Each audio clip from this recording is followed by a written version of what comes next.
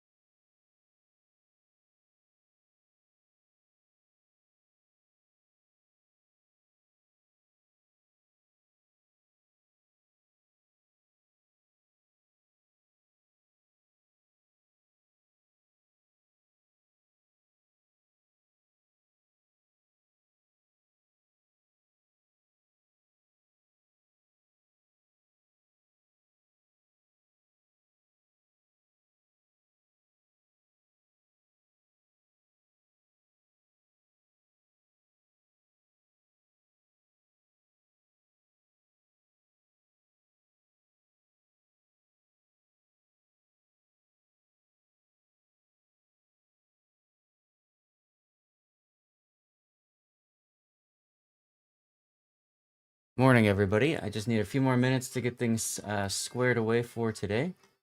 Be up soon.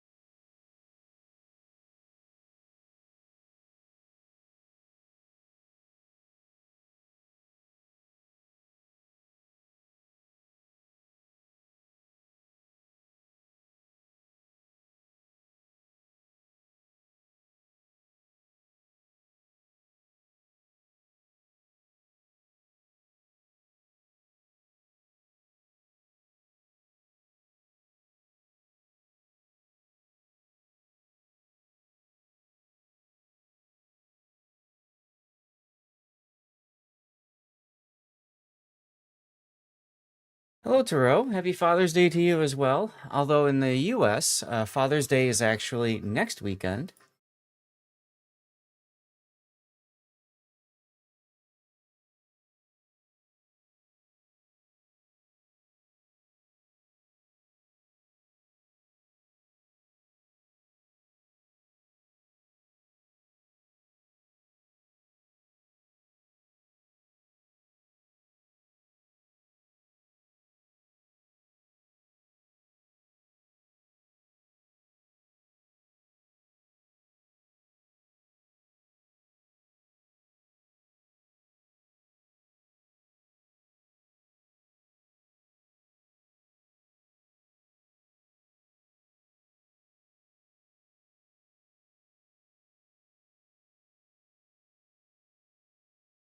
Well, congratulations on that, Grunty. Hey, Driftin. Vladeshi, hello.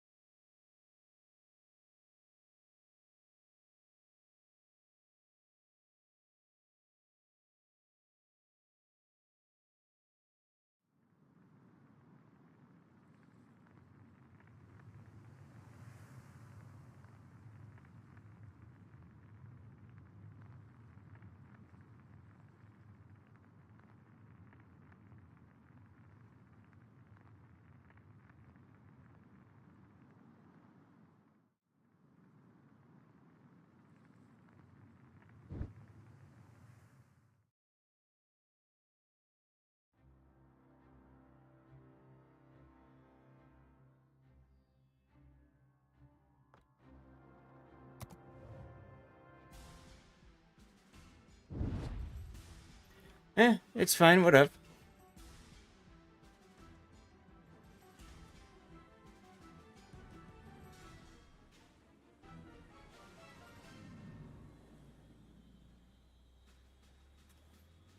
All right, we're about ready to go. So what that means I need to do is get the draw done over on the replay channel. And raid on over, and then we'll get started.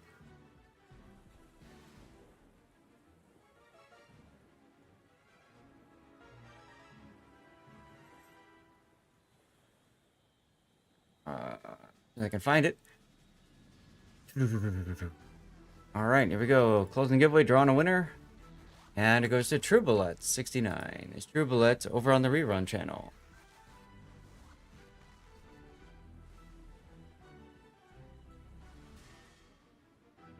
Truebullet is. I know, I see you. Don't worry.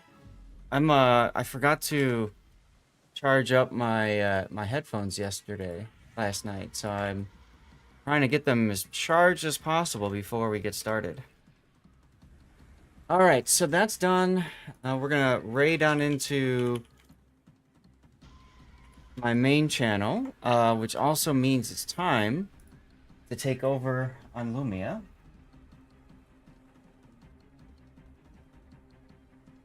And of course, I'm going to keep the rerun channel going, so people can always welcome to come back if they would like, and lurk away and stuff.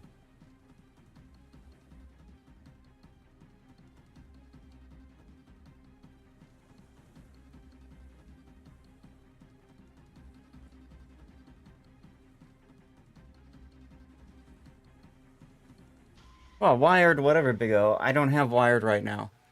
And I don't really have time to go shopping for wired.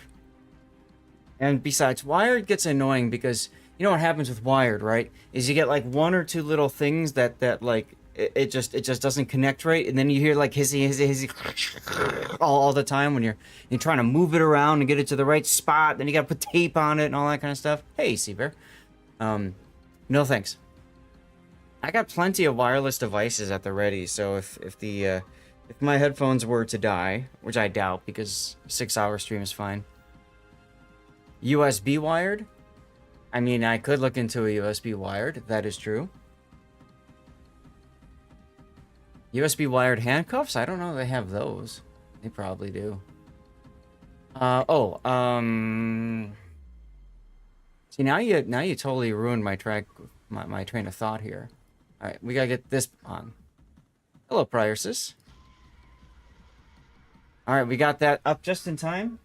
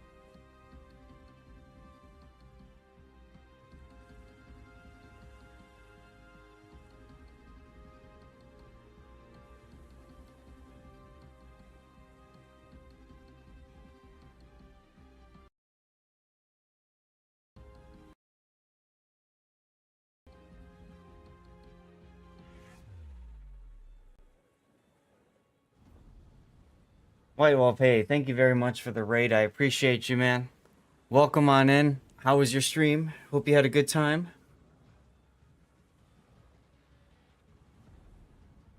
From White Wolf's raid. Ahoy, landlubbers! Raiding in from the high seas World of Warships. It's White Wolf 1972.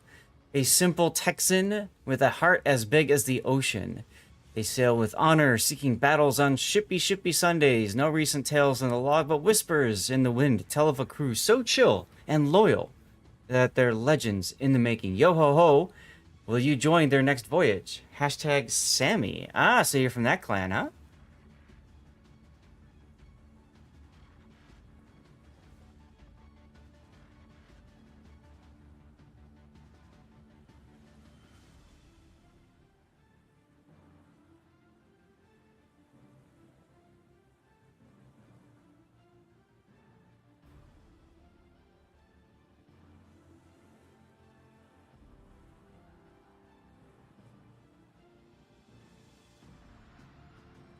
Well, that's awesome. Congratulations on finishing up the Wisconsin.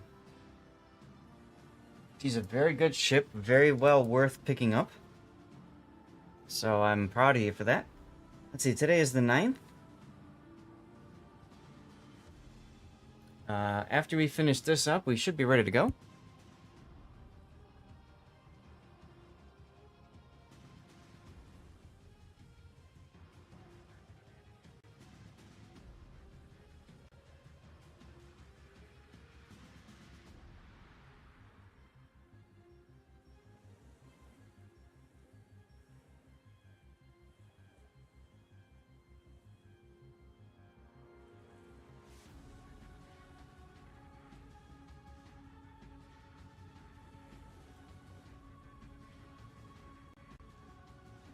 All right. I am here. Hello, comrade. How are you today? Fine. Your Petro replay will most likely not be done because today, I believe, is the last replay stream of the patch. So, if that's the case, I'll just refund you the points.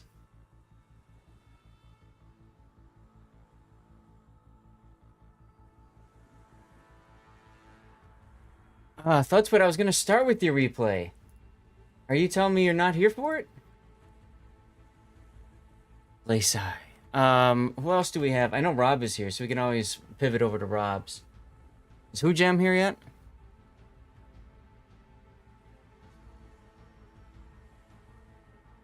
Whoa, you told me you wouldn't be here, NBA. Okay, fine. Let's go. Let's start with NBA's replay then. All right. I had the constellation up and ready to go and everything. Now you're slowing me down. All right. Well, happy Sunday, everybody. Bit of a plain. Wife aggro is not here. Well, hello, not here, wife aggro. You're fine, Thud to it. We'll find it. We'll figure it out. Hug of Death is coming up as well. We got you, Thud to it. We got NBA's Leone. I'm loading that one up now. We got Who Jam's Prince Ruprecht, and then we've got Rob's Wisconsin. That's totally up to you, NBA. If you want to join the Discord, you can. If you would prefer to just hang out in the chat shadows, you're more than welcome to do that as well. Are we taking roll call because you're trained in keeping track of people? We can. We can. Everybody who's here right now, just sound off in chat, say hello. No, seriously, that way I can make sure I call your names out. I know Big O, you're here, and Rob, I know you're here, for example. Lifeagger says goodbye. Royal Cypher, hey. Driftin, present. You always have to have somebody that goes present instead of here. Taro sounds off in the best way possible. Exclamation point ticket. Not a bad idea. Not a bad idea. You didn't see me. You didn't see me, says Electric. Yep. While the roll call's going off, guys, I'm going to kick off an ad break. We got one that's going to start up in 2 minutes, and I'd rather get this going while we're doing the roll call and stuff like that. So, you know, let's just get it done. Here we go. Thudtwit is lurking now. Good job, Thudtwit. Comrade, must cover Petro. Must see the balance you brought to the match. Well, like I said, we're doing 5. and I've got 5 already listed. So, White Wolf is present. Alright, ad break is going on. So a few updates for you guys all. One of the things that's kind of changed around in my life is I got myself a new job. The new job requires me to be working 40 hours a week. Well, it doesn't require, but my wife requires me to be working 40 hours a week. So, the reason why that's important, obviously, is it means that I'm going to be, I know, what's a job, right? Seriously. I'm going to be limiting my stream time a little bit. I don't know exactly what that looks like moving forward. Right now, Sunday is always what it is. White Fagro, I'm still being trained on this. I don't even know myself what exactly the gig is. All I can say is that I'm doing some work at a technology company. That's all I really know about it. So hopefully I'll have more information on that later. During the week, it's mostly replays anyway. Oh, that would be great if it was International Assassin. That'd be fun. Let's get the mothership turned on. But yeah, so it means that I'm not going to be streaming as much as I would like to or have been streaming in the past. Monday nights are up in the air. Frankly, I don't know what's going on with Monday nights because Kitten and Vicey's are out of town for the next couple weeks. And I haven't talked to Raptor about Monday nights. Last week Monday, they all said that they were going to play MWO together, and then none of them streamed. So, that's right. Exactly right, Cthulhu.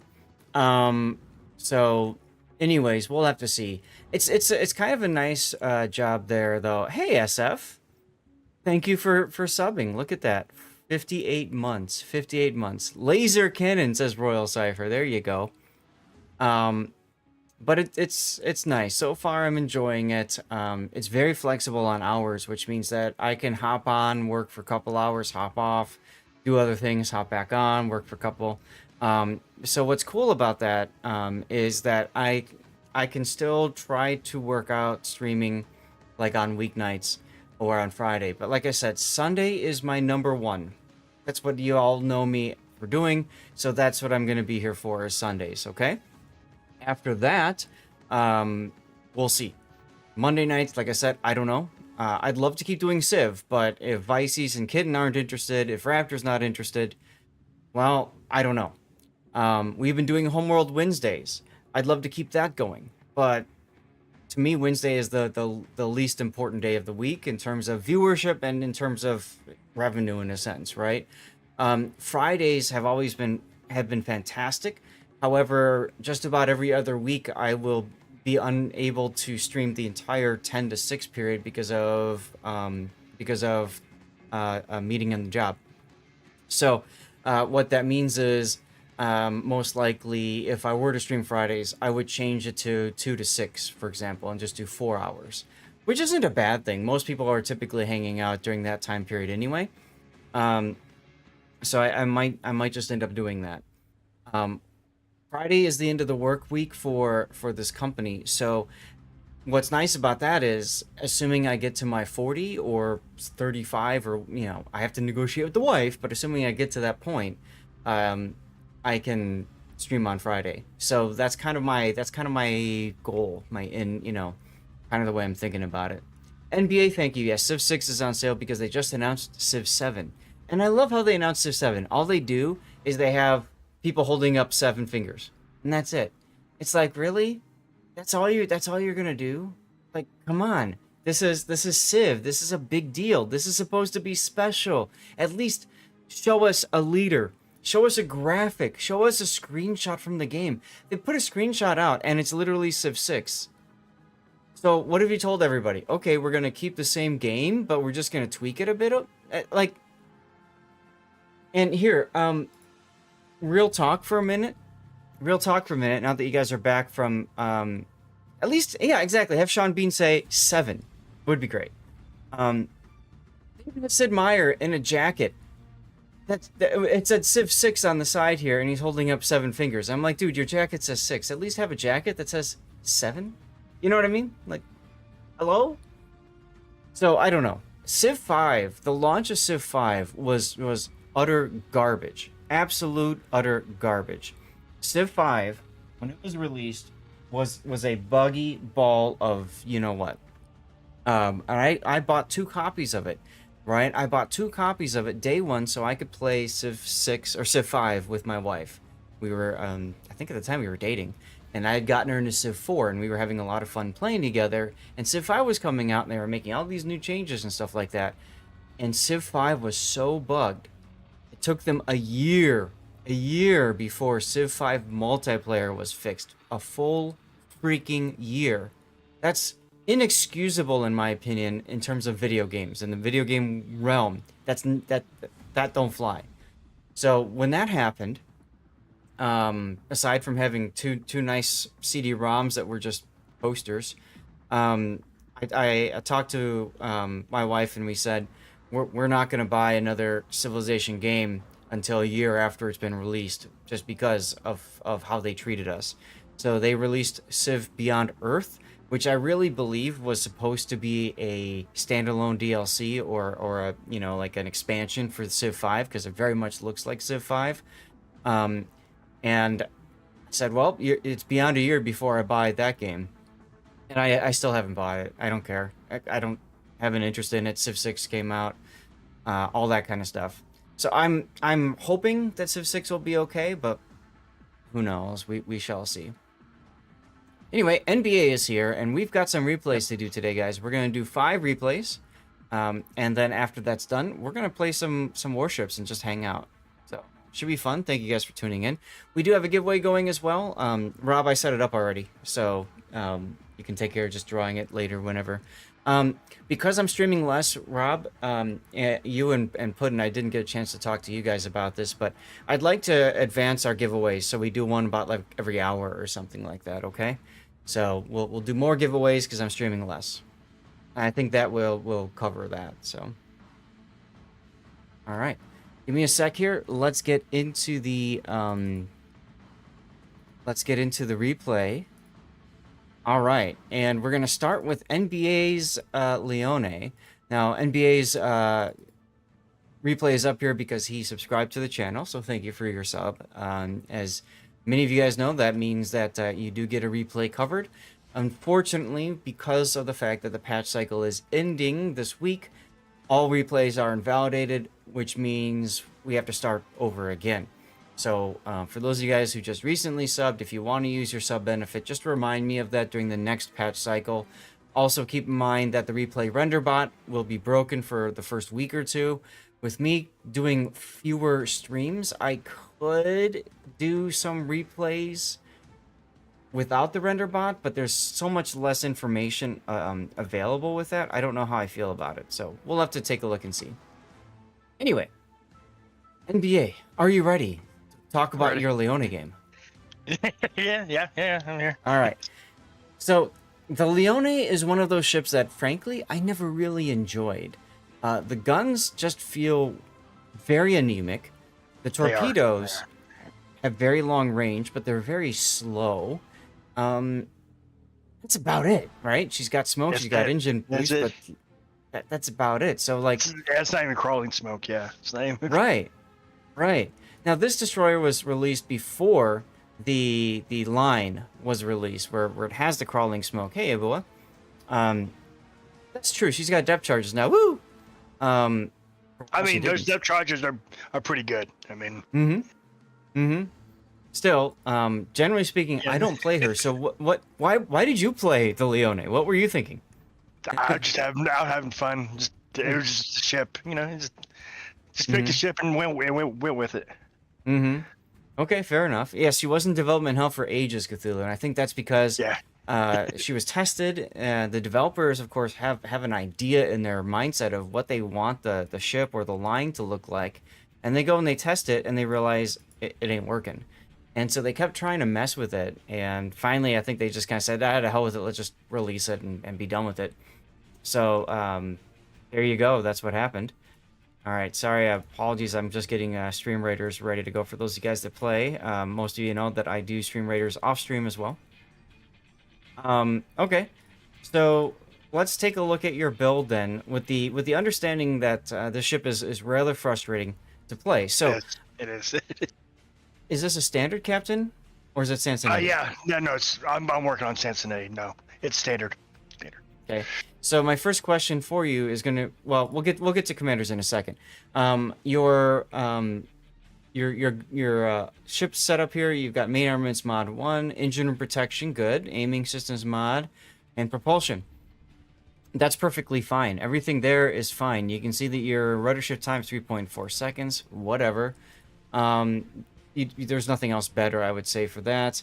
For slot 3, I don't think you would benefit much from the smoke generator mod because it's not the crawling smoke like you mentioned, or the I like to call it the deep water smoke, the fuel Right. smoke. You could make the argument for torpedo tubes, but you got single fire guns that just go pew pew pew, so aiming systems make sense. You could go for main battery modification too. This actually wouldn't be a bad choice. Yeah, Try to get they're the really guns slow. turned. Yeah. Yeah. they're- Yeah, the turret traverse isn't the greatest. So if you're playing without radiolocation, I think the turret traverse would come in handy. Okay. But the nice thing about this is it only costs you credits to make the change. So play around with it, and if it's a ship that you play a ton, you make the investment change. If you don't, then just leave it and forget it, because if it's like your once a month kind of thing, or even less I have frequent. about 40 battles in it, so. Okay. Yeah. Hello. Hi, Grunty. Hey, So- Grundy. All right, let's talk about Captain for a second. The reason I said why not Cincinnati is because this is a premium ship. So, two things about that. You can put any captain on a premium ship. And assuming you don't have Cincinnati built for another premium destroyer, you can have a generalist build and be fine. Also, that would give you XP towards growing Cincinnati and promoting him. Right. I'm just trying to get him still, so. That's fine. I'm Okay. pointing it out to you General. because if Okay. because if you're doing a standard build, Cincinnati wouldn't be a bad idea. What other premium destroyers are there for the Italians? I don't Paolo think- is the only Paolo's the one. only No, one. that Yeah, is it's the FR25. Yes. Yeah. I don't have that one yet, so. Okay. Do you have the Paulo? No, not yet. Okay. It's the only one. It's my only one. And frankly, we discussed this last week, Big O, right? The Paulo wasn't like Cincinnati doesn't have a huge impact on the Paulo. You're better off putting Cincinnati on the FR25 if you were going to put him on one of those two, right? So, in that case, I would agree with that, yeah. yeah, because the skills and talents, you have to get a Confederate, but that helps your main battery, right? You have to get a kill, that helps your main battery, and you're not going to shoot your main battery much in the Paulo. And then consumable action time, this one is nice, but you have to hit ships 100 times with the main battery. Again, you're not using Paulo for that. So, you could build Cincinnati with a generalist 10-point build, or even 13-point build, because you're probably going to want adrenaline rush on the FR25, and then just leave it like that, and then just keep playing him in Leone or something. This is more like literally 13 points. This is more than enough for you to just screw around in the Leone with Cincinnati and be fine. Right. Side note, you can see that he gets buffed Swift Fish, so that actually helps your torpedoes reach their target a little bit quicker. the landmines, Yeah. Yeah. I But would- it's only percentages. Right. I wouldn't skill Swiftfish, though.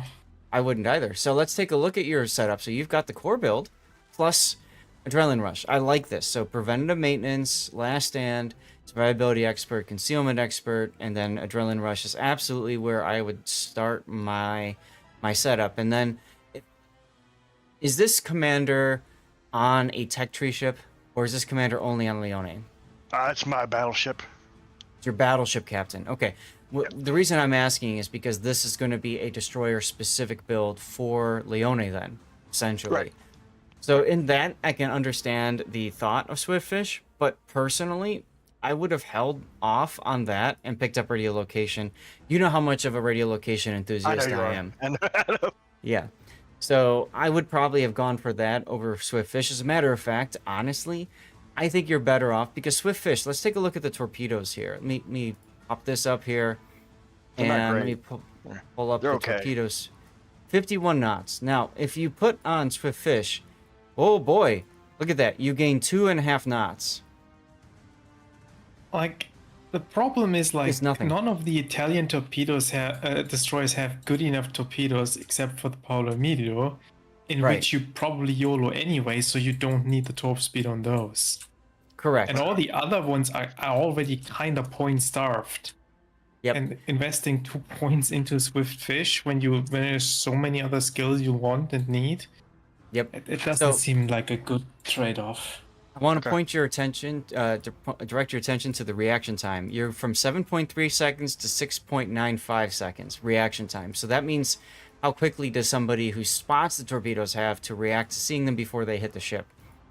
I mean, that's they're going to hit the ship regardless. Is the point I'm getting Right. at. Yeah, the reaction time is kind of good on those. Mm-hmm. Right. But- Now, one thing that we're missing here, of course, is time. The time to maximum range. Obviously, with it being faster, your torpedoes will get there a little bit quicker, right? So that's a statistic that would be nice to have. But beyond that, I'm with Grunty on there. I think you'd be better off. Let's see. If you're gonna build a Leone, and that's at 17 already, so then you've got 4 points remaining. Personally, I might go for fill the tubes because honestly, this ship to me is all about luck chucking torps. Yeah, So that's what I do. Yeah. get the torpedo tubes reloaded. 4.5 seconds quicker is pretty sizable. Plus adrenaline rush. I mean, I don't think going from 44 to 40 seconds is helpful. I feel it is, but okay. What would you do with your 4 points, Grunty? I probably would go here with the main battery 5% on this ship. The boss? Yeah, I would. Why? And then I would take the grease the gears. Because boss. the torpedoes are already so quick on the reload. Like, you're not gonna stay in range to chuck them every 40 seconds. Like, I don't take torpedo reload on the kamikaze either because it's already so quick. I know you There's don't. almost no reason to get it quicker. See, for me, the reason to get it quicker is because when you're luck chucking torps, especially if you're running away from a target, you need that extra few seconds. The gun, my problem with the gun on the Leone is it's just such garbage. Like I just don't They're see a just- reason to try to I bump mean, them. everything on this ship is That's true. garbage. And That's I'm like you have to fight enemy destroyers at some point, and I would just take the gun reload here to give you a better chance with that. Okay. Okay, I mean that's fine. just- So Honestly, you understand it. could also do something like if you want to go the full torpedo thing and say my guns suck, take Swift in silence and make your ship a bit faster so you can get around and use your torpedoes.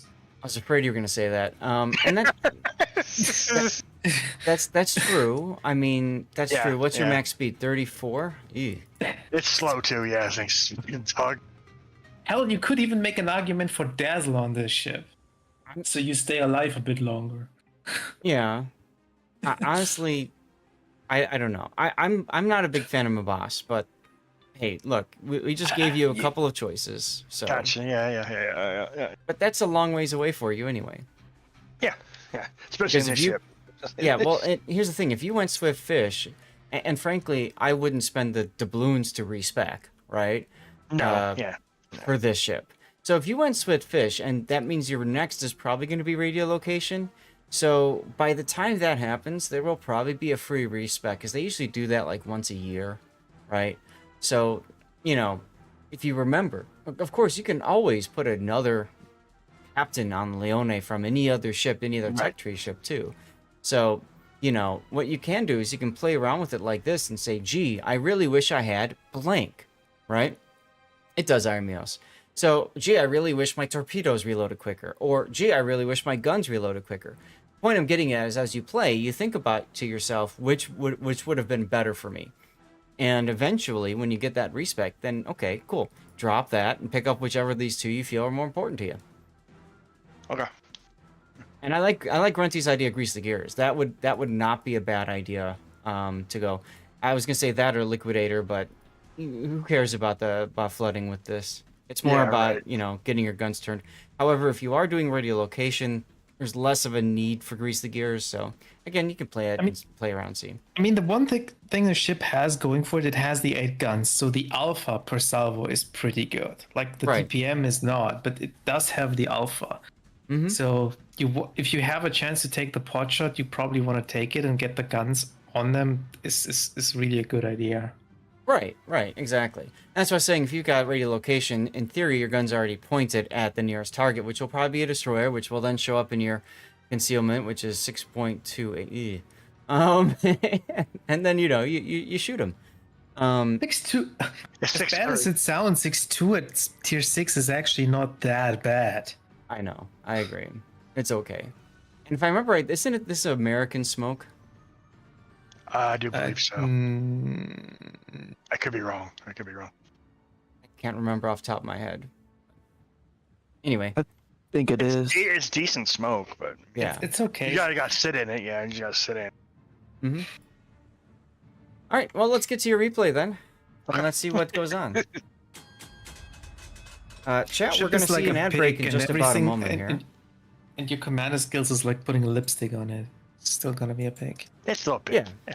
But it's nice to have the talk through and then discuss like what works, what doesn't, and stuff. So, chat, we got an ad break that's gonna pop up. As a reminder, I am also streaming over to YouTube, so you can dodge the ad that way if you want and still keep up with what's going on. Oh, and no death pick. Just no death Cool. pick. Maybe the pig. I already forgot they buffed the Leone recently, right? What did they buff on it?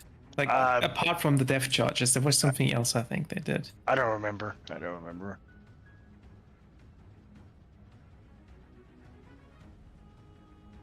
All right, so you're Actually looking around. sad. You're looking around. Now this is a standard battle. So Yeah, just standard when battle, it's a yeah. standard battle, I usually draw a mental line across the map at about that point. Not the middle point, but this line here. And I typically say to myself, I'm not going past this line, especially on Two Brothers. If you go past this line, you get to a position here. One, you could be discovered by the enemy and none of your teammates came with, and then you're screwed. And two, Yeah, no, I don't. Yeah, I'm not going across there. So yeah. No, I'm just sharing this so people who don't really think of it this way. Two is if you manage to work your way south, you have less and less of a inclination to go back and defend your cap if it's being attacked. And Two Brothers, because you always have people that derp up the channel, you need to be in position to go back to cap. So I kind of like how you're setting yourself up here. You're just chilling. This is a tier 7 to 6 to 5 game, so you're middle tier, and you're located. Yeah. And there's a sub on this side. There's a sub on the side. It could be the Shino Nome that's locating you. It's rather unlikely that a set 31 has a radio location. That's exactly right. Hey, Dutch. I'm doing fine. A little tired. How are you?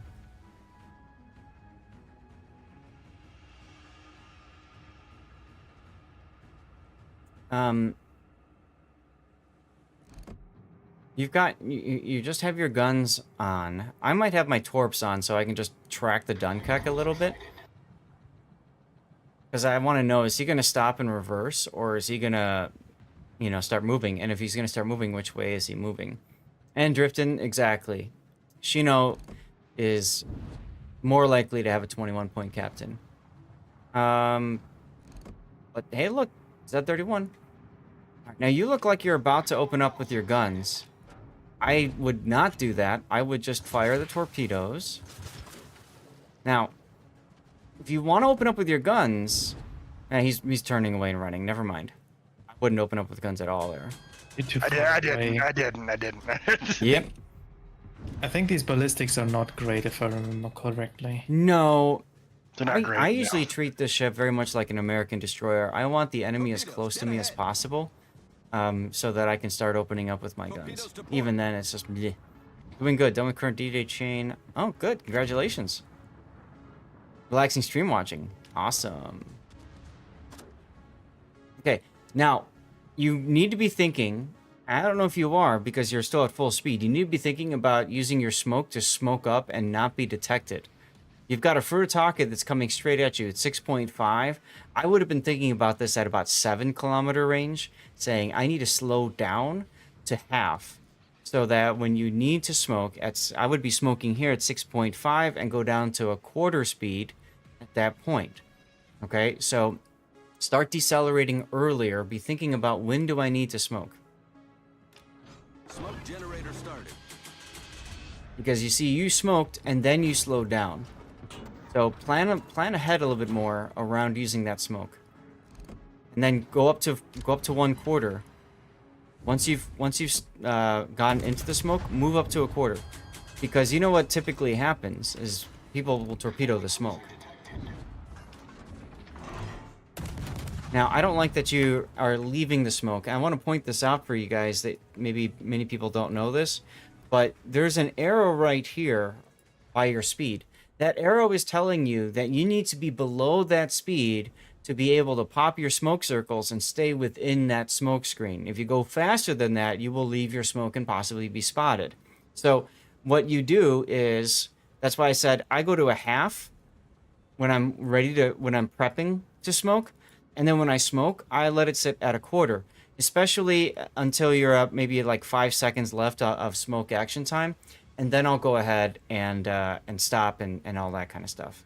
You want the larger smoke screen. The larger smoke screen not only benefits you because it's harder for them to know where exactly in the smoke you are, but it gives your teammates more smoke coverage as well. Maybe the Zara can duck into it, for example, or duck behind it. Okay?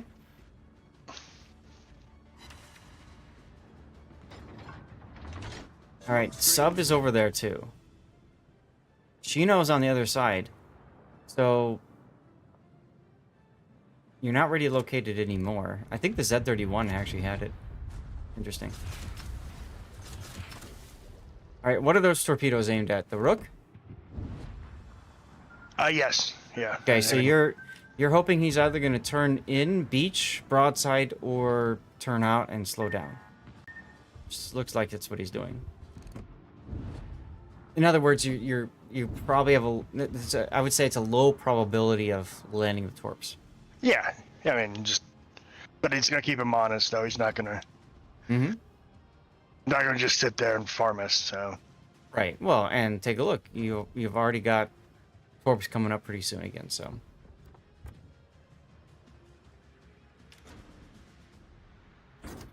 Now I'd be looking at the Z-31 and thinking, how can I get over there? How can I protect my Koch a lot?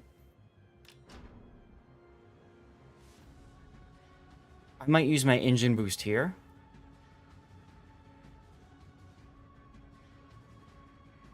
Your sub used the submarine surveillance and did not find the enemy sub. That's kind of right. good. That means that the sub has backed off a bit, huh? Backed off or surface? Mm-hmm.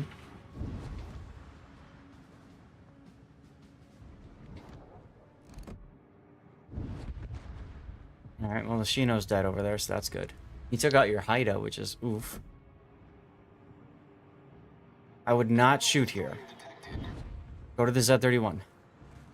Go to the Z-31. Go to the Z-31! You try! Why you do this? So do you know why I recommend against shooting here? Why? Well, I mean, I'm close to land cover, so I mean that was my thought. I mean, okay, you know, you're close to land cover, and you're also yeah. close to getting behind 2 battleships. But for right now, you've just told the Dunkirk where you are. You've told the Zara where you are. You've told the Rook where you are. You've told the Z-31 where you are, and the U-69 where you are. That's 1, 2, 3, 4, 5 ships plus the Gavor, I suppose. 7, 6. I can't count. You get the idea, though. There's a lot of enemy ships that know exactly where you are and could very well decide to focus you. The 31's already attacking you. You going this way behind the battleships is okay, but the thing is that you're going to tell basically the U-69 that you have no ability to get there and bother him, which gives him the ability to have free reign over whatever he wants. If he wants to go after the battleships, he can. It's gonna take you a while to get behind the rock and come out after them. Is what I'm getting at.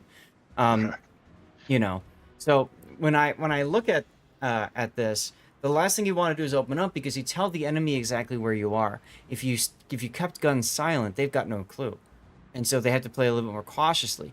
As soon as you run behind this island, they know that you're not a threat to them. Your torpedoes aren't a threat because you're behind the island and can't luck chuck them. You encourage the Dunkirk to back up from you farther because, you know, you could be torping him, which you were. Also, I mean- what's the benefit of shooting? He was bow on. You have 120 millimeter guns, and he was already burning. Like, at best, you get like 1,000 damage out of this salvo. Yep.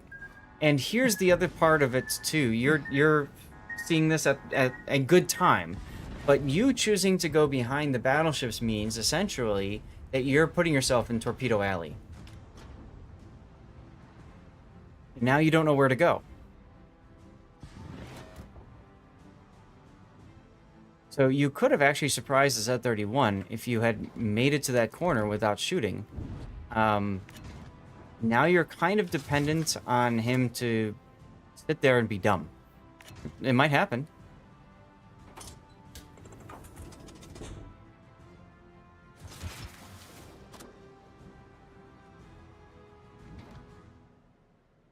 You're gonna go behind the island again.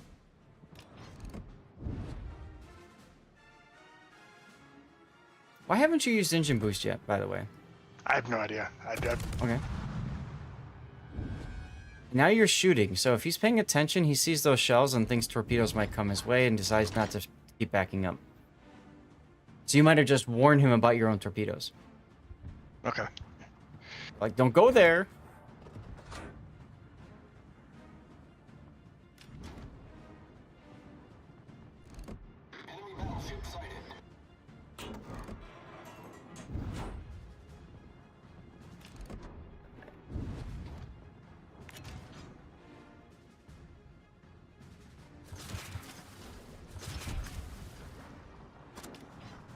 Those torps have a very low chance of hitting as well.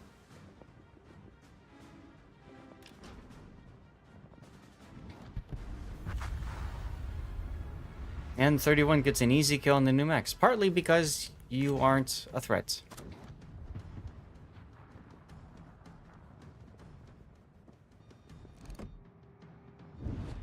So why are you're backing off again? Yeah. Well, I figured there's way more there than there is of me there. So I mean, At this point, there are, yes. even with the New Mexico there, I would. I mean, I think you're giving the C-31 way too much respect. I was. Mm-hmm. Like, that thing is not gonna outgun you with the HE. The AP is gonna overpen, Mm-hmm. and the HE is not dealing any DPM on that ship. Nope.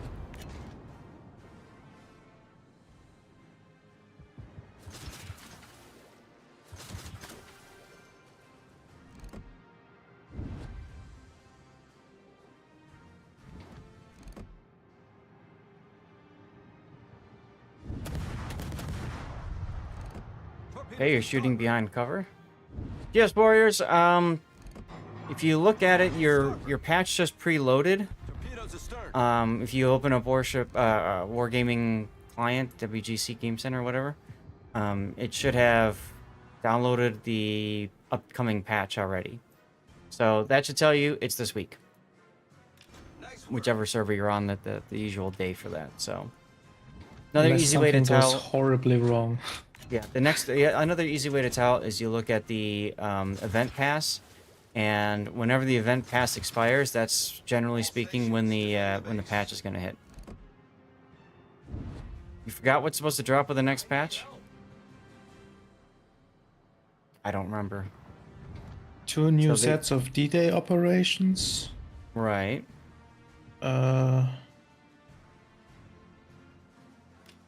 Is the French destroyer line going into testing? I think they go in early access in 13.6. Yeah. Right. So they're going to test it this but- patch and then early access it the following.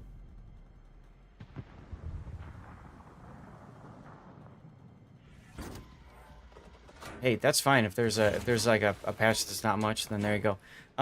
you keep firing right on the white line, and if you notice that the Dunkirk is reversing, so spend a little bit extra time and see what these guys are doing before you make your decision. Also, I would probably stop, smoke, and shoot here.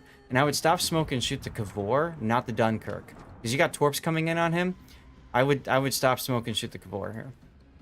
Also, your cap is being grabbed, so I'd probably go back to the cap. Yeah, I just noticed that. Okay? I mean, you've got time. Well, What look, it's is the that Rook. though in the cap? Okay. It's the Rook. It's yeah. the Rook. It's the Rook.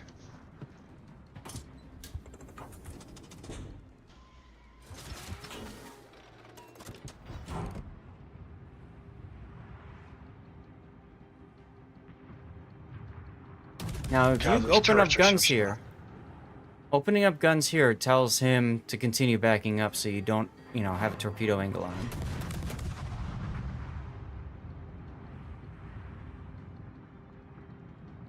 Yeah, I mean he probably backs up anyway to just barely touch the cap. Mm-hmm. Also, engine boost. If you're gonna be open watering, you need to engine boost. Yeah, you want to basically get in a position now as quickly as possible where you can torp the Rook anymore when he... Again, I mean... Right, right.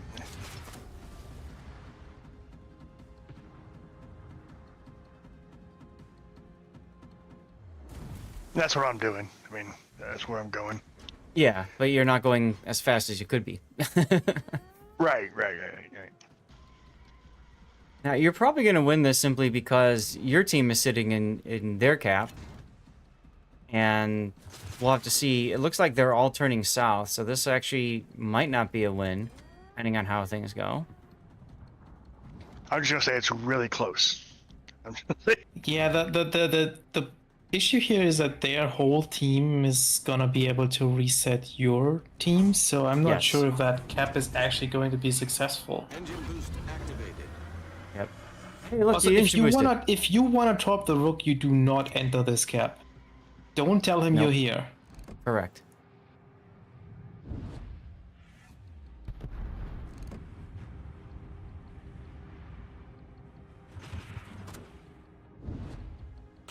Okay, now, you just changed to gun, so if he's got priority target, he just went from 0 people targeting him to 1 person targeting you. Well, fortunately, okay, it looks like the Duke of Yuck is shooting him in the rear, so that comes in handy. Whoa, how is he getting... Okay, I did not expect that. That is probably gonna make the Rook move forward anyway, that he gets shot from behind. Right. Or maybe not. Oh, he's decided to. Do It's not just- switch between the guns and the torps like this. Yeah, it makes him think if he's got priority target, like I said, it goes from 0 to 1 to 0 or 1 to 2 to 1. Either Okay, way, I didn't- it keeps telling him that somebody's targeting him after firing torpedoes. And he DCP'd the fires earlier, so he's a dead Rook. yep, You need to come down the channel. I am. I will be.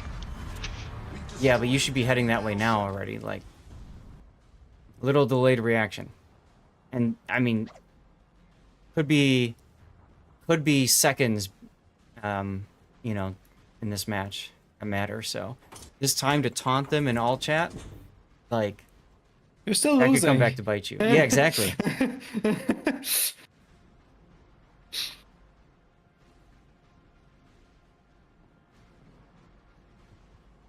Engine boost deactivated. Battle ends in 5 minutes. Okay, you're still not going into the into the channel. Instead, you're... I mean, there's the sub, so everybody went back. So I don't know what you're trying to do now. So you wasted about maybe 30 to 45 seconds. And you don't actually have time to waste because the game ends at 4 minutes. Bingo. Now, of course, too, you could have saved some more time if you had used your engine boost earlier.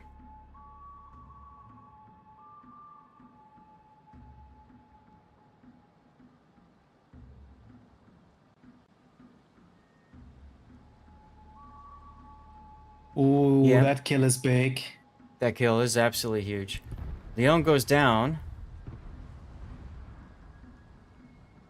But thanks to that kill, you still have a point lead. And now you go in all chat, I'm coming. Okay. I did not mean to put it in all chat. That was an accident. Yeah, because you were too busy being cheeky and taunting the enemy last time. See what that got you? Yeah. Well, so technically you're winning right now, but if the Duke of Yuck dies to the Cavor whatever, then that's gonna swing the points again. I would tell my Duke here to ram. Absolutely. If Just they wait. Just wait.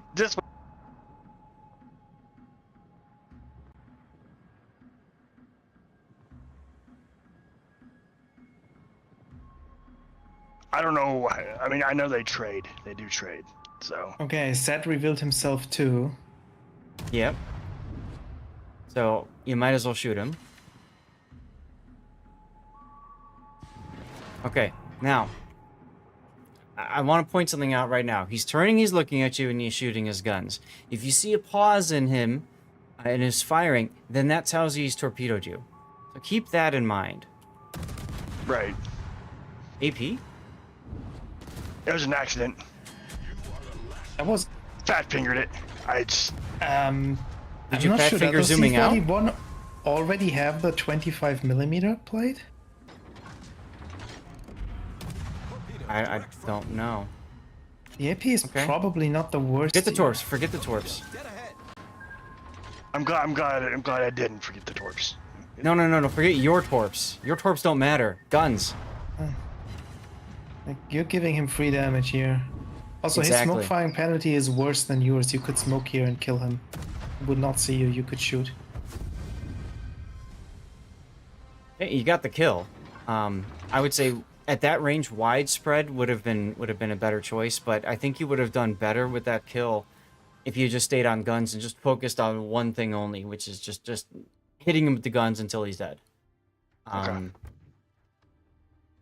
It felt like you were trying to do too much at once there, and I could tell you were kind of confusing yourself because you had like somehow zoomed out and you were like, ugh, you know, like all over the... Right. No, I'm not good in usually in those situations. So. Mm-hmm. Yeah, because you're trying to do too much at once. You're like, oh my god, I got torps. I have to fire my torps. You know, they've got torps and all that. And so that was good that you slowed down. You turned there. You know, he didn't have a gap in his firing because he'd already fired his torpedoes, I think, before he started shooting at you. Right. So that worked out well. That's why I stopped. I figured he was firing them off. So. Mm-hmm. Let's pull up the replay render.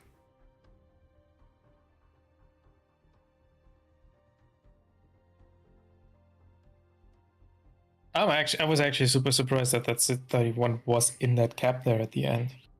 Mm-hmm. I expected him to be on the side of the battleship somewhere. Mm-hmm.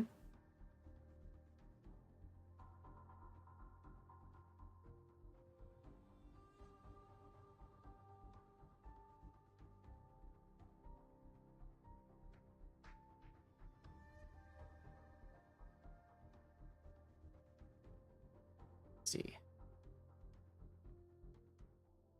So right here, you know, you're smoking. We talked about, you know, using that smoke a little bit more effectively.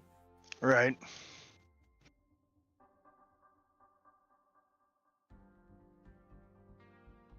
So right here is probably your best chance if you wanted to swing to the side to do it, but you curled back behind your smoke, which, by the way, don't do that if you can help it. That's a decision I see a lot of destroyer players make, especially at low tiers. And what it does is it actually puts you back into torpedo, you know, threat again, because you're going behind the thing that's going to attract the torpedoes. Okay. Gotcha. And you see the torps, I mean, you know. Right.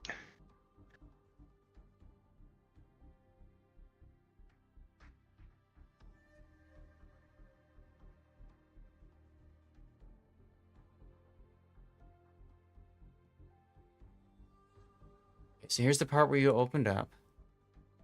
Now, this is very risky, but if you hadn't opened up here, you could have gone for the sub. You probably would have You died. think Though. so? Yeah. He was too far out in the open for me, for my liking. Yeah, Especially with the that Zara that being Zara, there yeah, and the yeah. SAP shells it has. Yeah, like That's tore me up. very That would have been risky. done. That would have been done. Yep. You'd only have a choice, like you'd have one shot at it, which would be engine boosting straight at it, and then, dodging some things to depth. He ended up being on the surface, so you would have been able to get some shots on him. But yeah, it's probably too risky. I'm just thinking to myself, like if you had gone in front of this island instead of behind it, and you hadn't I'd have been been dead. shooting. I'd have- Yeah. Pretty much. That salvo did actually nothing, by the way, and I cost you know. the DCP and 800 damage on your hull. No, buffed his adrenaline rush. Yes, that was exactly why I did it. Sarcasm. It's fine. Sarcasm. It's I'm gonna go with that. Yeah. sarcasm.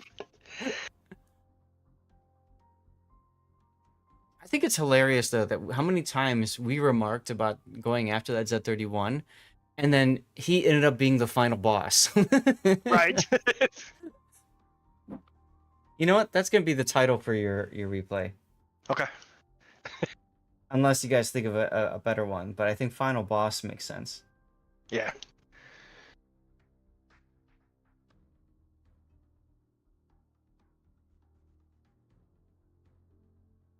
Isn't the Z31 a tier 7? Yes. no? Yes. Okay, that's what I thought. That's why I didn't go after him. That's why It's I mean, it was one of the worst chips, if not the worst chip in the game before Wargaming buffed it, and it's still not good. Mhm. Yeah, I remember going through it for a couple of games, on my way to the Z52, but Like this ship No, has wrong line. HEDPM that is wrong line. Okay. that ship has the HEDPM of like a tier 5 destroyer. Oh, so like mine. Got it. Yeah. The I'm Z30. actually I'm looking it up right now. I think it has worse HEDPM than you have on the Leone. Probably. So the Z31 is the German gunboat destroyer line. So that's the Elbing Oh, line. the Elbing line. Okay. Mhm. So he has no So- smoke screen, and he's highly dependent on his AP shells doing damage. So when you go broadside to him, that's good for him, bad for you. Okay. So for reference, your 8 PDPM is about the same. Like you have 118, he has 126. HE, you have 96,000, he has 61. Oh, Mhm. okay. All right. Like you can take this thing. Well, now I know. I mean, Annoying is half the battle. I don't know all the ships in the game yet, so. I Yeah, mean, man. I don't expect you to. I don't either, frankly, because Wargaming keeps crapping them out like crazy. So I'm still trying to get to know the tech tree ships, so I mean. me too. I mean, some of the newer ones I've only played a few of, and that's like it. Yeah. You expect me And no I'm thanks, fairly bro. new. Yeah, and I'm fairly. No worries. And Cypher, we're not like tearing into his replay to tell him he sucks or anything. We're going in there giving him feedback and highlighting areas to consider, which Yeah. I think Tell is me how to really play important. better. Yeah. It's yeah. well, and that's what this channel is all about. This isn't about stroking EPs in one extreme or tearing somebody down and making them feel like crap on the other. I mean, it's still a good game. You still came in third, I think. Third experience, yeah. Yeah, and you won because you went down into the cap. So After I things talk worked shit, out. it's fine. Oh, sorry, my bad. Yeah, after you go and taunt the enemy. The funny thing is like, had you gotten there a minute earlier, what would that have looked like? Could the Cavor have might have been smacked worse. you? That's what I Yeah, mean. Like, but- it's just it's funny how these things kind of come out sometimes. How dare you not know? All right. Well, is there anything else on this replay, or are we good? No, I'm good. I'm good, Seth. Awesome. Thank you very much for sending it in. This was Yeah. This is a good way to start the replay analysis. Title replay should be Suicidal Rook ruin the game. Oh my god. Hey Ward Clan. But it All right. wasn't me playing the rook, so No, no. I don't ever go down that channel unless it's late game. I don't. I mean, See, it I was kind of always- late game for the mistake the Rook made there was like sit in that gap because like he knew where all your team was except you. Like there was no point of him sitting in that channel where he sits in that choke point. Right. If Well, he's open water, you and just circling around the cap, you getting the hits with the torps is much more difficult. And if you try to reset it with the guns, you get spotted and a good HE salvo and you might die. so the irony in that game is the reason that you killed the Rook isn't you, it's your Duke of Yuck that hit him with an HE salvo, forced him on fire, so he DCP'd. That part was hilarious. And he moved up right into the Mhm. torps. Yeah. Yeah. Mm-hmm. Oh God, Zeka, we will never see Zeka again. He's playing Honkai. All right, so everybody playing rip in what? chat, F in chat for Destroyer Zeka.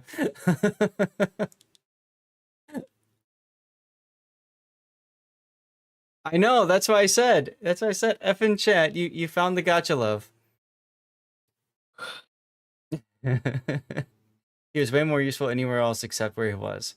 I mean, I can understand what the Rook was trying to do, because why would he want to, go and encounter what 3 or 4 of NBA's teammates, right, on the east side that had clearly won and blew through it, but at the same time, I think sitting there was the biggest problem, but it is what it is. All right, we're gonna do a 3-minute ad break and get ourselves ready for our next replay. Let's see. So that was Leone. So we have Thud, Twit, Hug of Death, Who Jam, and Rob. Rob, I know you're still here. I think Who Jam, Thug of Death, Thug of Death. Oh God, Hug of Death. Are you here?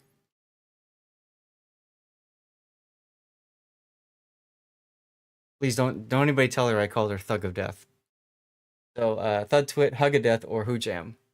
Are any of you guys here? If not, we'll do Rob's game next.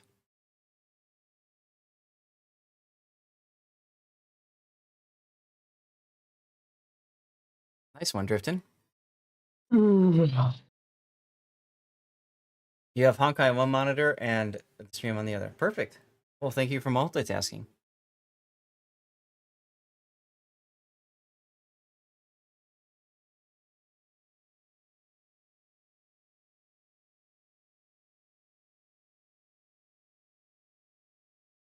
Oh, Manor Lords is on discount. Interesting. And Civ 6 is on discount for anybody who hasn't picked up Civ 6 yet. I'm curious. And Okay. all the bundles. All the bundles is like $25. Yeah, that's what I Roughly. wanted to see, because my wife doesn't have the anthology edition yet. That's like $25, Seth. So. Right, but usually they'll do the upgrade, like, she's already got other stuff. Oh, gotcha. See, platinum is $15. Okay. That's interesting, because platinum in the past has been as cheap as 10. And then the anthology is $24.15.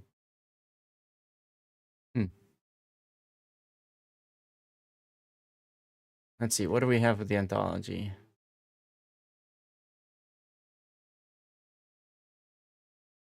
Bundle info. Okay. Yeah, she's got most of this. I think the only thing she doesn't have is a couple of the different civilizations and scenarios, and I know she doesn't have the Frontier Pass. So that's interesting. Nope, hold on, I need to sneeze.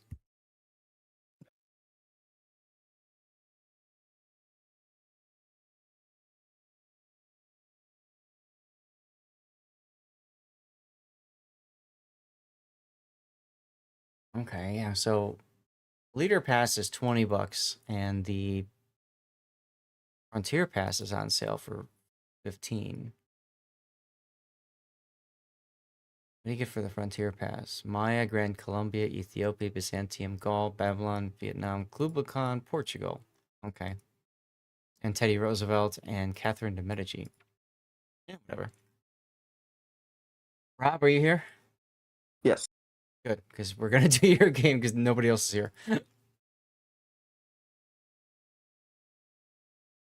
Oh, good song.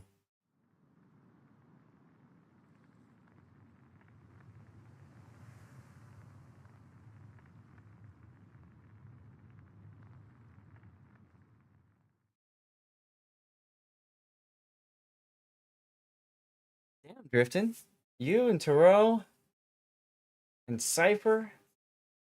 A couple others. I think I saw NBA in there too. You guys kicking And butt on that level. Fladeshi. Yep. Fladeshi too, yeah. Oops. Autopilot off. It's mostly drifting now. Of course it is. Uh-huh. That's all right.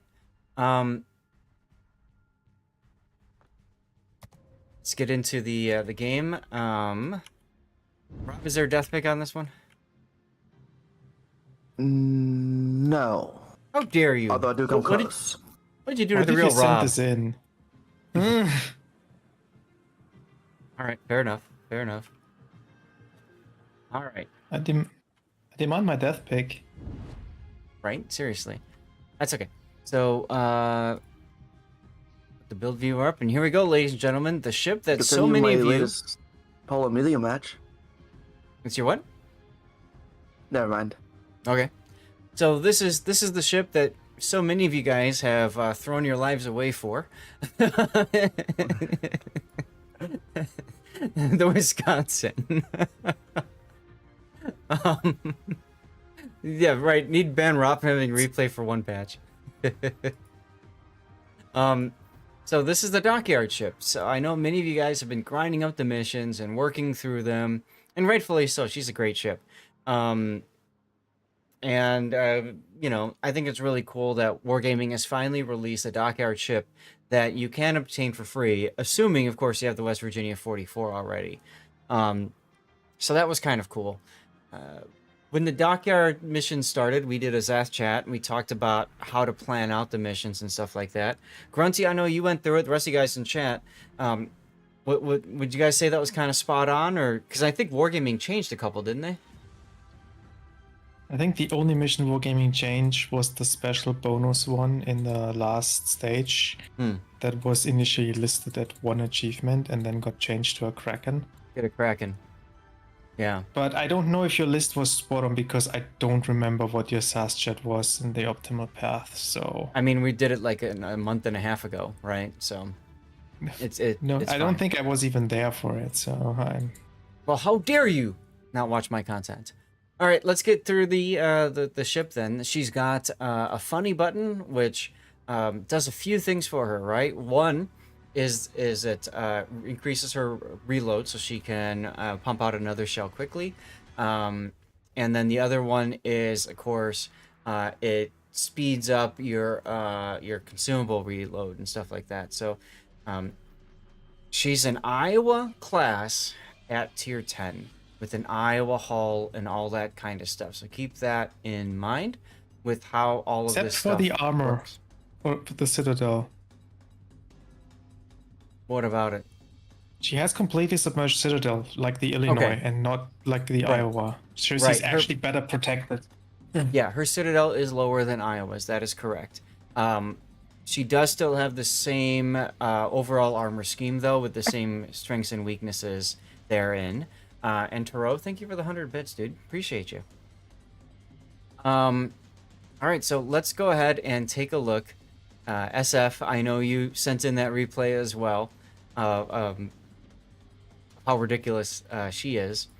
So let's take a look at the build, and then we'll take a look at the replay.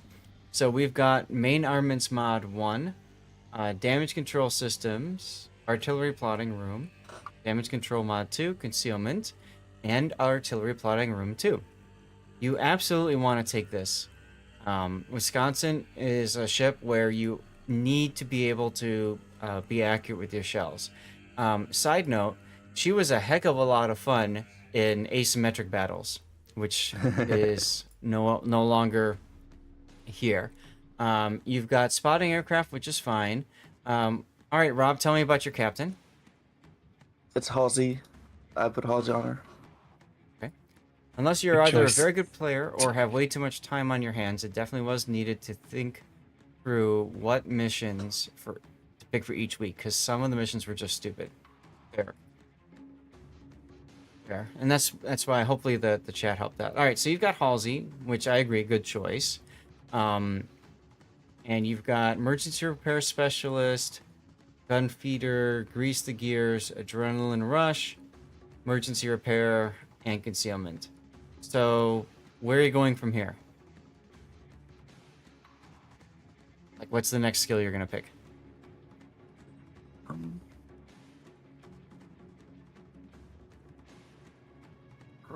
Probably like either. I don't know. Like my first instinct would probably be like fire prevention or. I love putting you on the spot. It's so fun. I would absolutely. Oh my god, I would absolutely go for fire prevention expert first, and then I would probably pick up priority target next. I would probably go with something like that. I like. Yeah. Go ahead. I think Brisk is fine because she's rather stealthy and rather fast. You can do brisk instead of priority target. Yes, I just like priority target for me because I need to know who's got a possible broadside shot or something like that on me. So that's where that comes in handy. Yeah. You know, grease the gears enhanced and then gun feeder enhanced absolutely are musts. Emergency repair specialist. There's not much else here that you'd want to go for at one point. So. I think that probably that take works. preventive maintenance or the consumable specialist. A reason is she has really good AA and he has the defensive AA. Oh, okay. I want to Okay. either get the cooldown quicker back with the consumable specialist or protect my AA a little bit better with the preventive. Okay. Fair enough. I could see that. Yeah. All right. So we're gonna need to pause for a moment because some crazy stuff's been happening. Tarot is had a Tarot-gasm. Isn't that what we call it? Tarot not only cheered 100 bits a minute ago, but also just gifted 50 subs, 50 subs. So I need to take a moment and say thanks for that. And I also wanted to thank somebody for following earlier, and I've been trying to find a good opportunity to, and that's Angelic. So Angelic, thank you for the follow. Welcome on in. Rob, now would be a good time to do a draw, actually, if you don't mind doing that. And Tarot, with that, everybody do me a favor and say thank you to Tarot, because Tarot has just passed Oh my god. 1,000 gifted subs in this channel. He's just Jeez. passed 1,000 gifted subs. Did you win your own That's giveaway? insane. Even that, I need more signals. I actually ran out of many of the signals I was using. Perfect. Well, I think you know how to find yourself. Ahoy, Tarot, the Admiral of Generosity, sailing into our fleet with a whopping 50 gifted subs, now totaling 1,015. Your diverse chat from Father's Day wishes to Pokemon proves you're not just a captain of subs, but a master of seas. And guys, when we do gifted subs, you can see we have the Stevie slideshow. So we have pictures from different parts of Stevie's life. And go ahead and put another giveaway up when you're ready. So I'll try to narrate these now. Same as Now last we've time? gotten through some of this stuff. So, yeah, same as last time. So we've got there's Stevie when he was a kitten. He's probably 2 to 4 weeks old there. He was living underneath our deck, and my parents wouldn't let us bring them in, so he just sat There's there. another one running for a minute 21. I'm sorry, what? I think we had 2 running. Okay. Let's take a look. Yeah, we've got more coal containers that's been running as well. I'm gonna try entering it just to see if this is working or not. Or Okay, maybe I'm if I broke it. gonna close it, refund the giveaway, and then just go start a new one. Just go ahead and start a new one. I That think way I we broke make it the sure last time. Yeah, same as last time. You got it. All right, what's the next picture? Oh, that was Stevie in his last year of his life. He was underneath this very desk. And when he was down there, I knew that's where he wanted his bed, so that's when I brought his bed over there. And then I put the camera down so you guys can see the top-down Stevie cam forever. And there... That's Stevie when we gave him a bath. He's very happy napping. He's not happy in water. He looks so unhappy. Poor guy. He hated baths. He hated baths so much. Even if I got in the bathtub with him, he hated it. He still hated the baths. New giveaways up, guys. Exclamation point ticket gets you in. We're trying to do a draw every hour.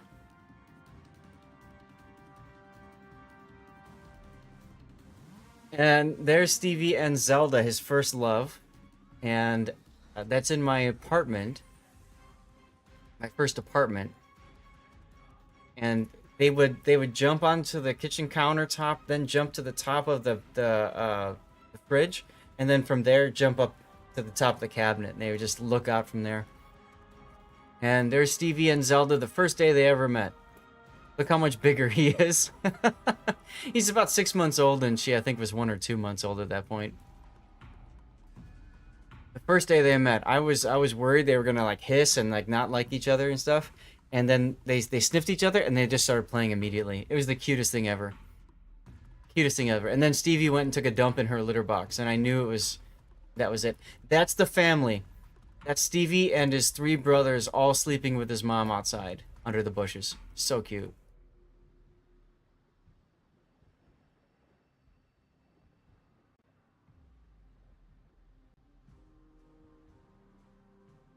And there's Stevie in my apartment. He's about a year old there. See how big his ears are? Sub bomb is very accurate because it's a terrorist. Well, happy Father's Day to you, Turo. And look at there's Gamer Cat. There's Stevie with my headphones. He loved Doesn't seem him. to He be- loved those headphones. Yeah. What were you saying, Grunty? Nothing. Oh. And there's Stevie thinking of cots.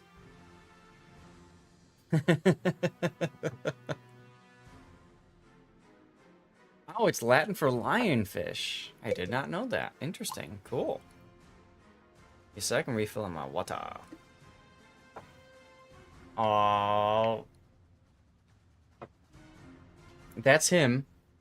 That's him with his little beanie baby. He loved that little beanie baby. He took it everywhere with him. He cuddled with it. He would take it up and down stairs. He'd go all over the place. And there he is with my Fabletics.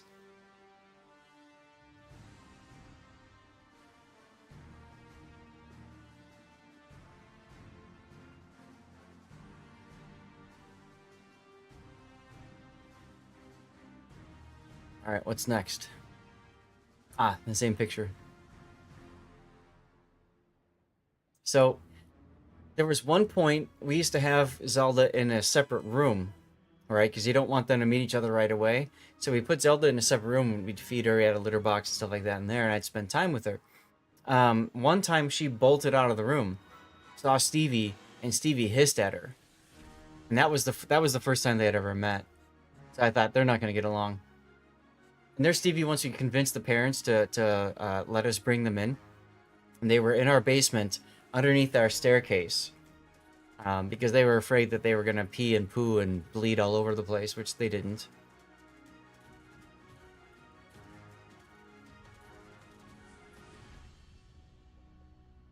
Well, that's a fun name, Drunken Lannister. But yeah, so one Friday, I'm feeding Zelda and spending time with her. And I look and I realized I left the door open to her room, and right in the doorway is Stevie. And he's just looking in with his eyes like, what the heck's going on in here? And he's looking all over the place. And he goes up and he sniffs her, and I kid you not, 5 seconds later they're running and playing. It was the cutest thing ever. That was true love. And they were the cutest couple. They slept together. They cleaned each other. You know, they shared food, litter box, everything. They did everything together. And it's really cool when you have two cats that have a bond like that.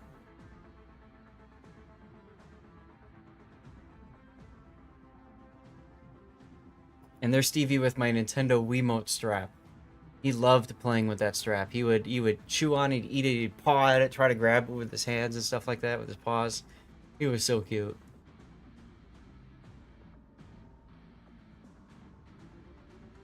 Let's see, where are we at on our list here? Does it show? Not showing. I have to scroll up in the chat to find out. Okay. We might be halfway, I think. I think we're about halfway.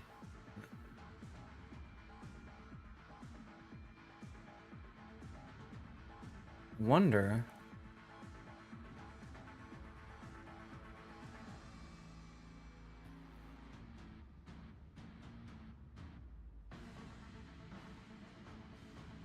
Can't remember if I have the this going with Stream Raiders, because if I do, I can switch to that. Let me try that real quick.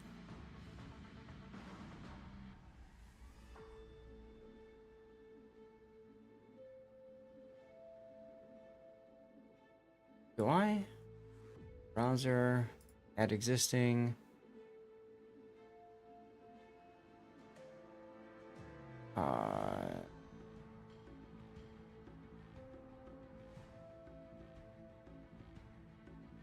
Doesn't look like I do.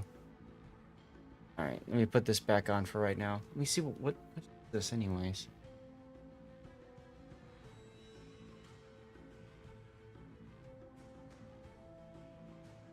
There's Stevie and Zelda. Look at them in the chair.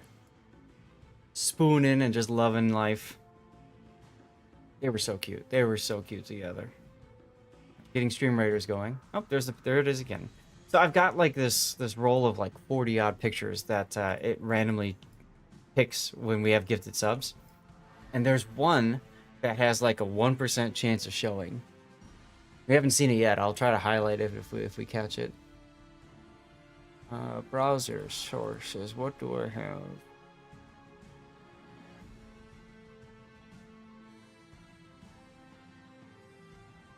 I've done so many different things with my setup. I can't remember what I did with what now.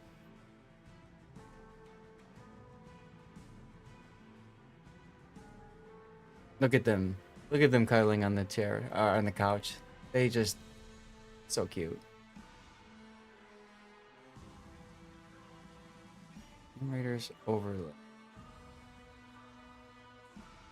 It's that one. Lumia overlay wows. I wonder if this is part of Lumia overlay wows now. You know what I think it is? I think it is. Take a look.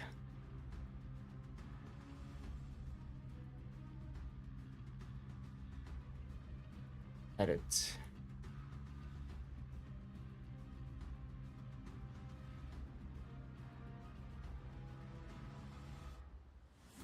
Alert.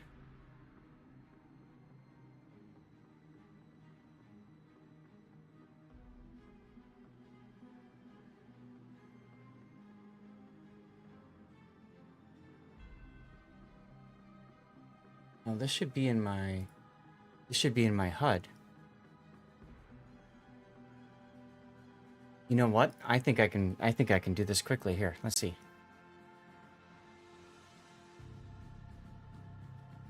Reader. Oh no, Lumia HUD isn't here. Why is it turned off? It's weird. All right, let me see this. Yeah, there we go. Okay, so now you guys can see the... Oh, I had it turned off because of chat. Whatever.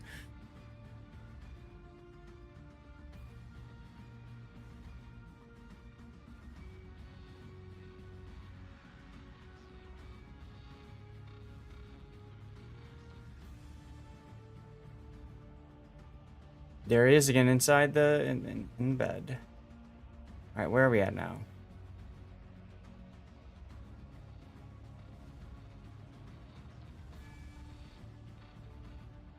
As which? Ah, okay. Yeah, we're pretty close to the end now, guys. So here's what I'll do. I'll run a words. I'll run a 3-minute ad break, and then we'll get back into the replay. We have to talk about flags.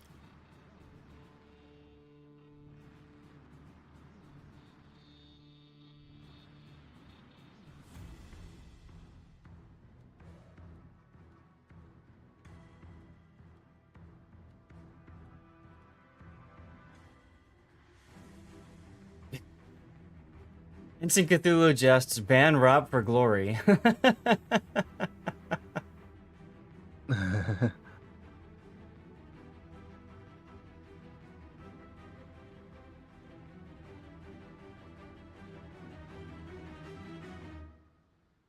Turo, thanks again, man. This was outstanding. Really appreciate you. Logging. So D is fake. Yeah.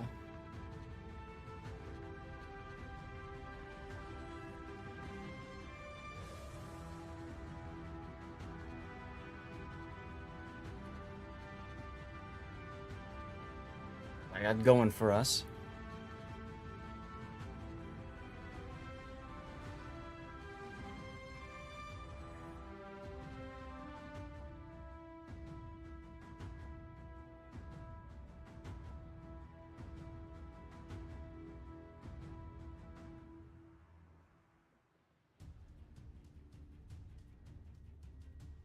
I think that was the last one. Oh, right. Yep, that was it. All right.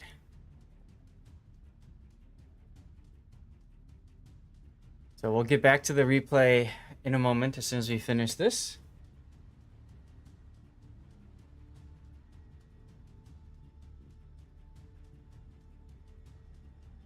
Awesome. All right. Throw. Cheers, dude. There's no dirty water in here because we haven't gotten to that point in the stream yet, but thank you much. Appreciate you and all the gifted subs, man. Everybody do me a favor and say thanks to Taro for me. And let's get back to the replay. So we left off with talking about the commander skills. Iron Meows, yeah. Yeah, we just had another Tarogasm. It was awesome. And so you've got only one signal. Rob, why do you only have one signal in the death Because flag? most of the ones that I've been using I ran out of, and I was actually losing credits because of how many I was auto buying. Fair. So the reason I bring that up is, honestly, you might as well not use Juliet Charlie too and save yourself that flag in the credits. I always feel like you either go all in or go all out. You don't do a little bit here and there. Obviously, if you were to go all in with flags, ramming, fire reduction, flood reduction, heal boost, speed, and consumables would all be good choices. Maybe the anti-air. But I think we've waited long enough. Let's go take a look at this replay, viewers, huh? All right, let's go. So, tier 10. And you are top tier. There's a few poor tier 8s in this game. Sucks to be them. Xian Yang, though, actually is a threat to you because of the deep water torpedoes. Baltimore and Numancia aren't too big of a deal. Hey, Aldari, thank you very much for the follow. Welcome on in. Make sure you type !ticket to get in for our giveaway. Cosma Min. It's a, is that a test ship? I don't even remember. I don't remember. I don't know. Beyond that, though, let's see. Battleship-wise, ship. you... It is? Okay. You want to be careful of Montana and Ohio, Wisconsin, Schlieffen, John Bar. I mean, you show their broadside to these guys in pain, right? So you gotta watch out for that. Des Moines, Carnot, and Azuma aren't too big of a deal, I guess. Des Moines will burn you down. Azuma can too on the flanks.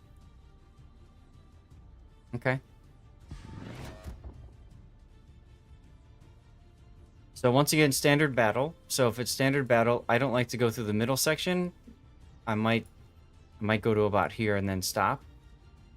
Actually, this island right here is a really good place for you to butt up to and use as a shield if you wanted to. Actually, I don't think it is, now that I think about it. See how it's sloping downward like that? You can't really use that. To take a look at it real quick. You could absolutely sit like here with your bow pointed that way, but you don't want to go much farther out from here because you come out to here and then you see you can get shot from the side. Yeah. Anyway. And I'm already slowing down because I didn't want to go too far forward. Right, so that's what I mean, like, you know, I gave you this feedback with the Des Moines replay too. Like, if you know you're gonna stop, use the island that you're next to, because I'm gonna zoom out for a sec. See how you're completely wide open, even the shells from over here, you're wide open. But if you were up against the island, you decrease the angles that people can shoot at you from. So here's the F key. Immediate systems reload is what it's called. You have to hit enemy ships with your main guns. And once you get to 100%, you can hit the F key. And then when that happens, your main battery reloads 50% faster. The big thing that a lot of people don't recognize is your consumables reload 80% faster. So much like the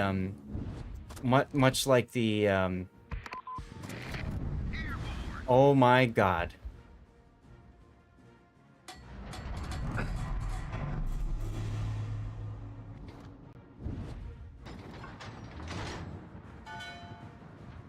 I'm just watching chat right now. Bro. Yeah. So, like the San Martin, you can bring up that heal quickly. People don't want to see Rob's replay apparently. Oh, we're just gonna go through it. I hope you guys don't mind. No offense at all to Taro and what his amazing generosity, but if I keep pausing, I'm worried I'm not gonna even get to replay number 3. Look at those torps. Yeah. Beautiful torpedoes from the Shimakaze. Yeah, he's dead. All stations Wow. requesting fire Everybody, as do me a favor. Just say something in chat to Terrell and thank him. That's 100 gifted subs today, guys. 100 gifted subs. Nice job cluing in on the Shima. Although you... Okay. I didn't think you were going to hit that properly. Yeah, I mean, I was thinking you might want to slow down and try to smoke, which is why I didn't shoot as far forward. Gotcha. Okay. Nice.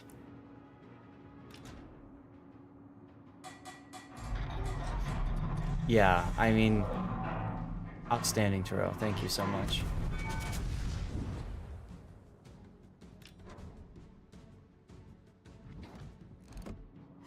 He's broadsiding for you.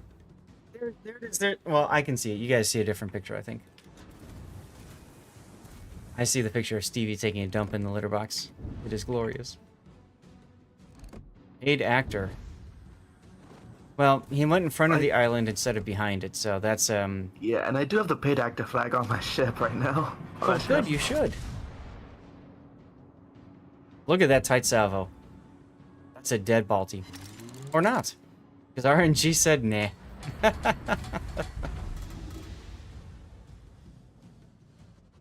Why are you looking at other things? Stay on target. Now you just gotta hit that booty set, right? Okay, yeah, he went down.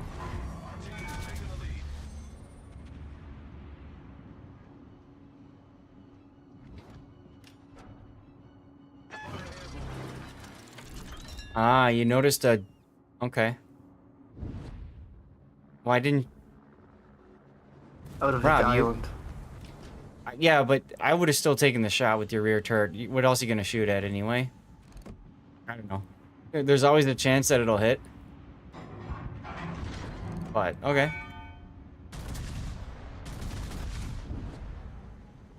At Numancia? Here's a question. If it survives, do you reload booster this? Enemy cruiser I destroyed. couldn't hear you. doesn't- What was that, Grunty? Doesn't matter. I said if the Numancia survives, do you reload booster it? But it didn't survive, so that Oh. question's obsolete. Yeah, you know, that's an interesting question because when you do the reload boost, some people, you know, use that for the reload, but you could also use that for your consumables. Like for example, he could use it in a second and get 80% boost on his spotter plane coming back again, right? Spotter returning to ship. Yeah, but I mean, there's not much to shoot at anymore here. No. Honestly, Gotta get it. I'd probably use it on the Ohio here. What? Forget the Des Moines. Ohio's broadside to you. Our team has taken the lead. There you go. Yeah, you're losing a lot of time trying to hunt for targets. I'm not sure why. Losing, like, it doesn't matter in this case because his instructions are loaded. Mm-hmm. But I see a lot of people initially struggled with the ship because they didn't keep shooting and they lost their progress on the instructions. Mm-hmm. So you gotta be mindful about that.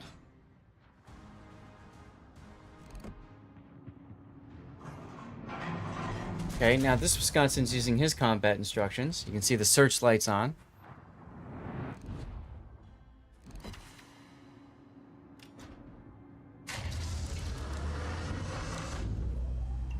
Yeah, Hujam, I was calling earlier for people that are here, and I've been going based off of that, so assuming you'll be around, we'll get your replay done next, alright?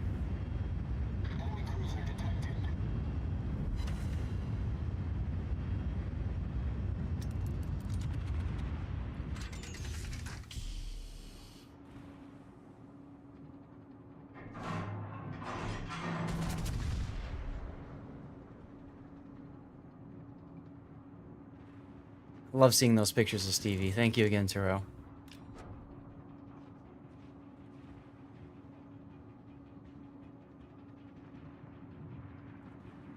This is also like my third or fourth match, the random battle match in this one. In this ship. Like, this is like less than 24 hours after I spent the 21,000 doubloons that I used to get it. Okay. Jeez. Did you not have the West Virginia already? Nope, Okay. I did not. And it was like less than a week before it would end, so I didn't have time to try to grind for the rest of it to reduce the price. Okay. And I thought it was worth it. Alright, that's what it is back too. Good. So the only person from the list you haven't heard from yet is Hug of Death. Is it bad to rush in World of Warships? Wolfire? Yes and no. It depends on a lot of situations. Like right here, the main reason why I'm pushing up like this is because I got my team with me. Yep. Okay, good. I was just going to remark how you probably want to put the plane up just to have a more accurate salvo.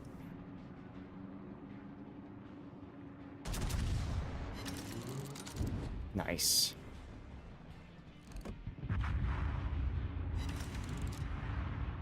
Concentrate fire on the enemy warship. Okay, good. You saw that the Wisconsin is showing broadside. Wow, the Shimakaze torqued the Des Moines. That's... Yeah, Eesh. that Shimakaze is putting in work. Yeah.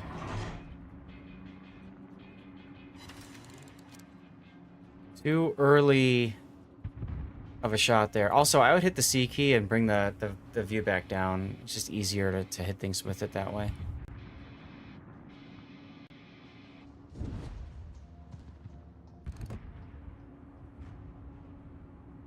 Yeah, if you're talking about rushing up high tiers, that's very bad. Take your time. Yank Giger? Spotter returning to ship.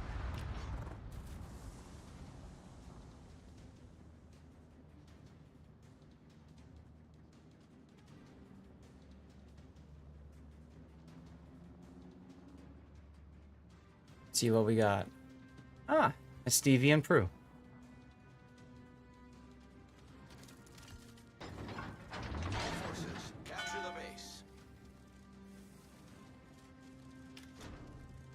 Okay, so you have a 2-ship lead and you're sitting in the cap now. Why are you shooting your guns? I think I bumped something on that one. Alright. I don't think I intentionally shot there. Okay. The reason I was But going it to did give me say... some information. Well, if you're trying to get that information, who can spot me, you're better off shooting your rear turret, because it does the same thing. Yeah, but I think in this case, it was just me going, bump. Desk pop? Yeah, especially like when you take your mouse and hit the keyboard or something. Yeah, I think I hit my, Oh, siding Carnot? Yes, please. Jeez. And you've got a broadsiding Azuma coming in, too. We've destroyed an enemy How cruiser. convenient. Yeah, I thought we've had two batches of 50 gifted subs.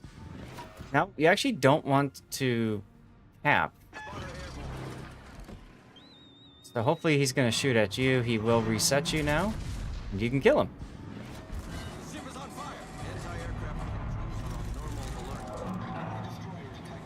Oh, new target appears. and then there goes my habit from the German Belgians. Control clicking. There goes what? My time playing the German Belgians caused me to control click with the secondaries. Oh, yeah, yeah. No, it's a good habit to have anyways. He's not happy. There's your Kraken. Torpedoes to port. Oh, that's gonna hurt. That's gonna hurt a lot. Yeah, I don't know why you turned out again. Like you made them. It looked like you wanted to turn in to avoid these torpedoes, and then you shot him and you turned out again. Yep. My guess is you got a little just excited. because the destroyer is dead doesn't mean that his torpedoes will vanish. Spotter returning to ship. Okay. I don't know why you're turning out here. I'd be turning in to go after the Azuma. I think I was trying to Just turn missed. around. Rob just wanted to produce a death pick and failed. That's true. But so turning around like this, I'm just curious because it just feels like you're taking your guns out for so long right now. Like you're gonna win even if you die. So just be aggressive and get your guns in, and you'll know you're losing progress now on your F key.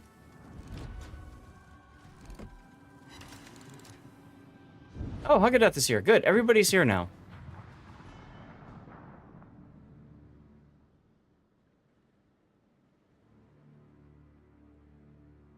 Salt miner. Nice.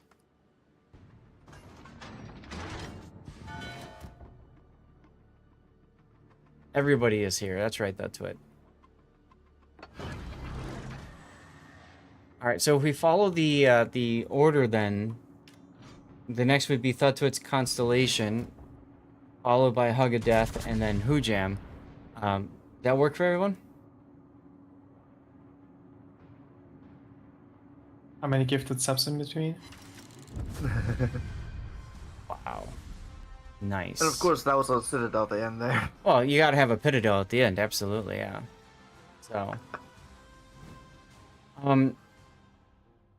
you know, the main feedback I'd give to you in this game was like, just keeping. I think you're hunting too much for targets. You keep looking around for opportunity shots, and I think if you just keep on a target and watch that target and then take advantage of opportunities that target gives you, I think you'd be doing better off.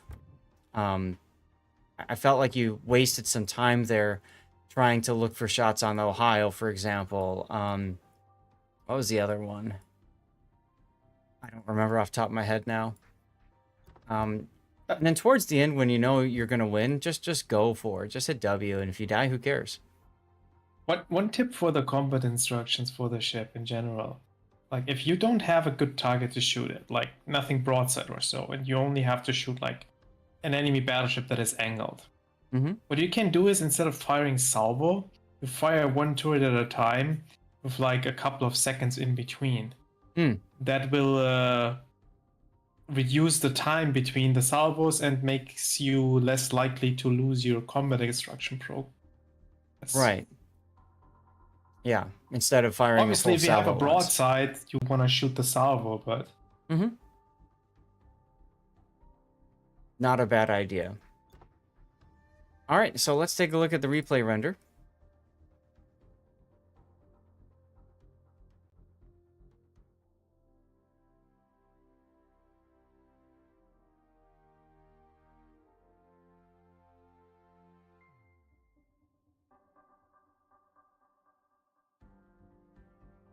So there's that rock I would have sat next to. I mean, you ended up parking right next to it anyways. So if you're planning on stopping, find an island to stop next to. Oh my god. I'm looking at a picture of Zelda cleaning Stevie's head, and he looks so happy.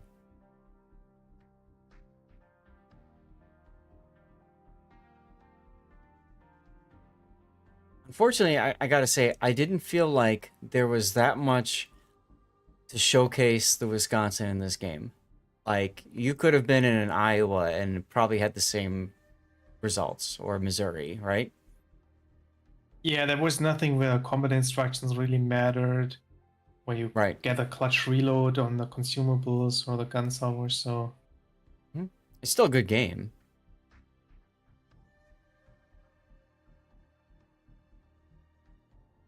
I do like how you moved up with everybody here.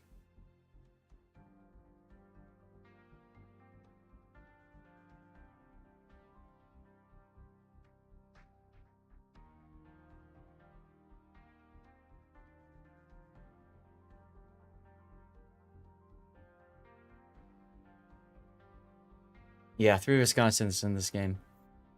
I had a match after this where I had 4 Wisconsin on the enemy team, Mm-hmm. and I'm 3 not of them were in a surprised. division. Yeah. People want to play with your new toy. I mean, you did. That's how you got this replay, right?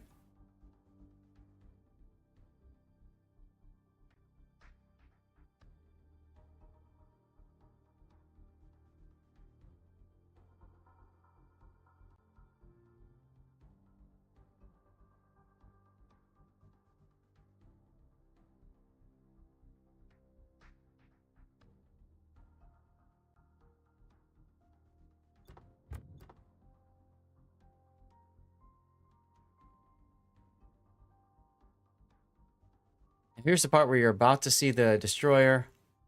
And as Grunty said, you started turning in and then turned back out again. Honestly, I would have turned straight at him and gone into the channel there. yeah, same. And then whatever you get out of it, you get out of it, you know? What's up, Only Smed?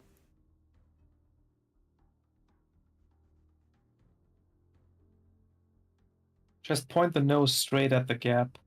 Yeah, and just go through it. And ironically enough, that gets you in a better position to shoot at the Azuma, possibly the Jean Bart to the south of it as well, so. But yeah, otherwise, Rob, thanks for sending that one in, using Cover My Replay for that replay. I need to know what we could use for a title. Land of Fire. No instructions needed. Oh, I like that.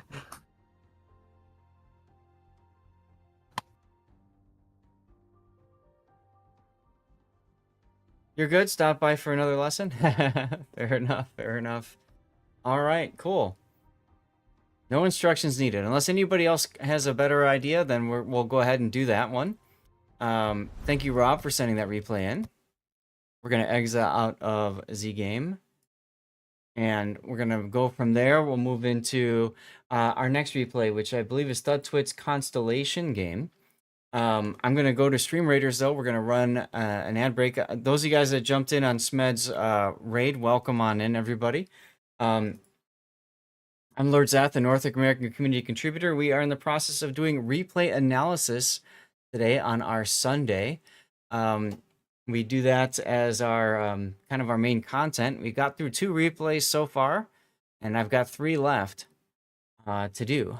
So we'll see where things go, and then at the end, you all will be able to vote for which replays you would like to see making their way to YouTube, which ones you felt were the most helpful.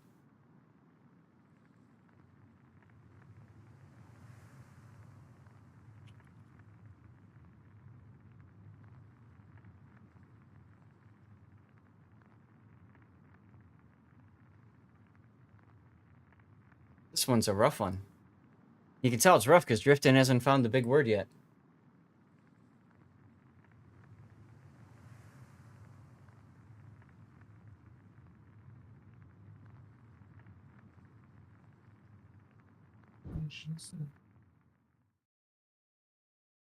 There you are, network. So why we know Y is in there.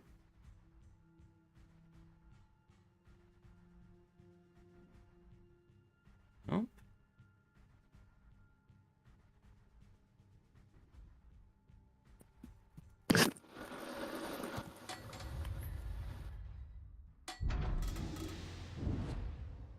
Let's wait. Is there a death pick in this replay? Yes. Awesome.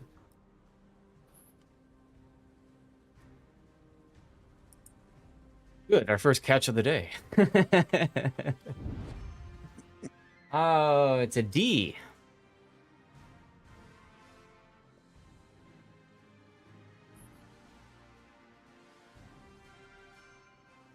Oh, Brandy. Yes, there it is.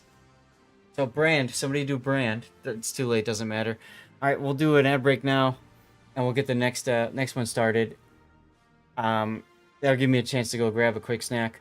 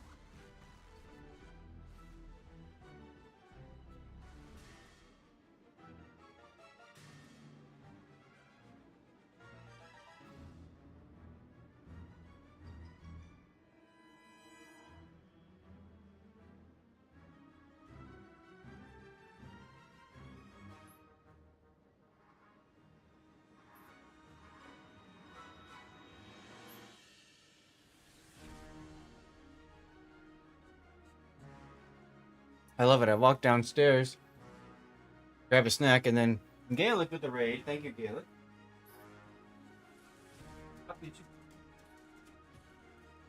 Oh my god.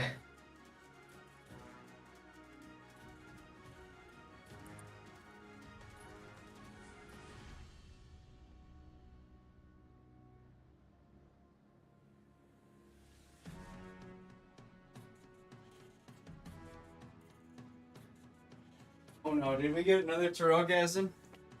A small one. A small one? 10 gifted subs. Thank you, Taro.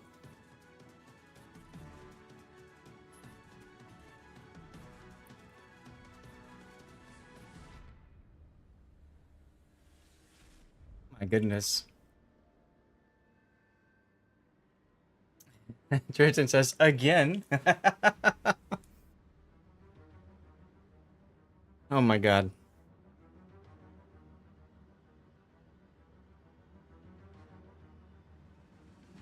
Yes, Gaelic, replays today. I'm just getting some things squared away here. Replays and Stevie slideshows. More Stevie slideshows, to be honest. Honestly, I'm okay with that because I miss the boy. So, I appreciate the opportunity to see more of him.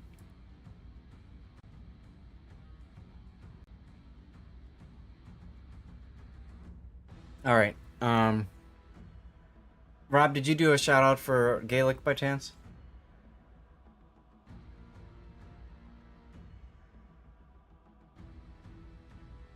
Okay, I'll take care of it.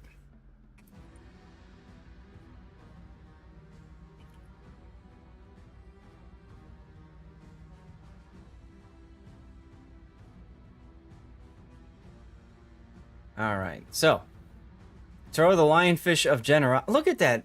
That AI even picked up lionfish. 10 gifted Was subs. it a word in Words on Stream? No, lion. He said Tarot is lionfish in Latin earlier. That's Oh. total support of a whopping 1,075 gifted subs.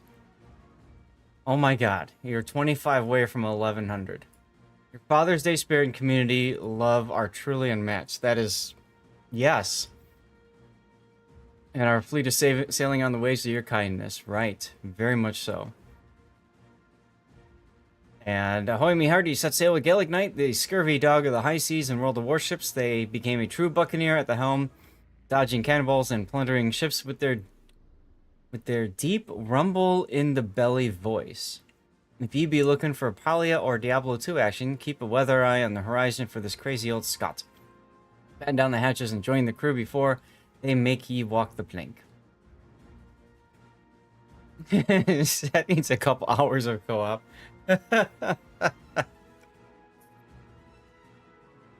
Oh my goodness. Oh yeah, we did get the shout out for that. Okay, cool. And I don't know if we got the shout out for only Smed. I know we did earlier, but I might as well just go ahead and shout him out again. There you go.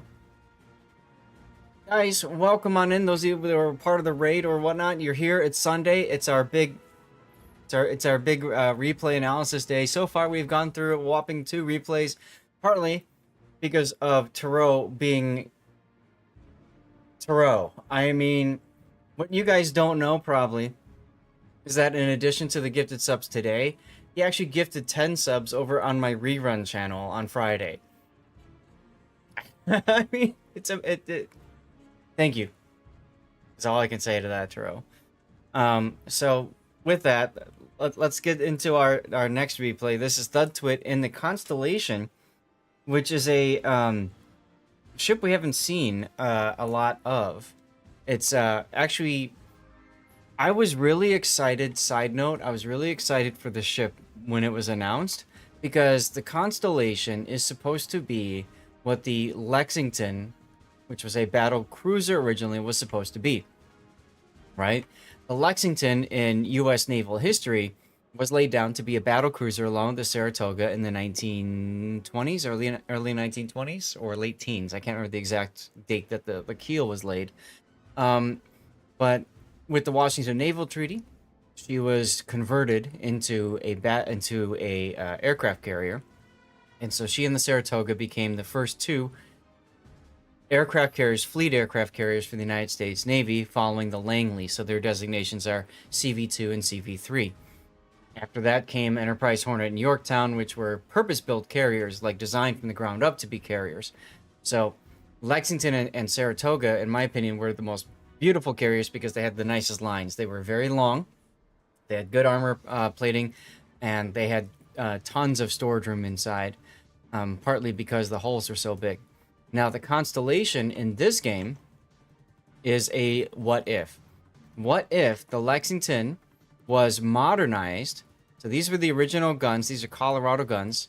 These are the original guns that were supposed to be on the Lexington, okay, and the Saratoga. So what if she got modernized? What if she got modernized midway through World War II, much like the Colorado and many of the other battleships, Tennessee, right, were modernized, and they got modernized with this massive bolt-on addition, right here. And they also got modernized with their dual 5-inch dual-purpose guns, secondaries, and of course additional modernizations, things like the fire control radars and stuff like that. So, you know, that's what this ship is. It's a what if. Frankly, I want to see Lexington still. I wanted to see the original 1920s Lexington added to the game as, say, a tier 6 battle cruiser. I think that would be fun as hell to see what she would look like, or even tier 5. I don't know. And I still want to see an original Lexington added to the game. The Lexington in this game is actually the Saratoga, because the original Lexington had two sets of triple 8-inch guns, much like the guns you see on the Pensacola. It had those originally on the deck. Actually, I think they were dual. Yeah, they were double, not triple gun barrel, but double guns. But anyway, they had them on the ship, and then Lexington sank in Coral Sea before she could be modernized with those dual-purpose 5-inch guns that Saratoga received. So the Lexington that you're actually playing in the game is actually the Saratoga. It's not the Lexington, because Lexington didn't exist in the format that she has in the game. Oh well. So I'd love to see an original Lexington with those 8-inch guns, and between World War I and World War II era aircraft, like what the Ranger has. I think that'd be a lot of fun. But I digress. Let's take a look at the Constellation and talk about her. Now, one thing about the Constellation I don't like is because of that added bulge, she eats damage so easily. It's so much extra space for shells to hit and penetrate. It's very easy to take a lot of damage in the Constellation. At tier 8, she's got Colorado guns, I mentioned. So they're a little anemic in tier 8, especially in a tier 10 game. She can hold her own in a tier 9, just like the Colorado can. And obviously, when she's top tier in a tier 6 game, she's fantabulous. She also has torpedoes. A lot of people forget that Wargaming gave her torpedoes. These torpedoes, I believe, are 10 kilometer? No, 9.2. So they're, Benson torpedoes, essentially. Nice arc on the torpedoes, if I remember right. Yeah, because the launchers are in the rear. You can actually see them right here at the bottom on my screen there. So she's got that. She's got the guns. She's got the secondaries. But the big thing about the Constellation is that she's got radar. She's got 10-kilometer radar. A lot of people forget that she's equipped with that tool. All right, so let's take a look at what Thud Twit has done with this build. Thud Twit went for main armaments, which is good, especially with the torpedoes as well. Damage control system. Artillery plotting room. Side note, you could go for secondary build on Constellation, but you're probably better off just going for main guns like a standard battleship. So I like that you did that to it. Damage control modification too, so you burn or flood less. And then you went with torpedo lookout. Why did you do torpedo lookout here? Just trying to get the torpedoes out of my problem range. So I have lots of anti-torpedo stuff. Okay. Here's the problem, though. A lot of torpedoes at the higher tiers these days already have 1.8 kilometers. Yeah, so in a tier 10 game, this isn't giving you much. In a tier 6 game, it's helping you. Like European torpedoes, IGN torpedoes, they all have that already. It would help against the German torpedoes, the Russian ones. I guess the most important one against the deep water torpedoes, but I don't Yeah. know. And I would say, you know, What'd be a better switch for that then? instead of that, Concealment? concealment. Absolutely concealment. 100%. So if you find yourself taking torpedoes all the time, then that probably means you're being way too aggressive and you're out in the front. And the battleship isn't designed usually to be out front. It's designed to be in the middle, in terms of like the firing line. In theory, you want a destroyer in front of you to screen and spot and blah, blah, blah for you. Reality is it doesn't happen, but, you know, concealment is going to be their better choice because, one, it helps with your concealment. But two, it also helps with dispersion of shells being shot at you. So I would say go with concealment here. You could do consumables mod to boost up your heal time and also your radar time, and you know, spotting aircraft and DCP. But most of the time, you're probably better off just doing concealment. So give that a try if you want. It's credits, so it doesn't, you know, it's not like you are wasting much going back to that. And you know, it's a premium ship, so. Captain skills. Very interesting. Is this a special captain? It's a regular captain, and that right there is kind of my standard. Just here's a quick build for a captain, for a 10-point captain. Okay. So. And yes, it's secondary. I see that. So if you're gonna do secondaries down here, I don't see why you wouldn't do secondaries up here too. Yeah, like it makes no sense going secondaries on the captain but not on the ship. So you've got, yeah, that takes you to 10 kilometer. The second versus problem this. I have though with this is, I might be wrong on this, but the secondaries on the Constellation are not improved. No, they're not. So a secondary build on that is questionable. Yep. This is fine in co-op, but in a standard battle, I would not play Constellation around the secondaries. I'd play Constellation as a typical standard battleship build. The other thing is, this is a premium ship, and we talked about this before. If it's a premium ship, there's no reason not to put literally any of these special captains on the premium ship, unless you have them already on a different ship and spec'd accordingly. But you can literally take a captain that you have spec'd for a tech tree battleship, Montana, for example, and you can slap him on this particular ship and be fine with it. You follow what I'm saying, though, Twit? Yeah. Is this captain on any other ship? No, most of my captains are all on their own ship. Okay. So that's the biggest benefit of a premium ship, is the fact that you can take a captain from another ship and put it on that premium ship. You don't have to have one specifically for it. And that's important because if you have a captain on each individual ship, what you're doing is you're kind of harming yourself because you're gimping the captain that you have on the premium ship when you play it. You're also slowing down progress of your captain on your tech tree ship. So let's say this captain is your Montana captain at 10 points. Playing the Montana captain on the Constellation and on the Montana helps both progress quicker than having one special on each. Do you understand what I mean? Yeah. Okay. Gaelic, no, we do not, unfortunately. We have our scheduled 5 replays, and then that'll be it. And the way things are going today, we might not even have time for anything else. We'll have to see. Okay, so let's talk about commander build then.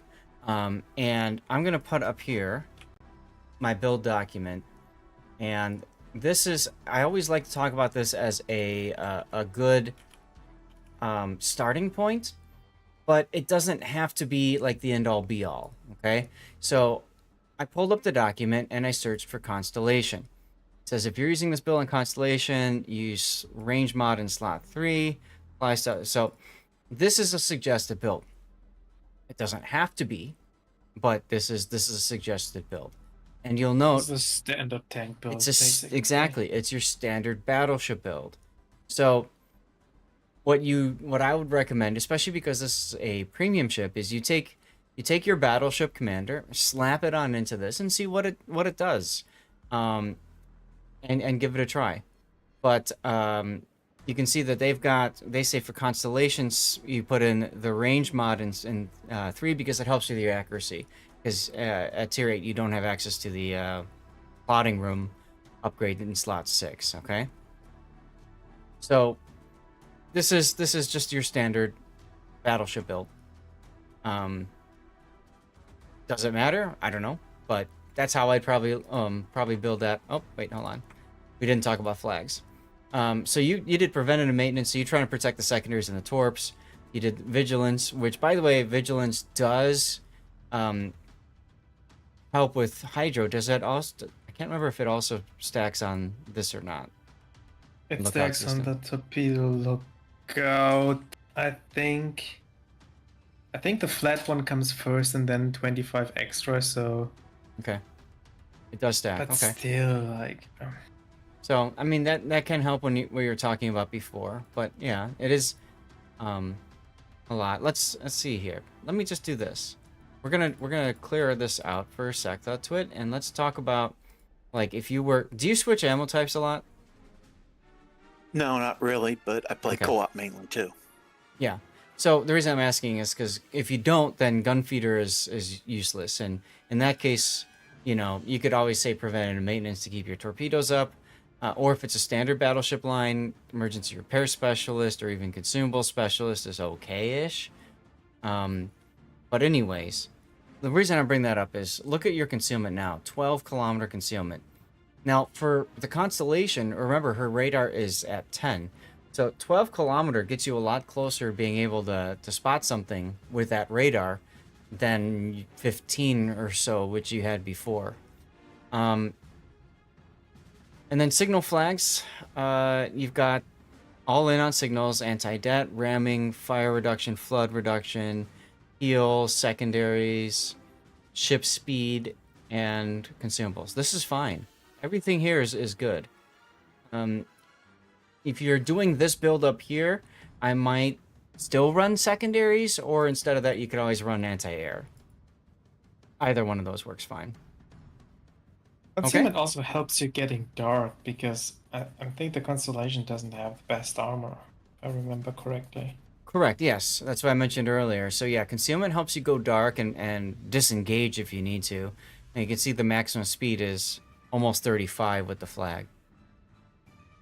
With both, thank you, Driftin. It's 2.25 kilometer. Okay. All right. Well, let's get into the game and see what happens in this game. This is a middle tier game, so it's a tier 9. There's a carrier involved, both Yorktowns.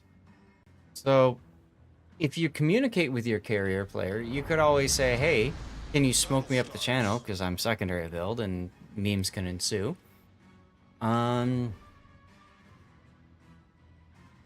Vitsky's Rosia isn't. I mean, he'll bow into you. It's gonna be hard to kill him. And you have to be able to angle, but you're still gonna take decent chunks of damage anyways. Ruprecht is a problem if you let him get in secondary range. North Carolina can also be a problem. I am Groot. You've got Nebraska. Bomb you, whatever. Colorado. Yeah. Buffalo, Auckland, and Fawn. A lot of clan players I recognize here. Auckland's got torpedoes, so you don't want to get close to him on the side. Buffalo could be a good choice. And then destroyer-wise, problematic. Okay.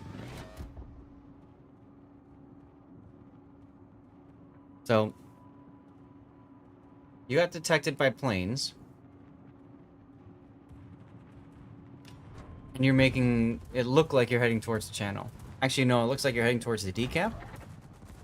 At first, yes. What made you want to go to D, considering you spawned over on the A side?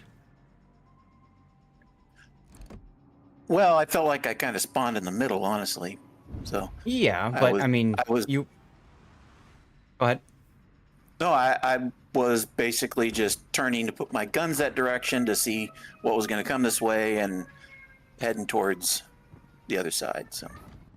Okay. Yeah, but considering where the other ships that spawned in the middle went, I think the A cap would have been better. Like you're creating an imbalance now. Mm-hmm. Or even just go up That the cha- channel. that does change, but you'll see. Mm-hmm. This is, ironically enough, this is actually a pretty good ship to go up the channel in because you've got the torpedoes, you've got the secondaries, and you've got the radar. So you can't be really surprised if somebody does come right down the channel. Yeah, when you mentioned that about the carrier and talking to him, I was like, wow, that would have been really a good idea. Yeah. Okay, so Yorktown spotted. You could actually pop your plane and hit him. You probably weren't noticing that, though.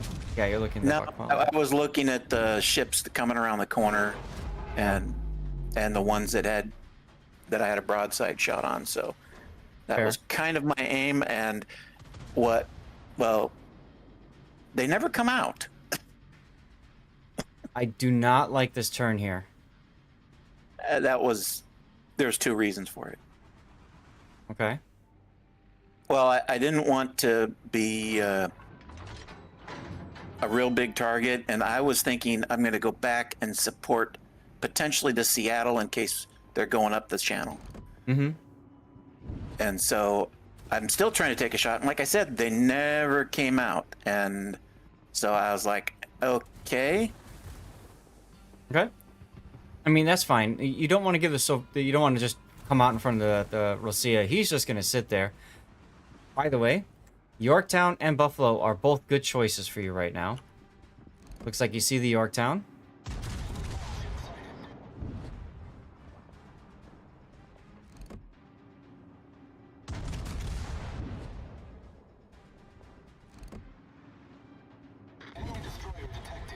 Colorado guns are so comfortable.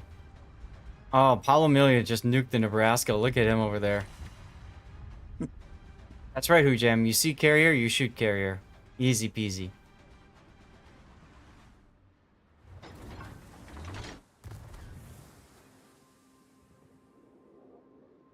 So my decision here at this point was to push around and help the A side. Okay. Two things of note. One, your secondaries would be shooting at him right now if you had gone with secondaries in slot 3. Right. Two, you should be control clicking on him anyways so that you don't have to remember to do that later. Right now, you've got the flexibility of doing that. There's nothing else that your brain is trying to do, right? So you can click on that and then you can continue playing the game. I was kind of wondering if anybody was going to attempt to take the channel, so I was kind of keeping an eye on that. Which is why you radared here, and I don't like that. I think you would have been better off waiting for this Schultz to smoke. Okay. Actually, I like, think you to just Schultz, count the he's not enemy going to. ships, by the way. Like, Yeah. 11 of those ships were spotted. Like, there's literally nothing that could have been going up the channel. Right. I thought about that, but I was at the time not paying attention to that, and I was thinking I'll clear the channel by radaring. If I don't see anything, then I'll keep going to A. Okay. You haven't clicked on him yet, so you would have killed him maybe a little bit quicker with your secondaries if you had clicked on him. Problem solved, sir. And of course, bad luck. You take 2 torpedoes despite having all of the torpedo stuff. Yeah. Because if I remember right, vigilance now, it only impacts if it hits your torpedo belt, right? Is it not? For the damage reduction? For the damage reduction, yeah. Yeah, the damage reduction is only it improves the torpedo belt, like the torpedo protection by 7%. Right. If So the hitting it torpedo in the belt bow gets doesn't help. bypassed, it doesn't reduce the torpedo damage, no.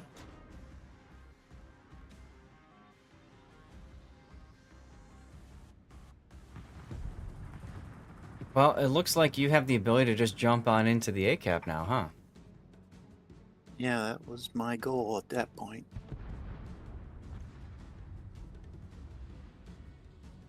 Rip your Shiratsuyu. Where the heck was he? Oh, all the way in the edge. Okay.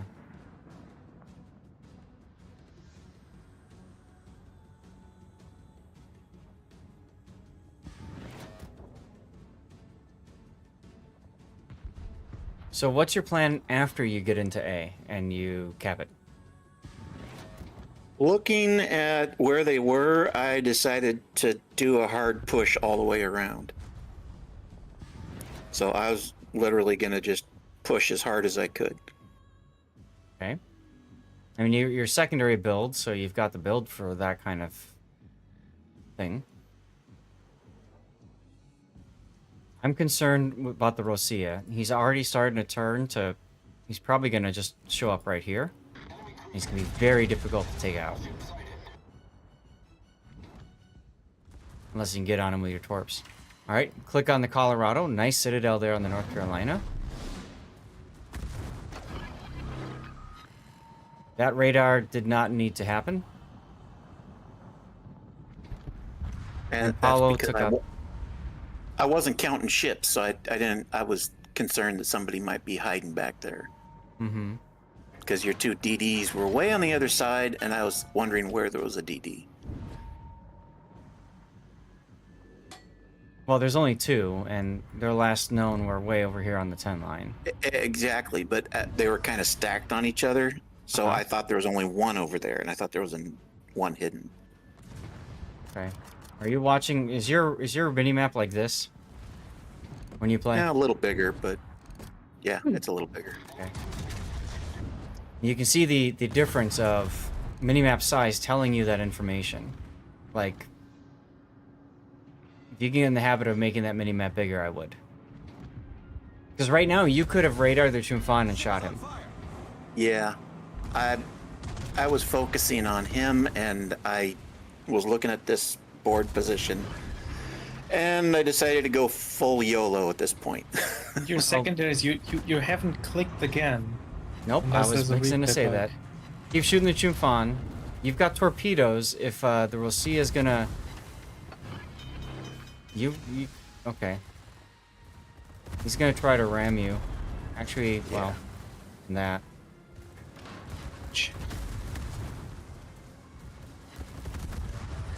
Fortunately, the Prince Heinrich takes him down.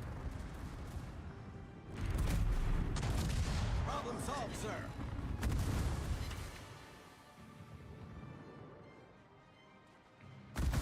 But yeah, you've invested 4 points into a skill that you have not used this entire game. Gotcha. Turn, luck chuck your torch before you die. And hey, that big. Also in general, like with the accuracy secondaries, like look how close you are in the end for like what was that? 3 minutes? Gas. 2 minutes? 3 minutes of the secondaries firing? Mhm. I think you have like 40 secondary hits. That's not good. Right. Well, but part of that, a big part of that, is because he didn't click, right? If he had control clicked on the let target, him click. What has he if he clicks? 60? That's still not good. oh, it's a lot better than what he would have had otherwise. I'm just saying, if he's gonna put all of that in, also don't forget the slot 3, right? Because that helps with the secondary range and doesn't also help with reload. Sure. No, shell dispersion. I'm just range. I'm rather like don't bother with the secondaries on this ship. I mean, hey, if he's gonna do it, but you gotta remember to be, using the click.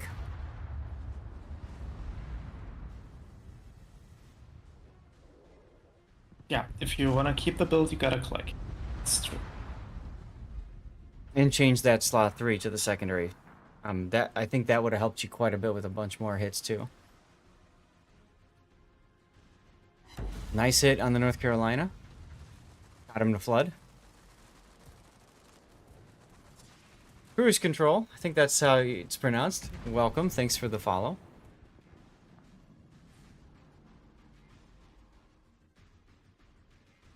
In Chaos, we're doing fine. We're just doing some replays, having a good time.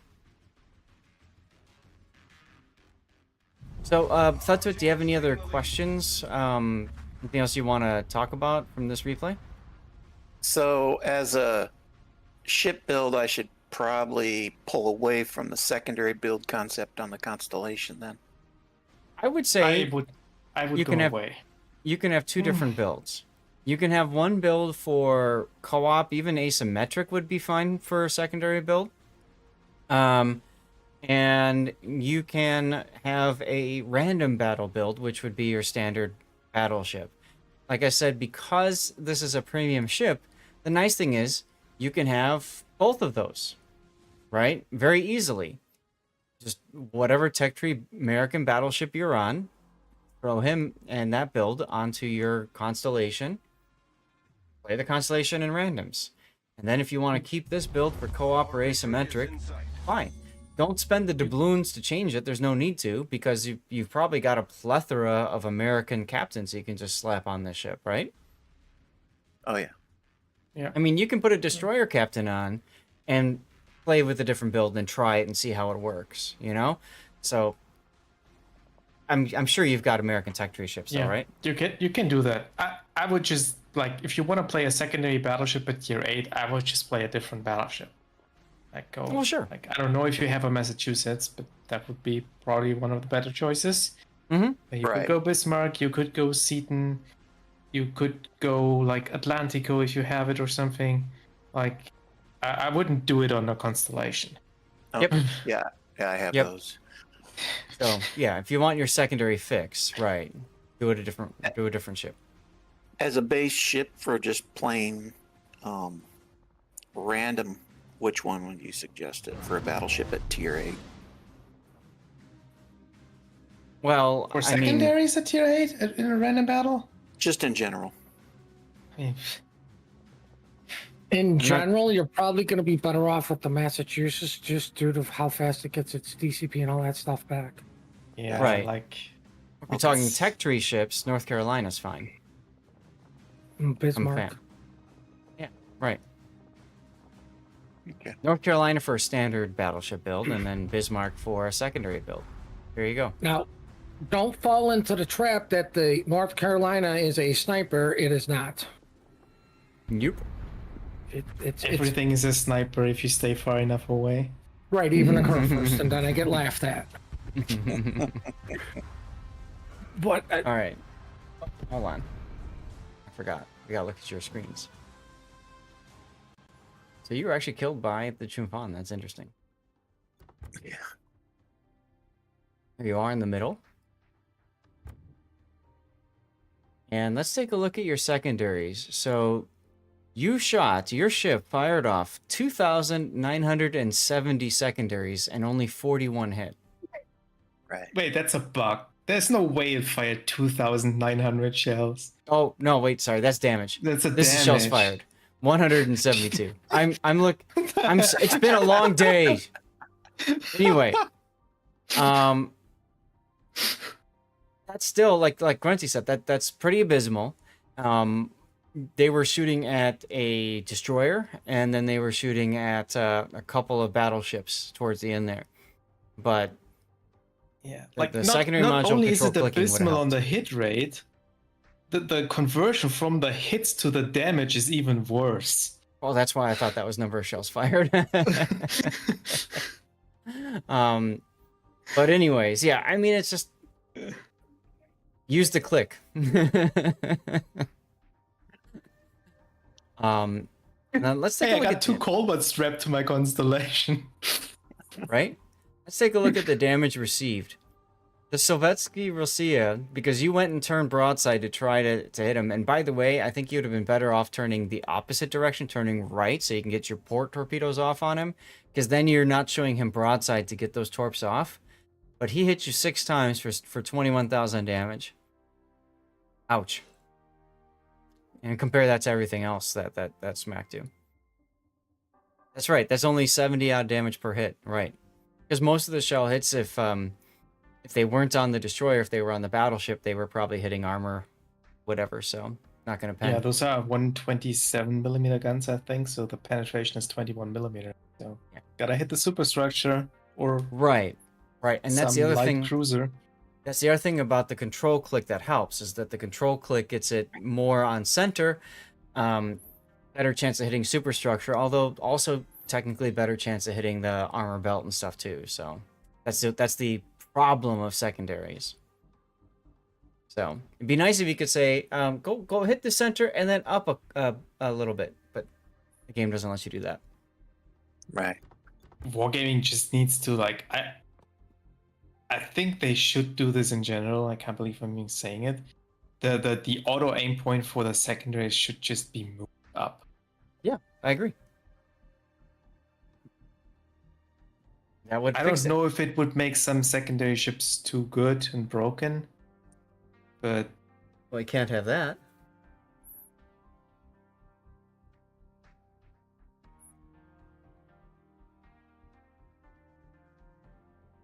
All right, so what would we call this one for the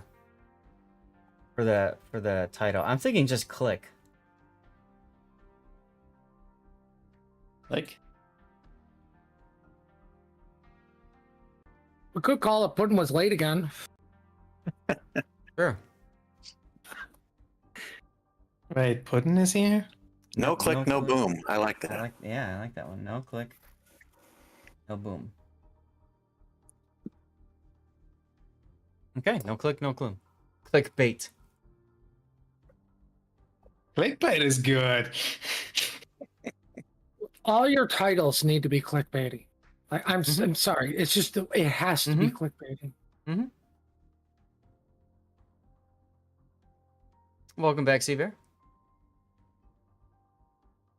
Moose bitten. Oh, that's good for a thud to it, but I don't know many other people would understand what that means or whatever.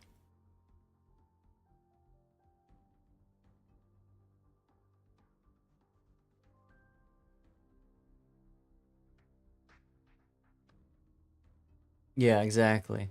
So right here, this is the part where you have the opportunity to turn to the right, and if you turn to the right, then you're showing less side on this Rosia. But instead you went other way and then just got Right. whacked. Right there, yeah. Mm-hmm.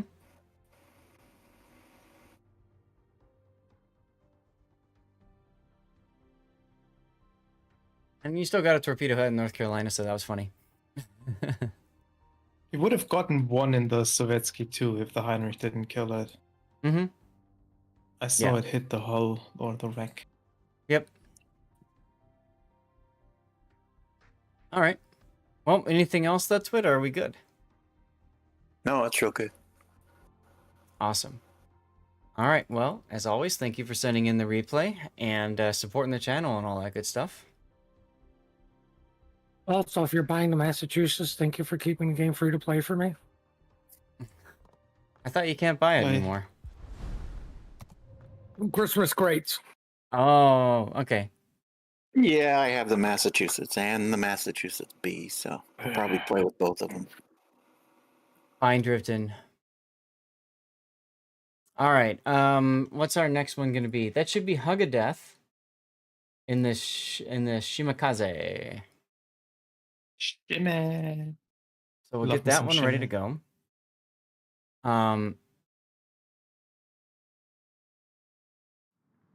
Get that one ready to go. And yes, so we have there was an error with the I saw a question about the drops. There was an error with the last drop, and so what Wargaming did was they just make another one and go down from there. Yeah, you're gonna make it. I got you on the list. We're going till 6, Jam. We got 3 hours. We could totally do that. Although with both Puddin and Grunty in the voice chat, this could take a while.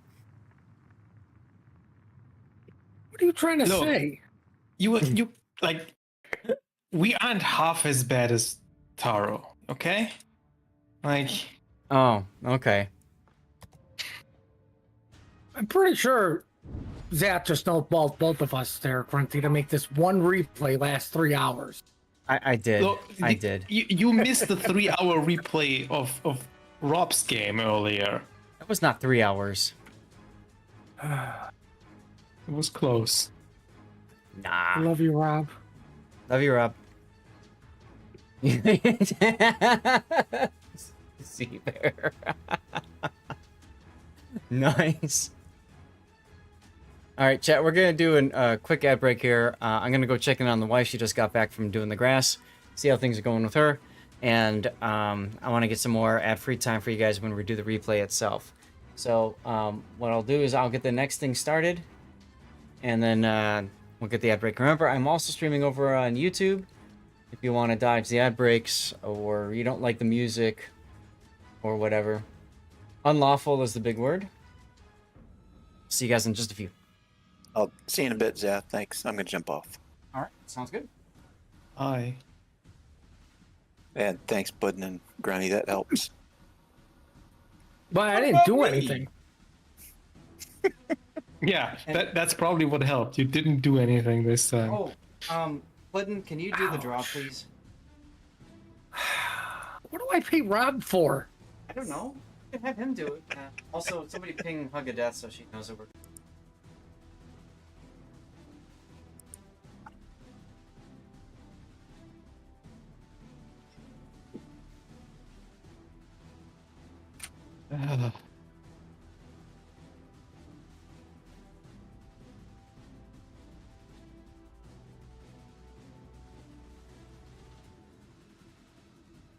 God, he doesn't have his whispers blocked. Oh, that's the bust.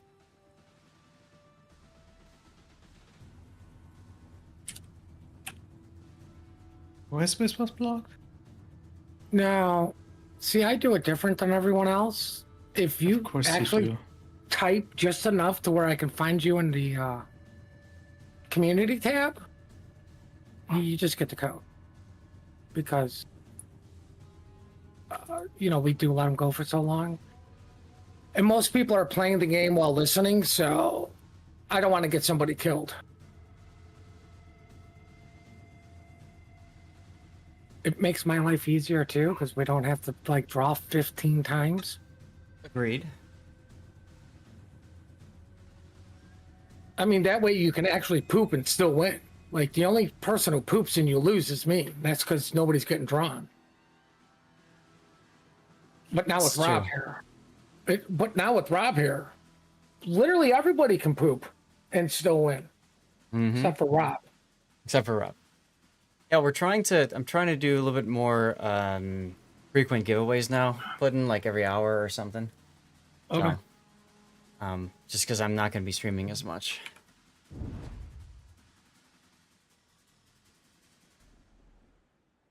Really? Toxic didn't work? Oh, there's a fake letter. Oh, Hug of Death is here. Good. Well, I have the Toxic climb battles tonight.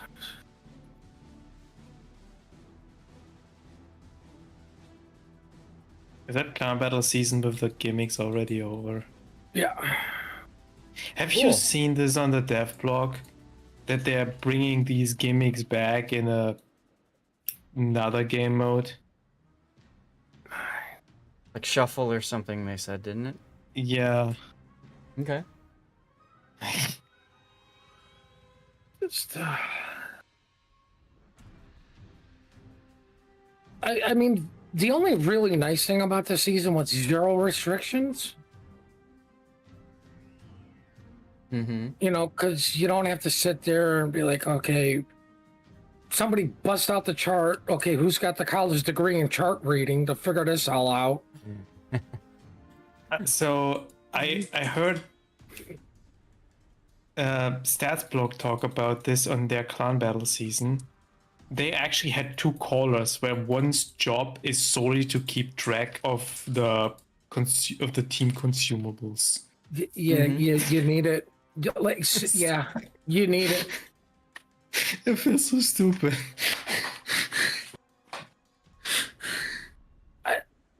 I mean, let's face facts. It doesn't matter what kind of restrictions they throw in this game. There'll always be a meta, right? It doesn't matter what game you play. There's always a meta, right?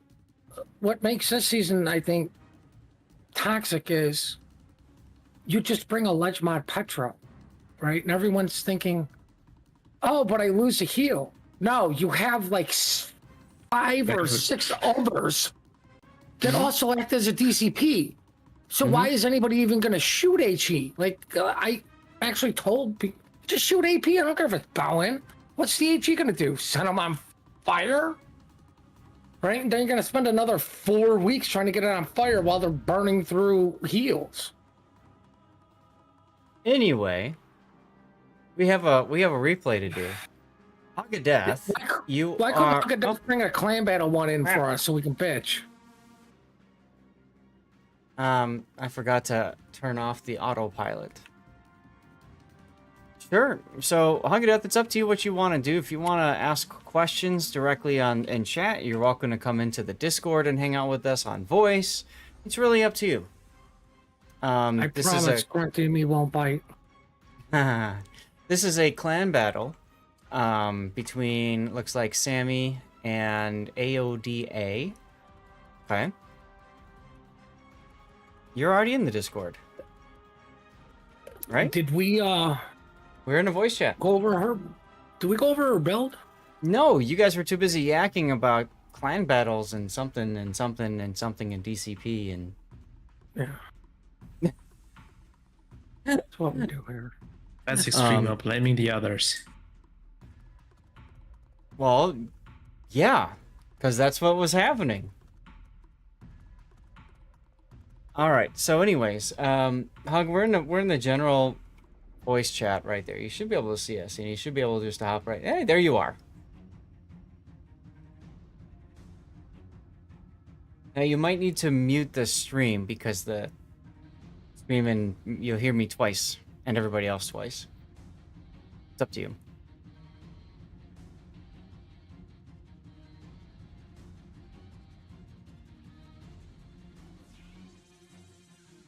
Now, do you have your mic and everything set up, Hug?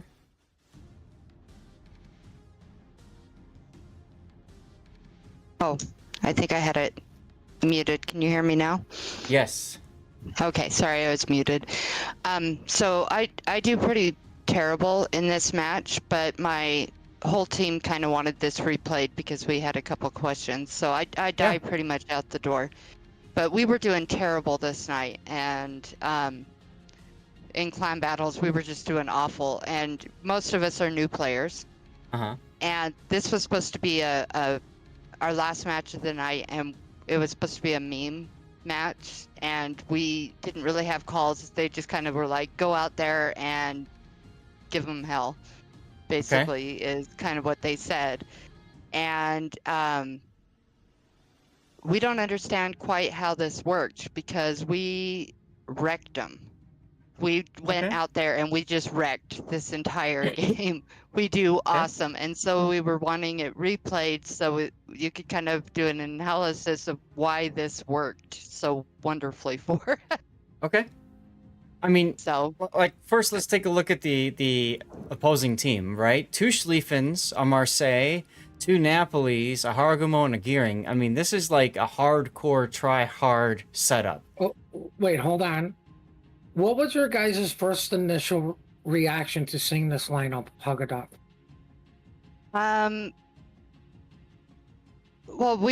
I know we thought we were gonna lose. No. What I'm saying is, when I see this lineup, this says they're gonna hard push somewhere. It's a double Schlieffin, double Napoli. The Gumo's probably gonna smoke somebody, right? I would say it's probably going to be a Gumo Marsilli off to a kite side, but it could be a Napoli with the gearing, right? To smoke the Schlieffens, but it's going to be a strong push somewhere. So once you see one Schlieffen, you know exactly where they're going to push and push hard. Mm-hmm. Right? So like, that's what I do when I see the enemy's lineup. Is look at what do they have, so you can figure out what they're going to do. I think you're jumping too far ahead here, though. Like, she said she's new, and the whole clan is new, so... Or, to clan battles, so... Not our whole clan. About half of the clan was new. At this point, when we went in and played this game, this was, like, maybe my 5th clan battle ever. Okay. And maybe about half the team.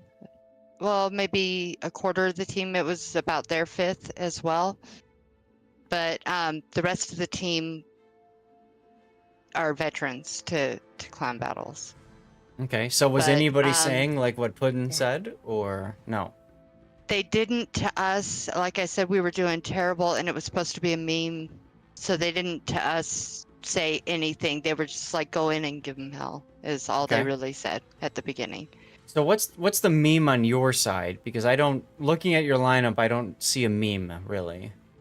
A lot of them were, they were saying just take silly ships and stuff like that. But as far as like Lady Fufu goes, myself and a couple of us new players, we've only got a couple ships that are in tier 10. So we weren't taking silly ships because that's all we had. I mean, except for the Kurfürst, nothing here is really silly. It might not be perfectly meta, but The Wooster. The Wooster and the Kurfürst are the only two real outliers. Yeah, I would agree. Like this clan battle season is all about chunk damage, not dot damage. In the past, it's always been about dot damage. Get the fires, burn something down. But with coordinated fleet repairs, or whatever the hell it's called, it also works as a DCP, so you're not burning anything down. Okay. That's why the Wooster would be the outlier. Okay. Like, It's because it's just Kurfürst- not doing enough. Yeah, Kurfürst has always been a struggle bus for clan battles. People can get it to work, but once you start pushing, like once you get to Storm, Kurfürst is a meme ship. Okay. All right. Well, let's go ahead and can see take a the- look. Oh, go ahead, Zeph. I was gonna go pull up the build. Is there something you want to talk about before that, though? No, Grunty had said, like, I look at their lineup and see all this, and it's like, they're new. This is something you could do as a new player. Like, look at their lineup and then see how they play and be like, okay, we've run into 5 teams with Schlieffens. They're always pushing somewhere. So that's part of the learning is just looking at the ship lineups. You might not understand what they're doing, but look at the ship lineups because you will eventually learn it. True. People learn faster than others. And if you don't necessarily know what these are going to, at least think about what the different characteristics are, right? So you've got a secondary battleship with hydro and torpedoes, right? You've got bow on, pain in the butt to deal with, and then you've got 2 ships that go off on the flanks and have the ability to smoke themselves with secondaries and just whatever. And then you've got 2 destroyers that are both pretty strong for both spotting and smoking their teammates or themselves and shooting their guns. Although Hargumo is better for that than Gearing. So you could also just think about what you know about the ships and then try to think about how are they going to work these ships together. And that goes back to what Puddin was talking about, right? The Schlieffen's probably going to just bulldoze together someplace and whatever. So another thing to think about too is what are the weaknesses? What's the weakness in their strategy that they have? And they've got a strong center with the Schlieffens. They've got strong flanks with the Napoli. So their biggest weakness, honestly, is probably going to be when one of their sides goes down, then everything just crumbles. That's going to be my guess. But anyway, let's go ahead and take a look at what Huggadeath did for her Shimakaze build. And here we go. And so this is a clan battle build. Now you said, Hug, you don't have that many tier 10 ships, right? No, but I think my Shimakaze is my strongest ship. Okay. Let's see. You are running the 12-kilometer torpedoes, which is probably best for clan battles. You definitely don't want to run the 8-kilometer. The 20s, if you feel really uncomfortable in the ship, the 20s is fine, but 12s is fine. For this season, it's just 12s and 12s only. Yeah. For seasons where radar becomes a bigger problem, I could see the argument for going to 20 instead of 12, but 12 is fine. You've got main armaments mod 1, engine room protection, torpedo 2's mod 1, propulsion mod 1, concealment, and then torpedo 2's mod 2. This is fine. Just luck chuck torps like crazy. There's nothing wrong with it. Yeah. If you want to upgrade it, speed boost module for coal and unique upgrade. So for standard modules, this is the way to go. I'm against unique upgrade for the shimmy and clan battles. Granted, torps are gonna reload faster, but you get those situations where you need those torpedo tubes to turn. And it just doesn't do it with the ledge mod. Like, you really have to be very good at predicting where the enemy's coming to have your torp tubes on the right side. Yeah. Radio location helps. And I was just gonna say that. So radio location is the same thing with turret traverse. If you know where your closest is, that helps a lot. It's not the end all be all, but it does help a lot. Anyway, let's go on to your Captain Chaos. If you got a drop, it should just be automatically applied. If you log into the game, it should say about something about you scoring a drop, and these drops are typically missions now. Okay, so is this a special captain or standard? Standard. Standard, okay. Do you have Yamamoto? No. No, you don't. Okay. So you got to get Yamamoto because that's the campaign. You can do that while you're just playing the game. You don't have one of the Suzukis? No. Okay. Suzuki, one of them is doubloons, the other one is coal. And the reason I bring Suzuki up is because of this right here. They get a buff to survivability expert. They get 50 extra HP at each tier. So at tier 10, that's an extra 500. For Destroyer, that's really handy. But I just like to highlight that. Okay, so let's take a look at your captain skills. You got preventative maintenance, last stand, survivability expert, and concealment. So that's your core build, which is good. And then from there, it looks like you did grease the gears, radio location, fill the tubes, and adrenaline rush. That's fine. So you put yourself in a situation where you can use your guns to shoot at things if you need to, because you got really good, guns in the Shima. Adrenaline rush is fine, and then fill the tubes to spam mott torpedoes like crazy. I don't see a problem with this. I have the exact same build on my Shimmer. There's zero wrong with the build. I think the only really flexible thing is the last 1 point skill if you want grease the gears or if you want consumable specialists. But I would go with the grease the gears too. Because the guns are usable on the Shimmer. And it's not that she has amazing consumables available that you need to get quicker. If you see Chaos, are you talking about a Twitch drop, or are you talking about you want a drawing and wouldn't already send it to you? I don't know. Chaos, did Chaos win the last draw? No. Okay, so he's talking about a Twitch drop. So yeah, you go and you click on your icon on the top right, and then you click on inventory. You meant giveaway. But who won the last giveaway?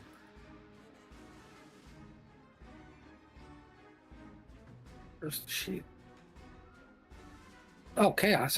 It's already been DM'd. Okay. So, Chaos, you should have gotten a whisper from Puddin with the code in it. Yeah. Alright. If not, just send a message to Puddin. Puddin, just say something in chat, and then he can DM you. For flags, you've got anti-det, fire reduction, flood reduction, speed, consumables, smoke generator, and then flood chance, fire, and flood. Flood reduction. Or flood recovery, okay. That's okay. Yeah, whatever. Here's something I don't know. Does the India Delta flag work with the fleet consumable heal? I believe so. If so, you should use the heal flag. Oh, okay. Okay. So that was the combat whatever they call it, right? The maneuver, fleet maneuver, whatever it's called, right? Yeah, as you can see, plus 5% HP restored when using squadrons repair consumable. Okay. So that does help. Okay. So which one are you recommending taking off to Get rid of the flood one to get the heal one. Yep. But keep in mind that's only for this season of clan battles. That's over now. True. Right? So okay. It's kind of a moot point at this point. Still, I don't know that flooding recovery time is that important on a Shimakaze. I don't know what else I would do instead though. In a clan battle. Okay, fine, ramming. Always take a ramming for clan battles. As stupid as that may sound, Mm-hmm. there will be situations to where, like, if you could just ram something and kill it and give your guys the win, Mm-hmm. that flag is a win or lose flag, and Yeah, it's you the come around- cheapest flag in a game. You come around a corner, you see a battleship, your torps are on cooldown, you just charge it, right? So what else are you gonna do? Okay. All right, let's Okay. get into the replay then. I'm sorry, Hug, did you have something else? No, that's good. Okay. So, what I typically do in clan battle replay analysis is I like to back off here and see, kind of what the whole group is doing and all that kind of stuff. Now, when that happens, you'll note that you don't have a flag over your ship. That's just the replay being the replay. On the mini map, your ship is going to be that bigger icon, and everybody else shows up as it is. Okay. Like I said, I just died pretty quickly here anyways. It's more about what the team does. Mm-hmm. All right, Chaos, good. So you got the Whisper then. Okay, so you've got radio location. Does your buddy and the other Shimakaze have radio location? He does not. He's only got a 10-point captain. Ouch. Okay. Yeah, he's actually one of the brand new players. He's only been playing a couple weeks.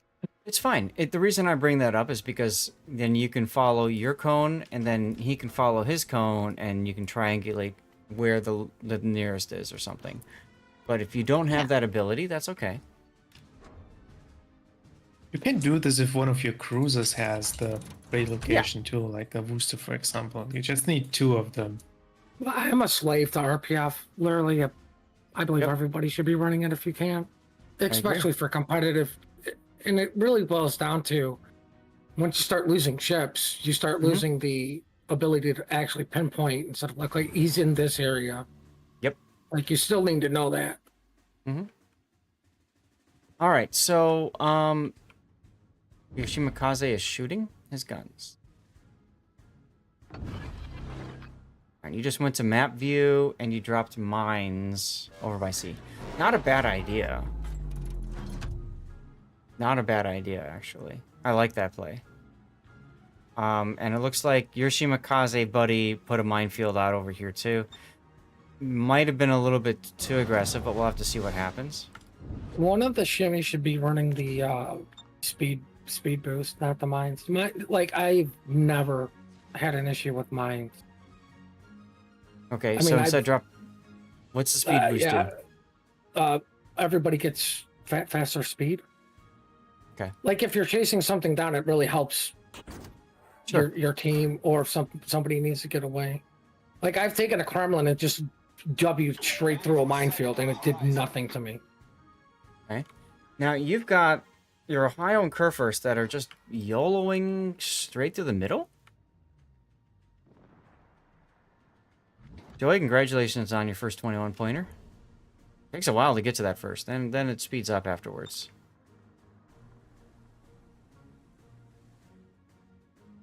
I want to come back to you, because you say you die early anyway, so let's just see what happens with your game.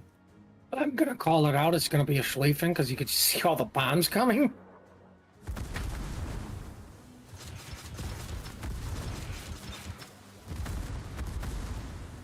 Widespread, by the way. Engine boost. Generator started. Problem solved, sir. Wow.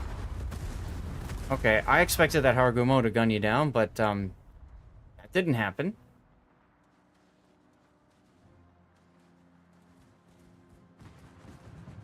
Alright, you still have a torpedo tube available, so I would say just luck chuck it. The ship is on fire.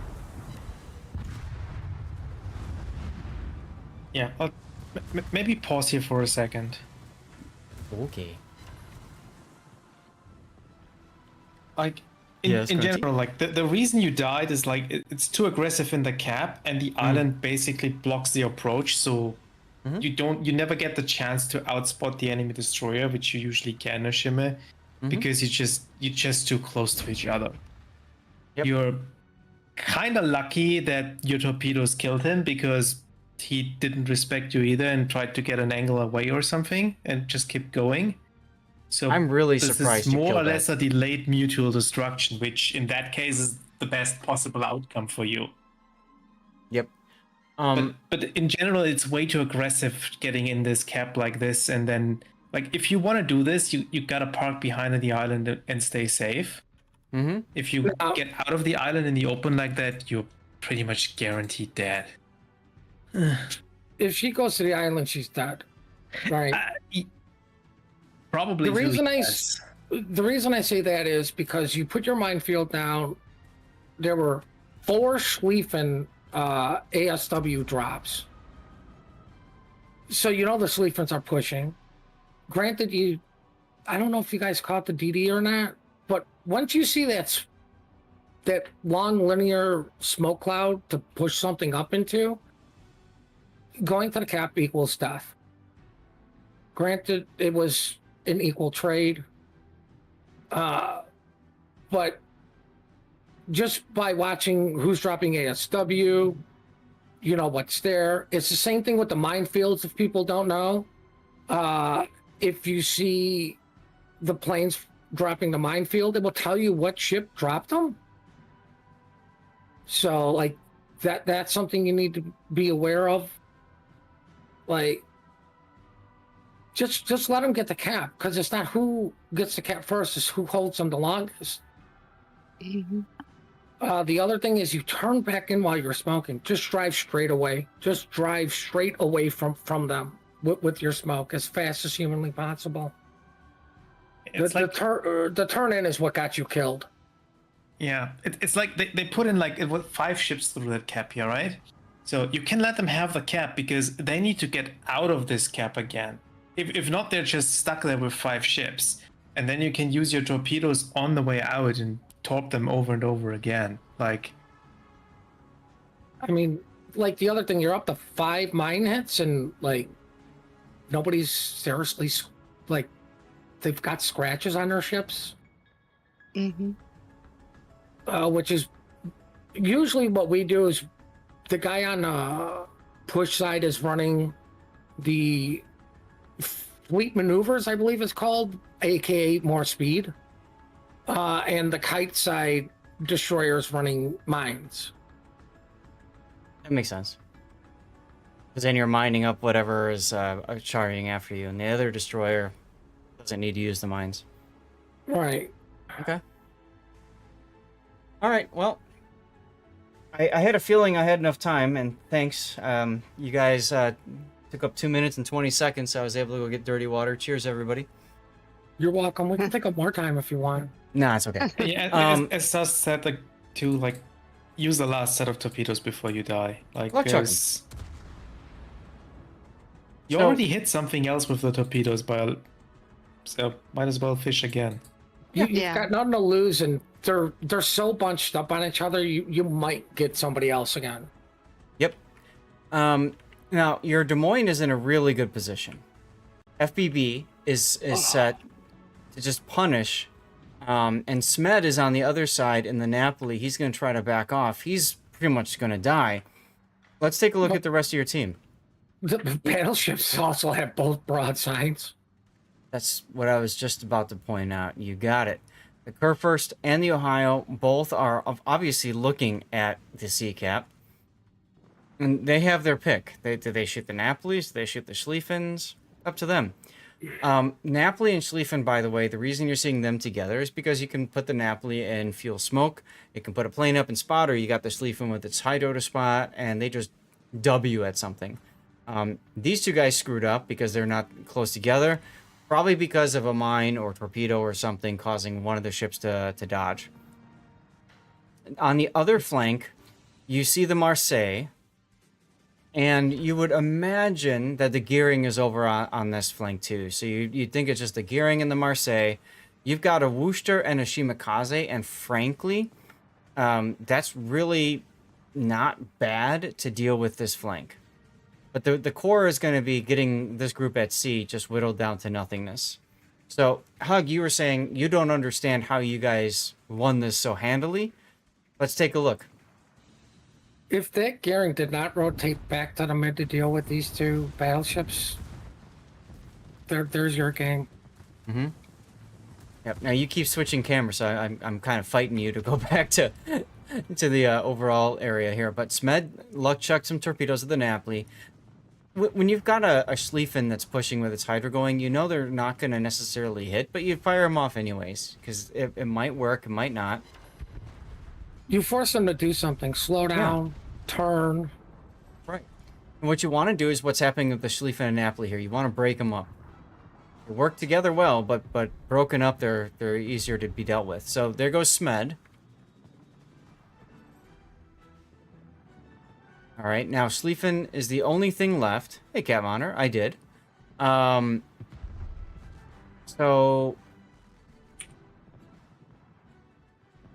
Schlieffen is continuing to just get pummeled.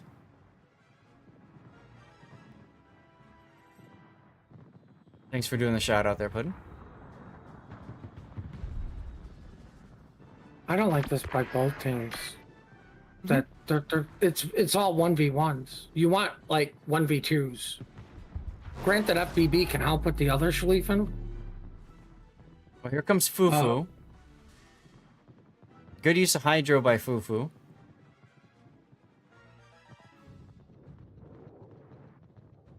Marseille on the other flank. Let me just pan over to the Marseille for a second. So he's sitting in the minefield right now. And your Worcester is firing AP on him. Alright. Alright, Schlieffen 1 is about to die. Schlieffen 2 is going to possibly overpush and get smashed by the Ohio. Oh no, the Zoom in Napoli's going for a rush on the curve first. Yeah.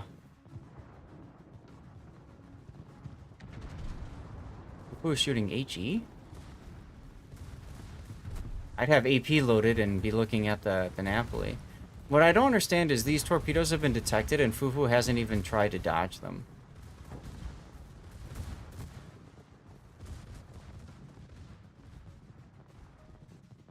Okay, so your Ohio took the smoke thing, so that's going to actually help the Napoli as soon as Fufu dies. Actually, all the Napolis. Both of them, and the Schlieffen too.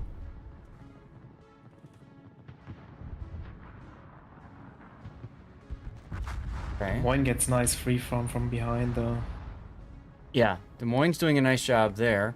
OMG Hitachi, hey, thank you for the sub. Welcome on in.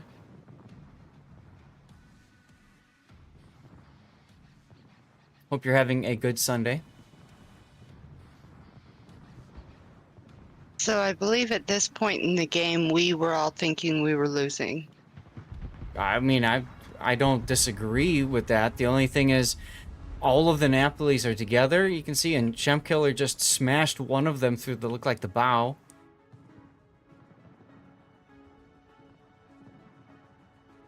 FBB is doing a great job with the Des Moines, though. All he has to do is just keep the bow pointed at the Schlieffen, just keep pounding away with HE, and that Schlieffen will die relatively quickly. Gearing detected. So the gearing... I'm going to have to load the replay up. But it looked like the gearing came mid and then went around. Now he's going back through the minefield. I don't think the gearing ever went mid because there were no. That gearing essentially did nothing so far. Like, yeah, because there were nothing. No right, torpedoes. If you go mid, you're dropping torpedoes. That's what I would think too. But looking at where the gearing is oriented, I mean, how else did he back through the minefield and then, you know, it's just, I don't get it. He could have. I mean. Anyway, Schemp is continuing to run back. Now you've got the Worcester helping out on the Schlieffen. I like this.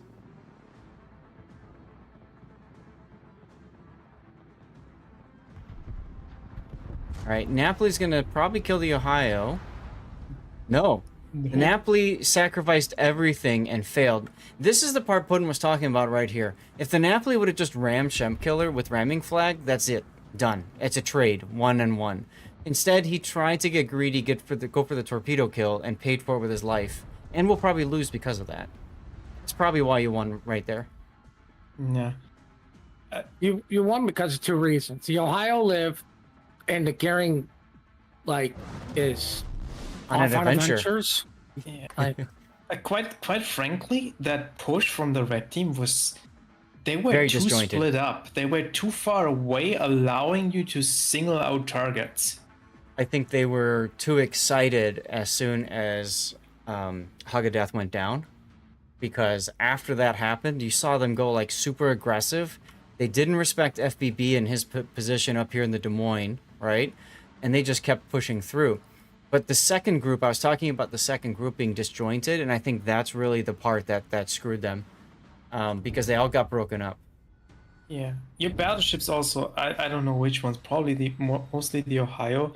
They had some really good salvos in Annapolis dealing huge chunks of damage instead of Yep. Ohio did Napoli's really armor well. holding up what it usually does.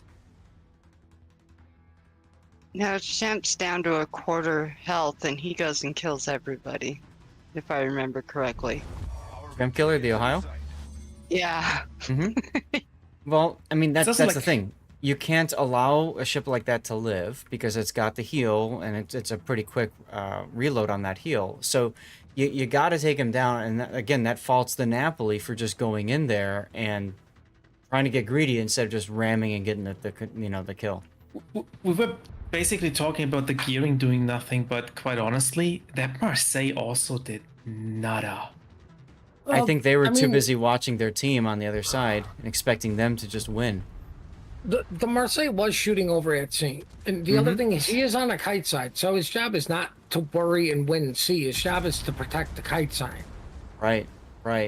He did a really nice job there on Tabby's Worcester, but the problem with the Marseille the is Worcester he's not should've- going to be able to turn.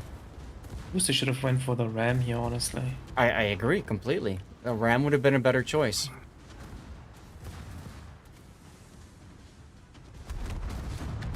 I mean, they only have one ship left, so Yeah, the ram would have the ended. the ram assuming ends he it, has the but, ram flag on. but at the same point, I can see why not ramming it. Like it's only one ship. Get practice mean- dealing a drive-by or something. Like Yeah, if it's not Tabby's horrible. newer to the game, then absolutely, I would say don't ram. Use this as a learning opportunity. Agreed. These 8-kilometer torps. they look fast. Yoshimikaze, Yeah, the shimmy missed. those were like F3s. It looks like. Yeah, that looks. Oof. So how do you miss with F3s? Well, we just saw. That's why you don't fire all your 15 torpedoes in a single spot. Right. The Yep. other thing is, for Curve Yes. in Ohio, bringing the smoke consumable, it's not good because, well, the Curve it could work because of the hydro, but for the Ohio, no. Because you're gonna have to rely on somebody else spotting. Because the whole point is putting a BB in the smoke is let its secondaries go off. Yeah. Which is where the Schlieffen and Curve can get away with it. Schlieffen a little bit better for the consumable, but you're better off bringing a heal. It acts as a DCP and obviously heals. What's your shooting like too I- low on the armor belt? Yeah, look like it. But I mean, that's what I'm saying. That's a perfect learning opportunity for the booster. You didn't But, like, hear I- it. Smith.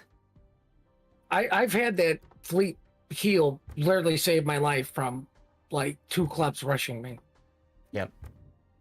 So, I think a big part of what caused you guys to win too is you didn't play what they expected you guys to play. We always talk about in random battles, when you're playing against newer players, you don't know what they're going to do. Playing against experienced players, you're like, okay, they're going to go here, and then minutes later they show up in the exact same spot. So there's always that little factor of you think they're going to do this, but they don't. So let's see if we can kind of watch the replay render here. Well, I mean, FBB was smart to go up to D9 instead of EF7 Island, which is where you'll typically see a cruiser. Must have the farmed so much damage from there. I was gonna say the reason for that is it's natural cross shots. Who do you want to go broadside to? Like Des Moines AP is gonna hurt just as badly as Battleship AP. Yep. Now, seeing this smoke screen like this, Okay, so obviously the Guma was caught it. we see the you know, on the mini map. Now you can see that believe on the mini map too with a mod. I can't remember. I don't think it's standard. Yes. Yes, So- you can Standard, see it it's a with mod. the mod. And that is very helpful because then you could say, oh, hey, look, this dude just went and smoked, right? And then as you watch the line of the smoke, you say to yourself, okay, so that's either going to be the Harugumo or the Shimakaze or something like that. I forgot to take a death pick, so I'm just rushing through real quick because I know this happens so soon. Well, I I'm just- mean, I'm like just the other rushing. thing I was saying earlier, there's the Marcel, so the Garing's going to be with him. There's the Gumo dropping smoke, so there's going to be your Schlieffens, Napolis. Yes. Like, Yep. like there's your hardcore push. And again, it comes Go ahead. down to, you know, what do you know about the players and the ships, and especially the ships? What do you know about the ships and how they're going to play together? And obviously, they're going for a meme of their own, which is going to be, we're going to smoke up a secondary Schlieffen and do crazy things. Now, I don't understand why your Ohio put a smoke in the middle of the map like that. That seems a little weird. It's also, if you recognize this pattern with the Harugumo smoking over like this, you don't go that deep in the cap. Like, you basically want to be already turning out and running out of this cap again. Maybe not even going in there in the first place. Yeah. Yeah. And just I mean- staying right outside. The Napoli should already be doing a gamer turn. Yep, Like, that's Smed. the only reason you see the smoke from the Harugumo going in this way is if there's a train of lots of ships behind it. Yep. All right, let's continue. I mean, I'm going to say this, ironically enough, killing the Hiragumo literally killed their smoke train. Yes, it did. It did. Like, they execute this. I mean, they Like- probably didn't expect that. I don't know if the Harugumo has a chance to dodge these torps or not. But I mean, this turn right here, this turn in right here is guaranteed death.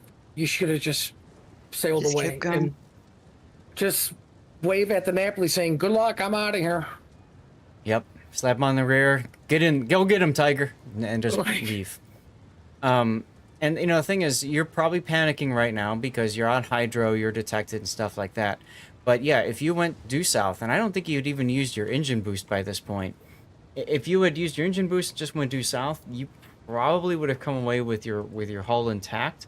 At least enough to be able to just luck chug torps to the north. I mean, you died and you won anyway, so yay, but yeah, getting that kill was huge, and landing more torps. And I think the mines also hit something, and you got another flooding for a couple got- of ticks. she got tons of mine kills actually, yeah. Or not kills, hits, I mean.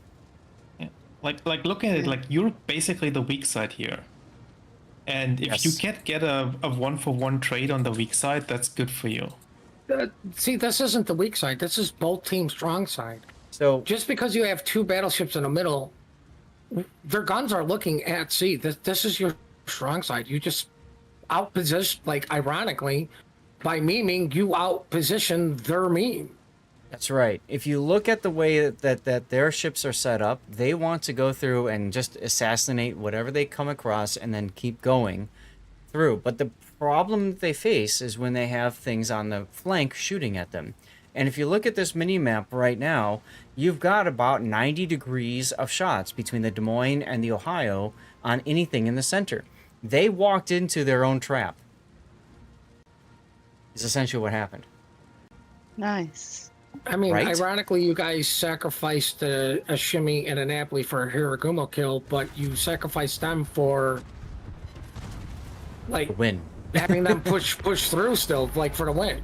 Yeah. Yeah, you separated that one Schlieffen from the train. I'm sure it wasn't an intentional sacrifice. Right. Well, but they kind of ended up in a fishbowl, didn't they? Yes, they did. Yeah, They and did. And when the Napolis thought of themselves and that Schlieffen thought of himself, there's only one Schlieffen left. And what you guys did is no different than what, you know, a hunting animal does to its prey, right? A herd of its prey. It separates the weak and then kills it. And that's what happened here. The Schlieffen got separated, and he's going to die. Because Schlieffen doesn't do well to coordinated, sustained fire. And then when he goes down, you can see the one Napoli making Inky for no good reason, because he's on Hydra. That's his own dumb mistake. I'd be making fun out of that guy for years to come. And then he comes... Kabuya. He comes by, and now this part here, now that Fufu is dead, this is when the Napoli smoke is most helpful, but it's also about to expire because he made Inky too early. And that's also what's going to get him killed against this Ohio. Boom, right there. So then you've got the other Napoli who just saw his friend die, and like the Raptors in Jurassic Park, he wants to go and avenge his friend. So he's going to go and chase the Ohio. Just on a side note, the Gehring went through the minefield in the gap. He didn't go through the middle. And then the Ohio smacks him. Yeah. So he okay, weird. But like you said, Puddin', he's on the kite flank, and the kite flank, the hold flank is literally hold. You don't overpush, you don't get yourself caught out and surrounded and killed. You just prevent the enemy from going through. And on the Atlantic, that's a diagonal line right through those islands. You don't pass that unless you have to. Like, I blame the caller, like the other team's caller, for not going Gehring. You should be torping the crap out of those two BBs in the middle. Like, as soon as they're spotted, like, that's what the Gehring should be going for. Yep. Right? Because you kind of know that the enemy, like, you guys are kiting from B, so it's going to be like, well, they're kiting from B, we're kiting from A. Who cares if they push? We'll see the push eventually, because you got the Marsilli sitting on the island where he should be. Right, so if something wants to come at him, you're full broadside, right? Jimmy's not going to probably yeet you and it's one set of torps, because it's not going to get that many, because, you know, he's nose in. And I'm looking at deals with the battleships. I'm looking at the lineup, right? All of the enemy team was from clan AOD. However, they have two players from the B clan, which you would assume is their sub-clan full of quote-unquote lesser skilled players, because that's typically what clans do, with all due respect to everybody out there, okay? So, of the B clan players, what would you guys say? Who would you guys think were the B clan players, the two of them on the enemy team? From looking at this, it could be, like, I would say they're lesser skilled players because you're in a main clan. Your Schlieffens and your Napolis, because why did you, like, they separated. You guys didn't force them to separate it. They did that by themselves. Okay.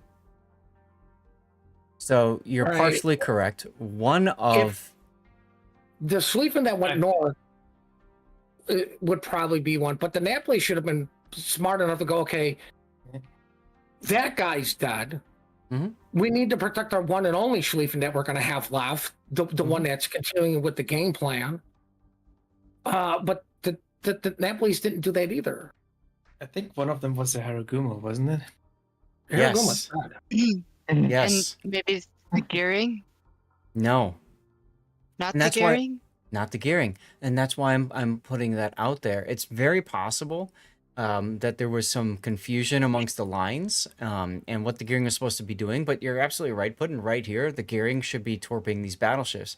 But I wouldn't be surprised if that Gehring was sitting in Gulf 4 right now, waiting for something to come through the channel. As you can see, he sent torps down through there. Like this is where the call should have been. The Gehring needs to deal with Ohio or Kurfürst, right? I would say Ohio because it's the lead, while everybody just focuses the Kurfürst. Right. But, I mean, just like you guys had mercenaries, they had a couple of mercenaries, people within their clan realm. I want to see which...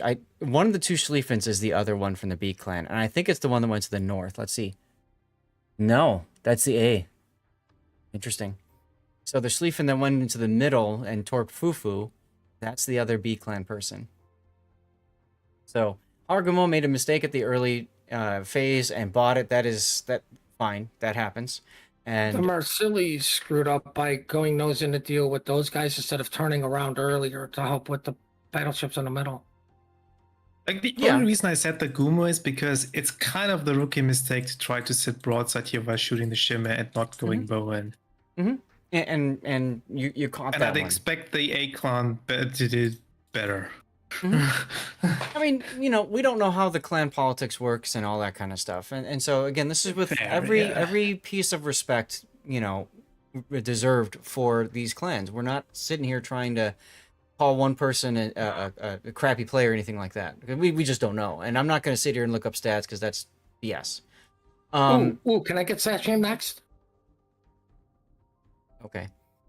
But anyways, I want to rewatch this again from the just look at the AB section. Just look at the Southwest. I want to see what the heck what are they thinking? What league are you guys in?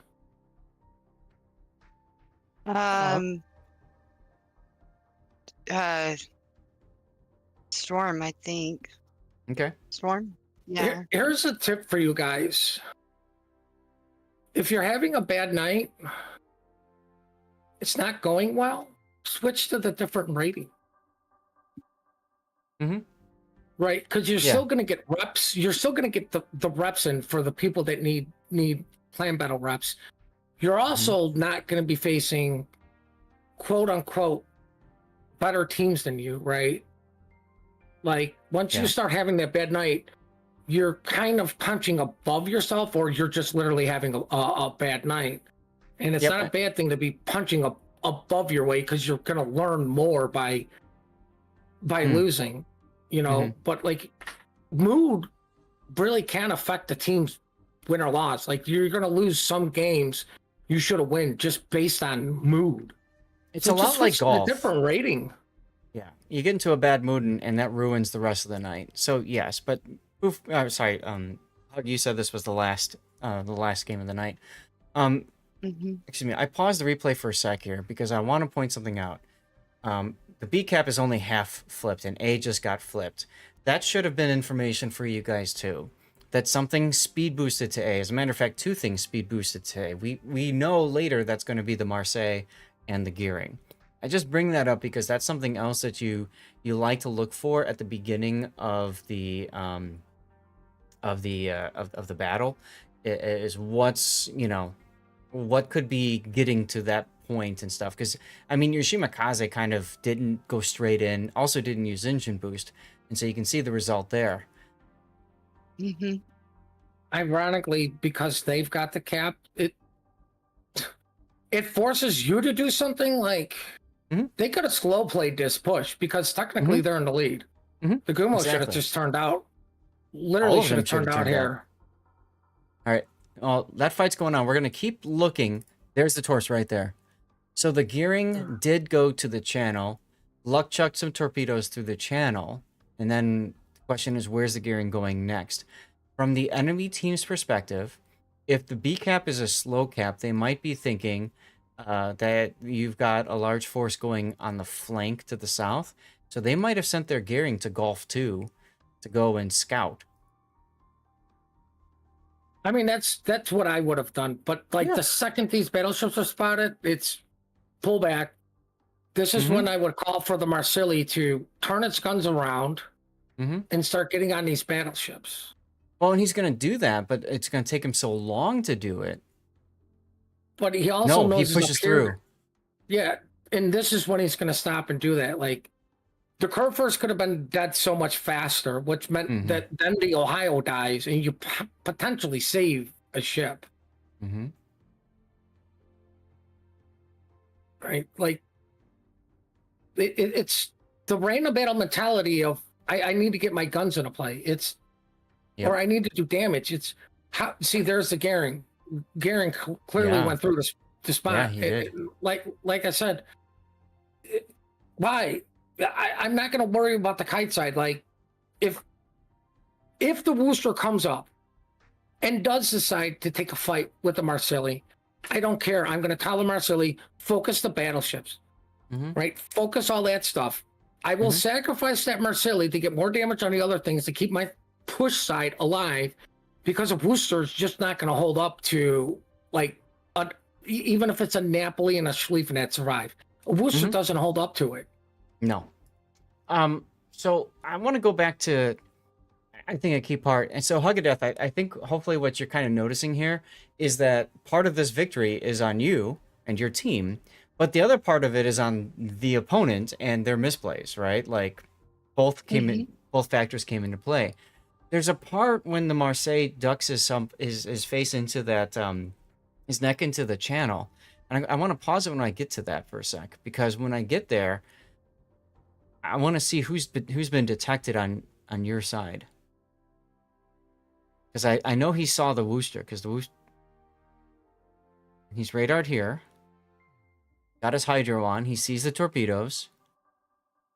And now he's going to move forward, even though he's on radar. Wooster is detected, because Wooster is shooting something else now. Yeah. So at this point, the Marseille should know, and therefore the entire enemy team should know, that there's only one ship to the south besides the Wooster, right? And it's probably the destroyer. Okay, your Shimakaze is not detected right here. So the point I'm getting at is gearing, like, but you said why, right? The gearing going through, the only thing I could think of is if the Marseille told his teammate, the Wooster radared me and the Wooster radar is down. It's the only thing I could think of that would make the gearing feel comfortable enough to push through. Knowing he's going to face a Shimakaze, I mean, it's got to be a unique upgrade gearing. Otherwise, he's at a disadvantage. See, I don't like the play from them. I mean, like I said, I would have immediately tell I them, agree. Marceli, turn and get your guns. I agree, and I would have sent the gearing up to Foxtrot 4 and just tell them to have a field day with the Torps. Like, the other thing is, this is the hard truth, the clan battles nobody wants to talk about. You got lucky. FBB went to the correct spot, right? Because the two spots you put that cruiser is the island at F7 or where FBB went, right? Quite frankly, you got lucky that you guys chose to put him up there, or he chose to go up there. Yep. And that could quite simply just due to be, oh, it's a double Schlieffen. Where's the safest spot for me to go if they do a hard push at sea? Is D9, because I have this big, huge island I can hide behind, turn around, do whatever I got to stay safe. If I go to F7, I'm dead. Well, and your Hio did great job too, right? He made a couple key plays. He didn't die to the two Napolis that went after him. So Also the Wooster, like on the weak side, like he got way more shots over on the enemy ships that pushed through than the Marseille got over. absolutely. Yeah, but that was just due to the Marseille. For like 5 minutes, just not even realizing he needs to turn around and shoot the other side. Right. All three of them are experienced players. The Wooster, then the Ohio player, and then of course FBB. They're all three experienced players. Like the Des Moines especially, he made it so awkward for the enemy team. Like because you kind of don't want to go after the Des Moines because he's so far out on the map, but you kind of have to because otherwise you allow the free farm, which is probably why the one Schlieffen tried to go for it. Yep. And just like you have to get it out, and they just failed. Yep. They put themselves in a really bad position and completely flubbed it up. So, It's like it's like two brothers going through the channel, but the whole enemy team is waiting for you in the gap. And you push through and you die. one of the things I always tell people is you never correct the enemy when they're making mistakes. And you guys didn't do that, and you took advantage of it. So, all right, I think we've kind of hammered on this replay quite a bit at this point, but Hugadeth, I think you've got your answer now, huh? How did you guys win I this? do. I would definitely tell your battleships, drop the smoke and get the heals. Yeah, Well, well, it yeah. doesn't matter Normally now, they but don't yeah. take smoke. They always take heals. Okay. The smoke I think was part of the meme. Fair Yeah, enough. they don't ever take smoke. Maybe that smoke in the middle is what caused the whole thing because the enemy team thought, oh, look at that meme comp. They don't know what they're doing. And they got overconfident. You never know. There are so many different factors that go into this game. One thing I wanted to pull up. Let me drop this for a second. I wanted to look at this. You got 8 mine hits, right? Let's see what you hit with your mines. You hit the Harugumo with 1. And damaged. Okay. Well, I don't know what. Okay. The You Hiraguma doesn't count because he ate 15 torpedoes right afterwards. it's just kind of funny, right? You hit the Schlieffen with 3 of them. You hit the Napoli with 3 of them, and this other Schlieffen you hit with 1. So, wow. And so, okay, so this one you hit with the you got 2 floodings out of that with him. So he probably DCP'd 1, and then you hit him with another one later. This one, you got a flood on him, and he actually let it tick for a little bit. And this one, you got 2. Oh yeah, oh wait. Okay, so your 1 torpedo hit him. Your other flood was from the mine, so you probably forced him to DCP. That mine hit that flooded was after she died. Like she got like all the flooding damage was after she died on the last mine hit. Right, but what I'm saying is like the first mine hit had to have been that Gumo. And that forced the DCP. And then Ridiculous. so the reason why I'm just laughing at this is because whether you realize it or not, Hug of Death, you caused like, okay, this Schlieffen probably DCP'd earlier than he wanted to, right? This Napoli definitely DCP'd. He took 2 floods. He either DCP'd after the second flood or he DCP'd after the first and then took a full flood. It looks like he DCP'd after the second based off the damage.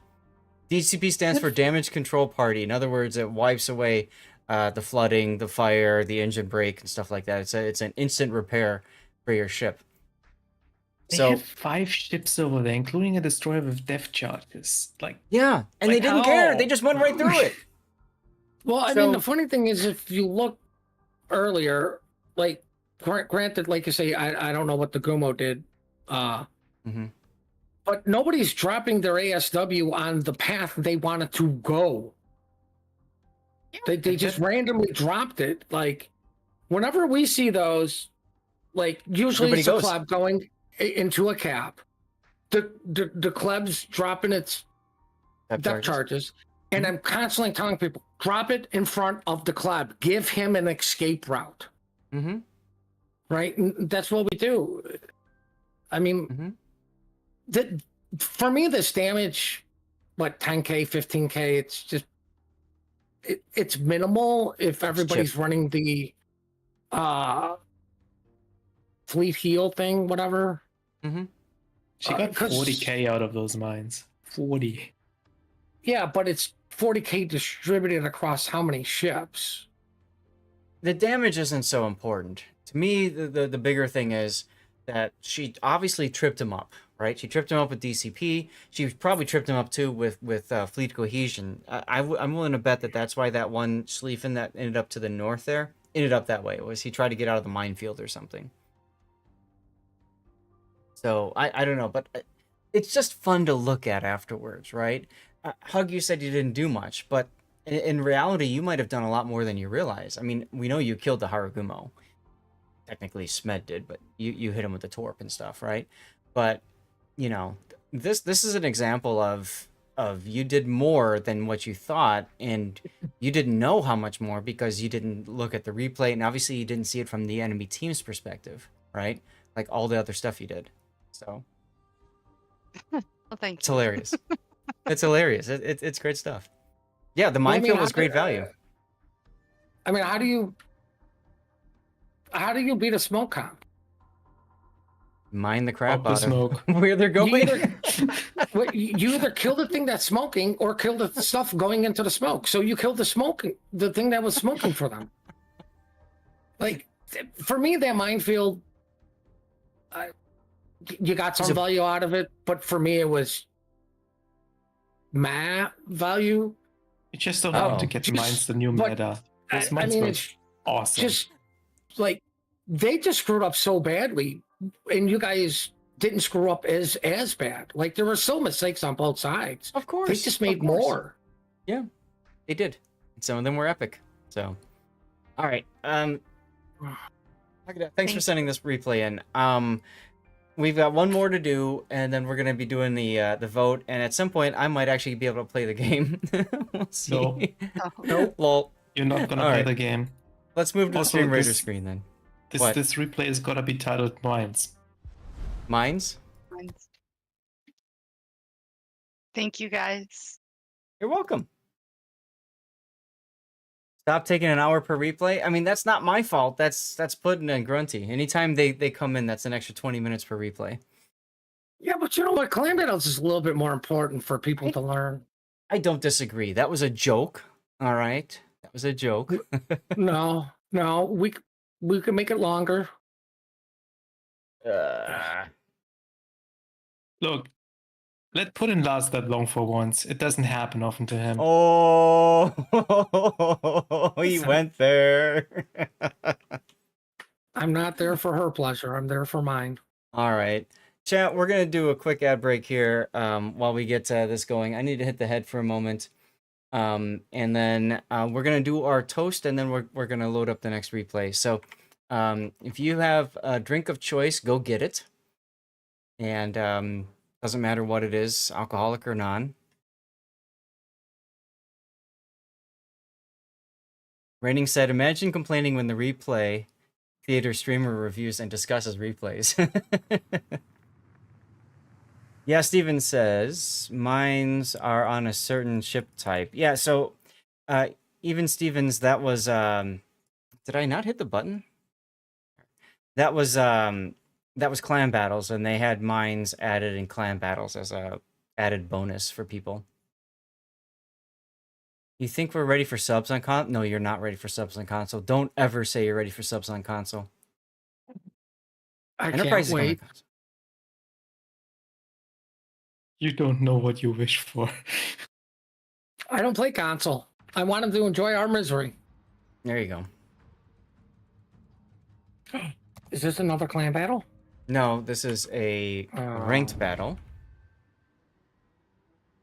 This is Hujam in the Prince Ruprecht. Randoms with less people. Randoms with less people, which helps the Ruprecht shine.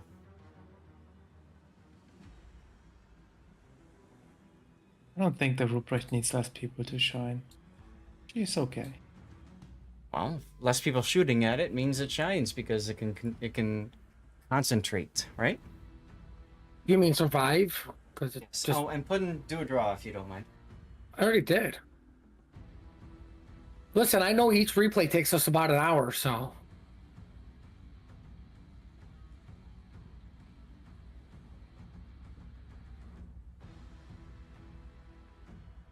We'll make it quick this time. No, I gotta last according to you, Grunty.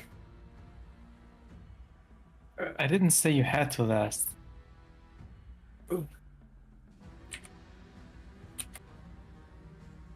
Stupid game not taking 3-letter words.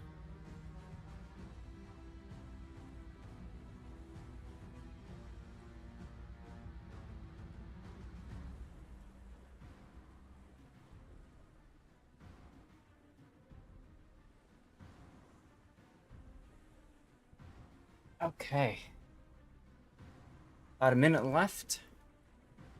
Let's see. Taro, are you still here?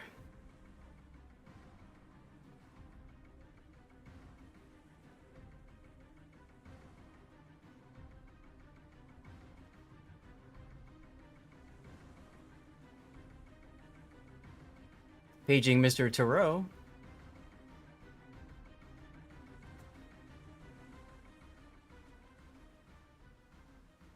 Mr. PogChamp, are you here?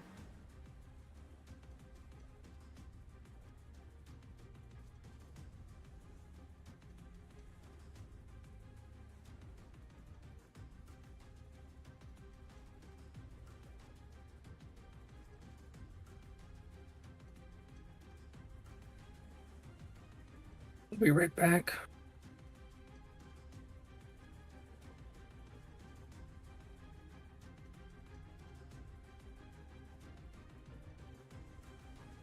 Nicely done, y'all. Alright, let me turn off autopilot. We're gonna hit focus me for a second, y'all, and we're gonna do a cheer. It's our Sunday stream, and Taro today cheered enough that I said, you know what, we're bringing out the good stuff today. Taro dropped 110 gifted subs today, guys. 110 gifted subs. So, y'all, please join me in a cheer. Cheers to Taro. And feel free to share what you are consuming, what kind of liquid, whatever it is. You just packed a bowl? Nice. Cheers, everybody. My bowl? What's in your bowl? Here's to Stevie. A lot of Stevie.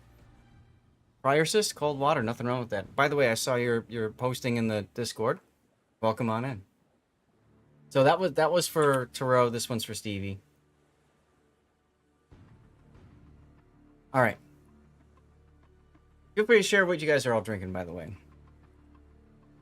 The new good stuff because the old good stuff was consumed. This is actually the rest of my Four Roses. This is the rest of my Four Roses single barrel. I've got something else from Costco that I'm gonna try next time. We're looking for something special to share. My normal, I was gonna open it today, but then I thought, you know what? I'll hold off because how long the replays were going. I was gonna open up Maker's Mark and do the traditional Makers, but it didn't work out. Fruit punch, watermelon sweet tea. You might get in Discord. Not sure how it sounds since you're on laptop. No problem. So, anyways, so I wanted to cheer Taro, and I should have done it earlier. I didn't think about it. So that's my bad. But Taro has been amazing for the stream and everything. So, Blackheart rum. All right, I have a sweet spot for rum, Wolfie. So good to know. All right, well, it's time to get to our last replay of the day. We've been actually saving replay copies of more interesting games you've had recently, just for the heck of it. Nice. Will it conflict with your natural black hearts? Ooh. Oh. All right, ladies and gentlemen, we are looking at the Prince Ruprecht, the Tier 9 ship.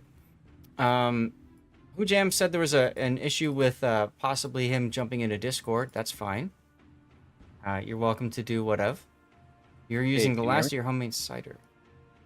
Oh, you're here. Yeah. Okay, cool. All right. I have you at 200% and you're very quiet. Hold on a second. Let me adjust something. I have proof of this camo. You have a sweet spot for their logo? Fair enough. Hello there. My wife, I'll tell you, she saw me pouring and she's like, what are you doing? I'm like, I'm celebrating the fact that somebody just dumped 110 subs on this channel. Like, that's amazing. How about now? Is that any better? Much better. Much better. Okay. I can actually turn you down a little bit. Yeah, I think it went over 60%. Hold on a second. I drop it a little bit. No. Keep it where it was. Don't you dare change it. Okay. When the streamer has to turn you down from 200%, it's fine as long as you're not like, I have to turn you down from 100% to 50 or something. But even then, it's not a problem. Yeah, I'm not I think the last time you put in a replay was with that Akazuki game like a month ago, and I missed that replay. Yeah, I wasn't here that day because I broke my leg that morning, so that's why I wasn't there. I didn't know that.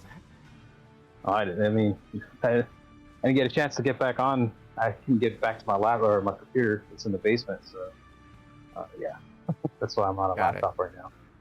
No problem. Is it healing okay? Yeah. I mean, I still got like 2 more weeks of non-weight bearing. Okay. I broke it right at the knee. So yeah, it's one of those kind of breaks. How did you break it? If you don't mind me asking. I was just on my bike, man. I was doing my morning ride that morning, and I came to a stop because I was coming down a hill. There was a car coming, and the bike kind of slid, and it started tipping. So I just put my foot down to pop it back up, and that's where it broke. And I didn't even fall or anything. That was the crazy thing. I didn't even feel it break or pop or anything. It was one of those, yeah. Was that a bicycle or motorcycle? Yeah, Wolfie, that's the same question I was gonna. Bicycle. It was a bicycle, yeah. Damn. Okay. Yeah. I guess you put your foot down with force. Too much force. I guess so. So did you bike home like? No, I couldn't walk at the. I tried to walk. I got off the bike and tried to walk, take a couple steps. I knew something wasn't right. I couldn't walk, so I was just like, fuck. Luckily, there were some people on the trail that were walking by, and they actually they're on their way out and gave me a ride back to my house, which wasn't too far. Okay. Where this trail was, so. Yeah. All right. Yeah, you know that Waterfall Glen Trail. I don't know if you know where that is, but that's that's where it was. That's out in the west suburbs. I don't know if you know about any of those areas or not. I'm sorry. Can you repeat that? What trail? It's Waterfall Glen. I don't know if you know where that is. No. Yeah, it's out there in the southwest suburbs. Ah. Yeah. Gotcha. Okay. But yeah, that's why I missed that one. That replay. Could have been a lot worse, I suppose. There's actually somebody out of the Wargaming Belgrade office who got into a motorcycle accident recently, and he's trying to recover from that and had multiple surgeries and all that. Sounds like yours wasn't as bad, but still painful, huh? I had to have surgery, man. The only way to fix it was plates and screws. So I'll be setting off metal detectors for the rest of my life. Oh, geez. Good times. Yeah. Don't use pedal clips. I do. Yeah, I don't. I have like the egg beaters, but they have like a platform next to it, so you clip in, clip out. I love it because then when you pedal, you're pulling up to go, which is kind of fun. It's a good workout for your legs.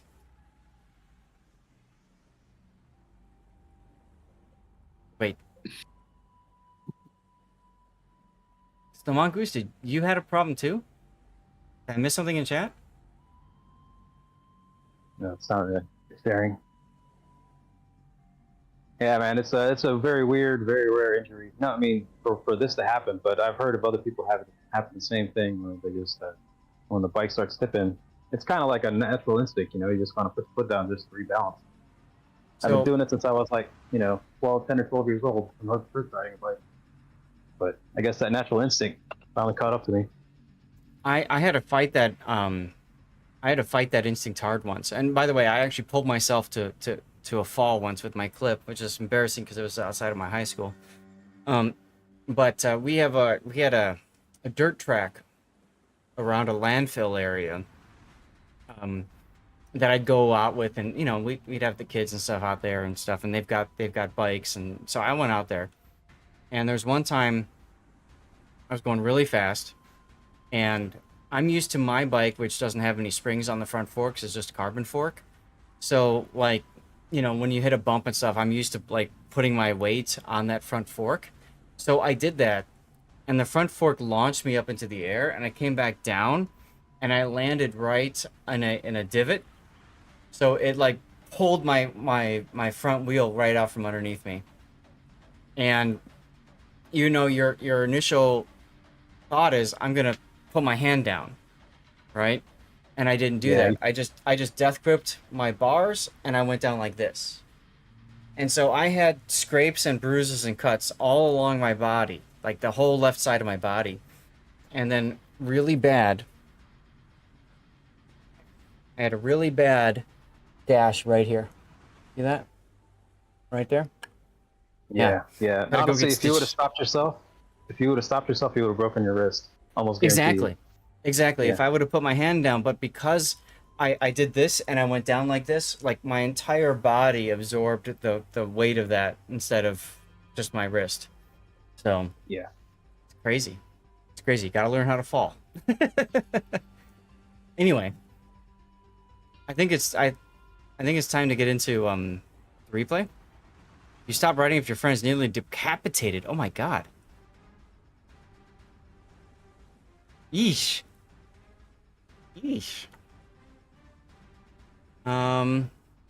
Anyway, let's talk about the Prince Rupert. Let's talk about Hujam's epic game. It was so epic that he requested it twice. So, Think about Sorry, that for a man. I got moment. like 400,000 channel Does that points. mean we can go twice as long on the coverage? Oh god, dang it. Nice. 2 hours. We're gonna break Anyways, records with this one. oh goodness. So the Ruprecht is the tier 9 of the German battle cruiser line. So she's armed with hydroacoustic search, which is not as far out as the FDG. She's got great secondaries. Her main battery is nice. Her biggest weakness, of course, is armor. 2 streams? Oh god, no. So yeah, she's a fun boat, but she's just like the Schlieffen. She doesn't want to be focused down by too many ships, and so this is a ranked battle, and frankly, ranked is a great place to play the Ruprecht because there's fewer enemies to shoot back at you. So it looks to me like you've gone full secondary setup, auxiliary mod, secondary battery, and even auxiliary modification in the last slot. And then you've got damage control, propulsion, and concealment here. Nothing wrong with this. All right. Thing about this line of ships is that when you commit and you basically engage, you go all the way. There's no stopping once you start. So propulsion makes sense here, and everything else works fine. There's your hydro, which reaches out to 5.5 kilometer. Is this Lutyens? Oh yeah. If whenever Now- it's ranked, I was moving Lutyens over to the ship for this, and I take Right. it off Schlieffen and move it here. Yeah. I know Right. it's a great secondary line, but I'm not convinced on the auxiliary mod in the last slot. I mean, I think You I'd could change still it for main take the battery. reload there. you could change it for main battery. I mean, honestly, it comes down to which of these two you prefer doing. Usually auxiliary, I agree with you, is not as helpful damage-wise. What we'll do is we'll take a look at the end result of this battle. And granted, it's only one battle, but we can talk about, did the secondaries do more talking, or did the main battery do more talking, right? Anyway, Lutyens is absolutely, like, we had a discussion on this on my Discord lately. Lutyens is best on the Schlieffen, bar none. Z52 is a close second, and then there's other choices, in my opinion. No, the close second is the Elbing. Okay. Yeah. So, anyways, you've got preventative maintenance, and that's a buffed preventative maintenance because it's Lutyens, so you get 15% extra, which is nice, and then you also get better. I think it's normally, is it 10% or 15% normal? Yeah, it's another 5% for secondaries and anti-air, and obviously, for you, Lutyens with preventative maintenance, it keeps your torpedoes alive better and also keeps your secondaries alive better. And if you're investing this much into your secondaries, you want your secondaries to live. So that makes sense. Yeah. Honestly, I can IFHE, probably switch out that first mod back to main battery just to protect the torpedoes more instead of If the you want- secondaries. But yeah. Honestly, I think your torpedoes on this ship line is gonna die no matter what because they are not very well protected. Right. What most people do is they want to just... So torpedoes have that RNG hit point pool, which is fun. But secondaries don't. So I agree with Grunty here. Just keep auxiliary mods on and don't worry about it. Don't think about it. yeah. And then we move down to... So then you've got IFHE. Now, IFHE is good because for secondaries, you need your 105 millimeter guns to penetrate 32 millimeters of armor, which requires IFHE. The 150s do automatically, but you need these 105s to do so. So that's why IFHE is here. Now you do lose your fire damage, your fire chance, but you can bring that back through flags and just as well. Then you go secondaries, adrenaline rush, concealment. Now, you have a choice between fire prevention and emergency repair. Concealment is important because concealment brings you down to 12.25 kilometer detection, and your secondaries range is 12. So basically, if you're spotted, your secondaries are firing. That's why concealment is so important here. So you have a choice between emergency repair and fire prevention. It's a choice. You have to decide between the two of them. And you went for emergency repair expert, which does a couple of things. It increases the time of your repair party, increases the action time of your damage control party, but it also gives you one each of extra of those consumables. The reason why that's important is because on the Schlieffen line, the battle cruiser line, you have a finite number of DCP charges. So this goes to 5 instead of 4, which makes perfect sense. Hey, Big O. For flags, you've gone without Julia Charlie. This is ranked. Do you really want to win? Yeah, but at the same time, it's battleships and detonating is like ultra rare. But it hasn't really happened in this ship. It's actually happened more often in Musashi than this. I'm just saying, if you want to win, put the flag on and not worry about it. Yeah, that's all I'm saying. I always use it on the DDs. It's always on the DDs, but it's never really on them. Right. Also, I'm also I'm hitting that point where I'm starting to run low. You know, once I start dipping under 100, I kind of stop using those flags until they just naturally build back up. That's fair, because you got clan battles you want to use them for and stuff. Yeah. You want to be brawling in the ship and get up close, so I think the ramming flag gets especially useful on this, though, because, like, you're probably going to have an opportunity to ram. Yep. These two flags are the only two you're missing, in my opinion. Well, hold on. I see right now. There's the cooldown reduction missing as well. Yes. I would drop the Hydro action time and pick up cooldown. I might go for something like this. I think this is good. You don't have room for your flags for fire chance, but that's okay because it's only 1%. So. Yeah, normally I'm running the cooldown one, but actually that's another one that's I'm dipping under 100. A fire flag is actually, like, assuming you take the fire chance flags for the secondaries, it's only 0.5%, so it's even less. Right. Yeah, that's true. No need to everything when you set their HP to zero.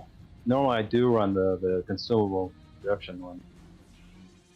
Pretty much on all the battleships, but that's another one that's running low too. Okay. Here we have a fellow initial D enjoyer.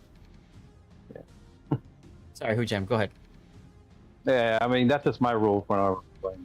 There's a couple flags that have thousands of, and there's certain ones like that are used across a lot of ships that I'm starting to. Yeah. So what I do is every month I buy those flags that I'm low on using the coupon, and that's it. And I would say if you're trying to conserve flags, well, if you're trying to win, I would say just use them all. If you're not trying to win or kind of sort of trying to win, I just if you're not going to use a det flag, I kind of feel like there's no need to use anything else. But it feels bad putting up full flags, right, and then just detonating. Like exactly, it's even worse than not having any flag on. Exactly. Anyway, let's get into the replay. I already took the screenshot. I hate detonation flags. Like, I wish I wouldn't need to use them. It's a stupid mechanic. Remember, instead of auxiliary modification, he could also go for magazine modification that reduces your risk of detonating by 70%. Yeah, but nobody ever uses it. Right, so nobody ever uses it. In terms of your setup, Iowa versus Pommern, advantage Pommern. You versus Alsace, advantage you. Okay, so battleship-wise, you're about even. Let's talk about your cruisers. Santander versus Azuma.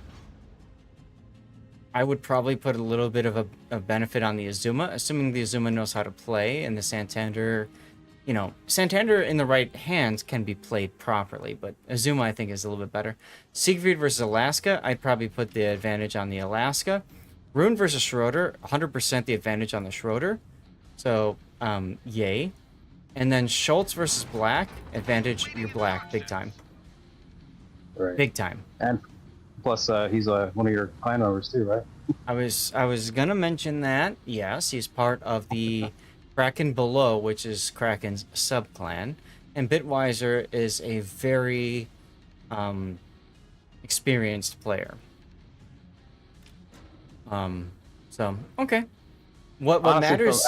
I'm not, and honestly, between the lineups, between the cruisers and everything, I also noticed like this is for me personally playing this game a lot, and all, especially ranked. I recognize two ranked legends on the other team. So.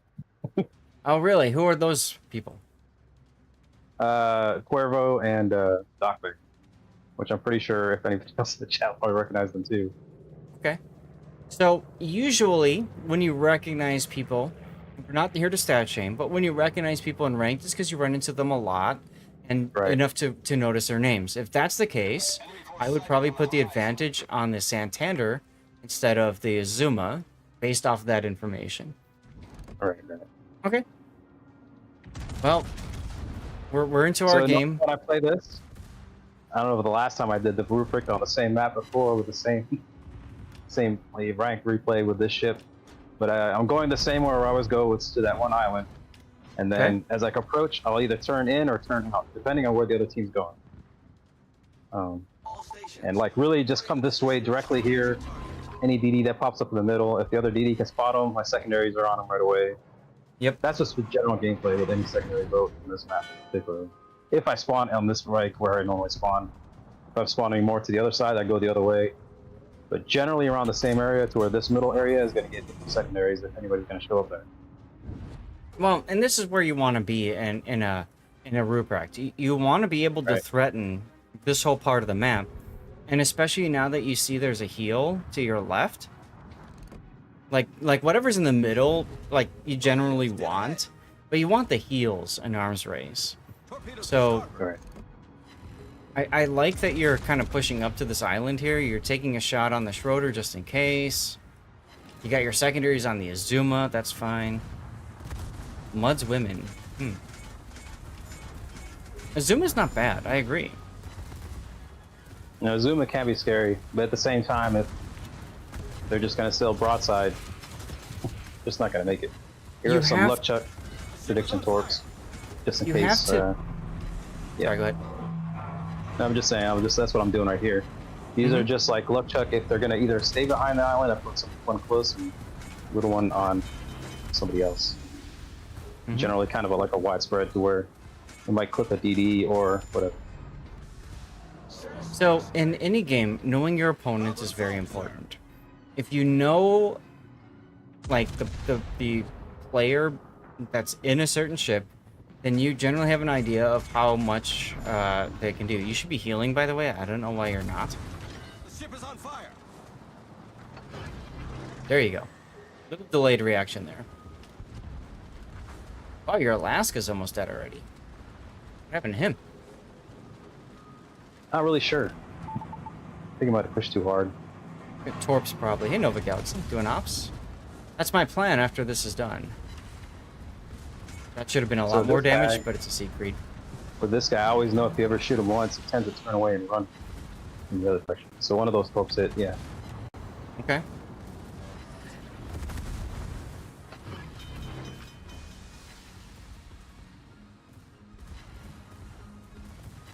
Now you've got smoke you can take advantage of for a few seconds.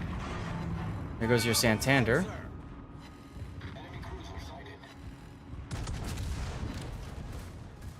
It's fine, Nova, don't worry. And of course you only hit with 2 overpens. Yay. Yeah. I'm really surprised that nobody on your team went for the heal. Yeah. Oh, okay, Siegfried is down. And here's like the biggest mismatch ever. French battleship against one of these German. Battle cruisers. Now you torpedoed already, I think, from your left side. Right. That's to catch the other ones if they're actually going to go cross that island or not. Or if they're going to go for that puff. So Alsace has 32 millimeters of armor all around. So your IFHE is absolutely very important here to keep, chewing into that armor. Also, you should be healing as soon as that's on cooldown. You're taking a little bit of time here. Again, this is the second time you're delayed your heal.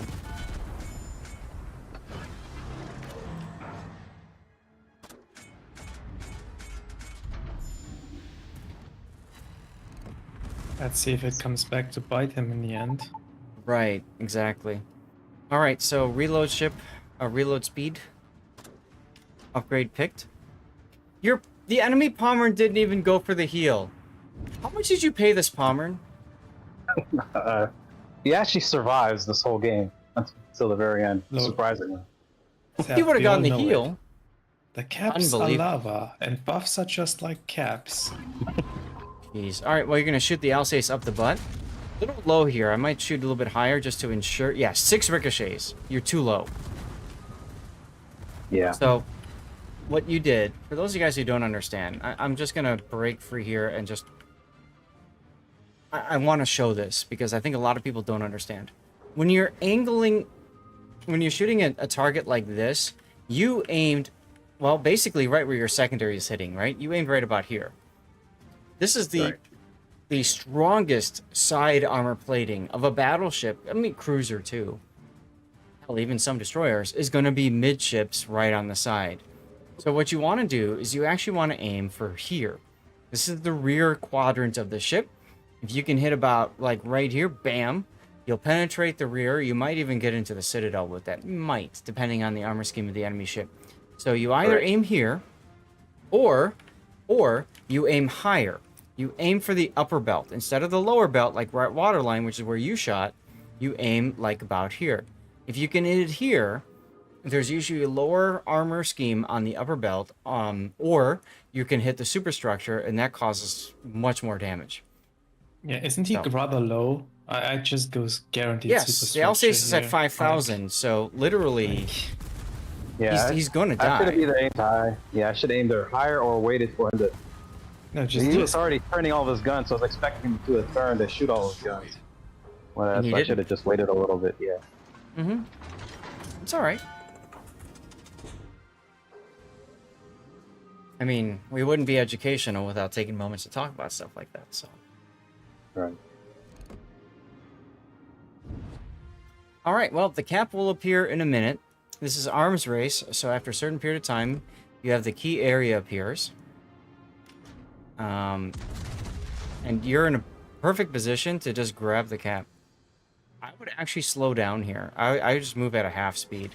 There's no need for you to come out in front of the Pommern. Honest, I would actually go full speed and grab the heal. Well, you can go for the heal at the north.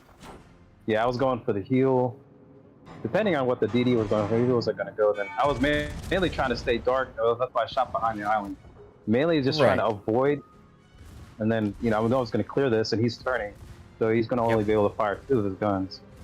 Yep. Mainly looking for where that Azuma is. I was kind of afraid where that Azuma was, even though I wasn't afraid of him as a player, but him just locking, you know, sending HE shells from behind that island on me is going to be really a problem. Yep. So earlier on, you chose not to. You didn't click on the Pommern. For me, in my experience, I always want to click on any ship I can see, with the idea that that way the bonus is immediate.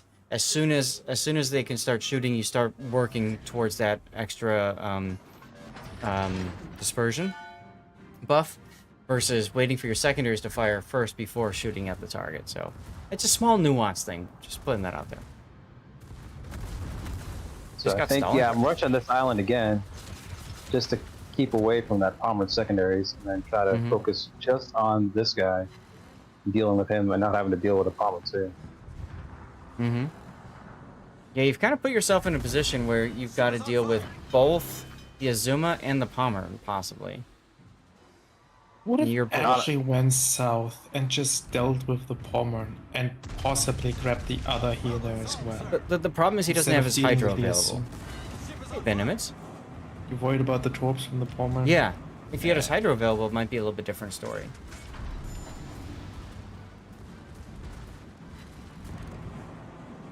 Yeah, I'm paying attention where that Pommern is. You know, not to come out where I can get, you know, fired on my secondaries and same time this guy too. So, and this comes back to my comment before about going half speed instead of full speed. Like, you would have had a little bit more time to focus on targets and stuff. It's not going to matter here because there goes the Azuma, and you can heal again.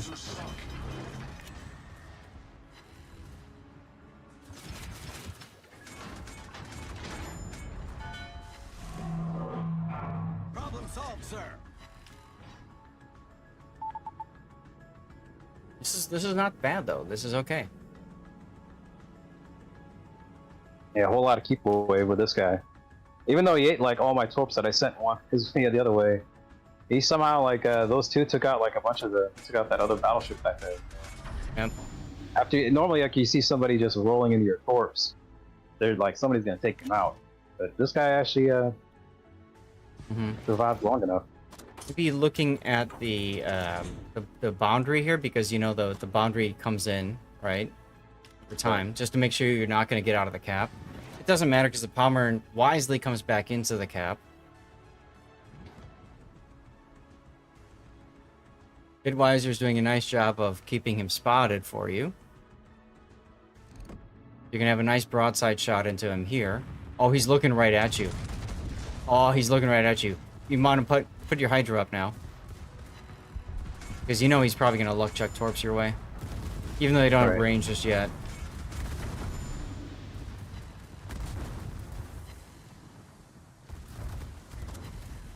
Yeah, forget about your torps. One has 380s. That could have been bad. Yeah.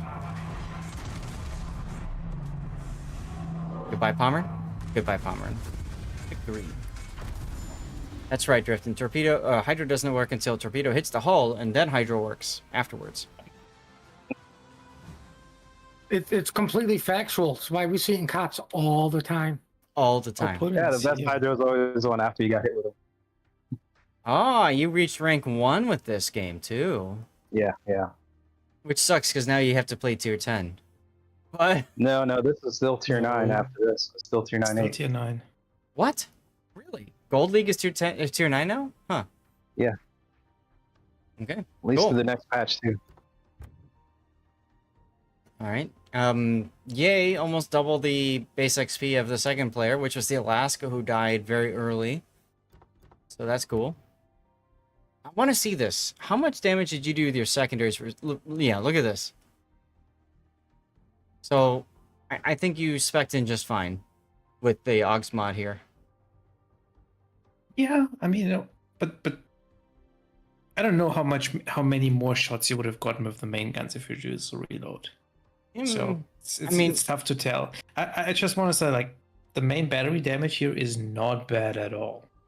Yep. Bum and Bill, thanks for the follow. Welcome on in. You're right. It's not bad primary damage either. And that's correct. Secondary, I was fixing to get to that. Vladeshi, thank you for pointing that out. The fire damage is also from those secondaries. So then you're looking at almost more than double, right? More than double the damage done from your secondaries versus your main. Now this is just one game. So you want to look at this over multiple games to decide for yourself, is this doing for you what you wanted to do? In ranked, it's probably better than in randoms to have the Ox mod. Absolutely. Yeah, Ox mod is just really good. Fully admit that. Absolutely. And ranked is where it's at when it comes to, frankly, playing just about any ship, but especially a ship line like this. This is good. Yeah, this is very specialized. Mm-hmm.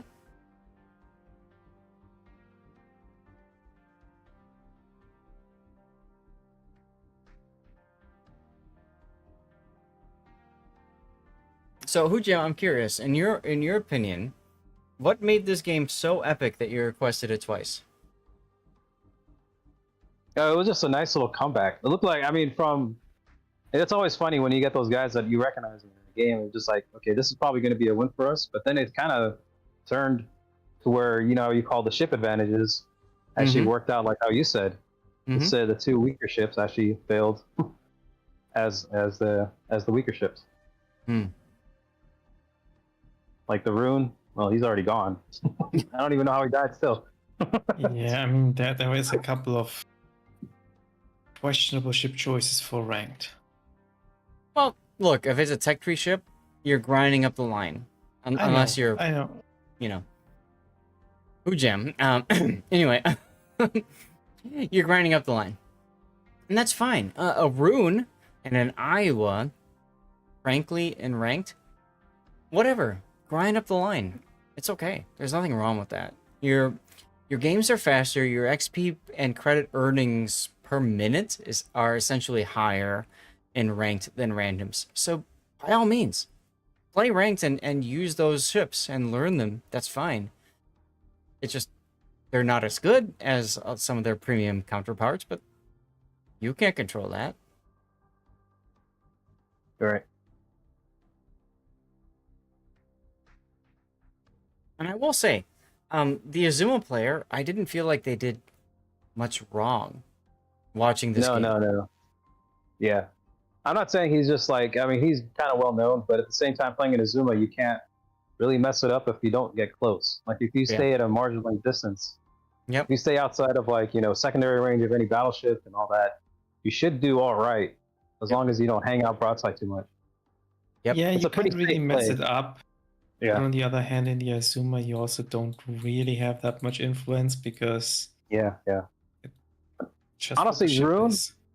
Rune wouldn't be that bad if people wouldn't always be so close with Rune all the time, just because they have the torpedoes and the hydro is such a bait when people see those on their ships where they want to get close. Yep. When the ship really can't handle being close, No. especially the Rune. Okay, so your Santander just got whacked, it looked like, by the Pommern early on. Oof. Right. I want to see what happens to the Alaska. How did he lose his hit points so magically? It might have They're been from the Schroeder. delicious. I mean, he's in the middle of the map. He's getting chunked by the Alsace, the Schroeder secondaries. Okay, he didn't take a torp. It might have been the Alsace, because I he think was it's the flat Alsace. broadside to the Alsace. He was. I think it's the He Alsace. moved his ship in a very poor position. Yeah.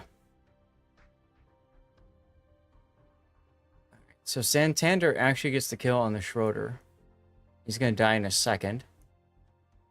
And we missed your Rune dying. Your Rune died already. Yeah, he died very quickly early, and he was on Yeah. a flank, like he went on his own in that direction. So he must have done something to catch somebody's attention while he was crossing an island. I mean, He gets it's clapped so hard. I've never been a fan of the Rune. Hindenburg I don't mind, but the Rune to me is suffering. I think the biggest problem The rune with- for me is range mod and stay at range.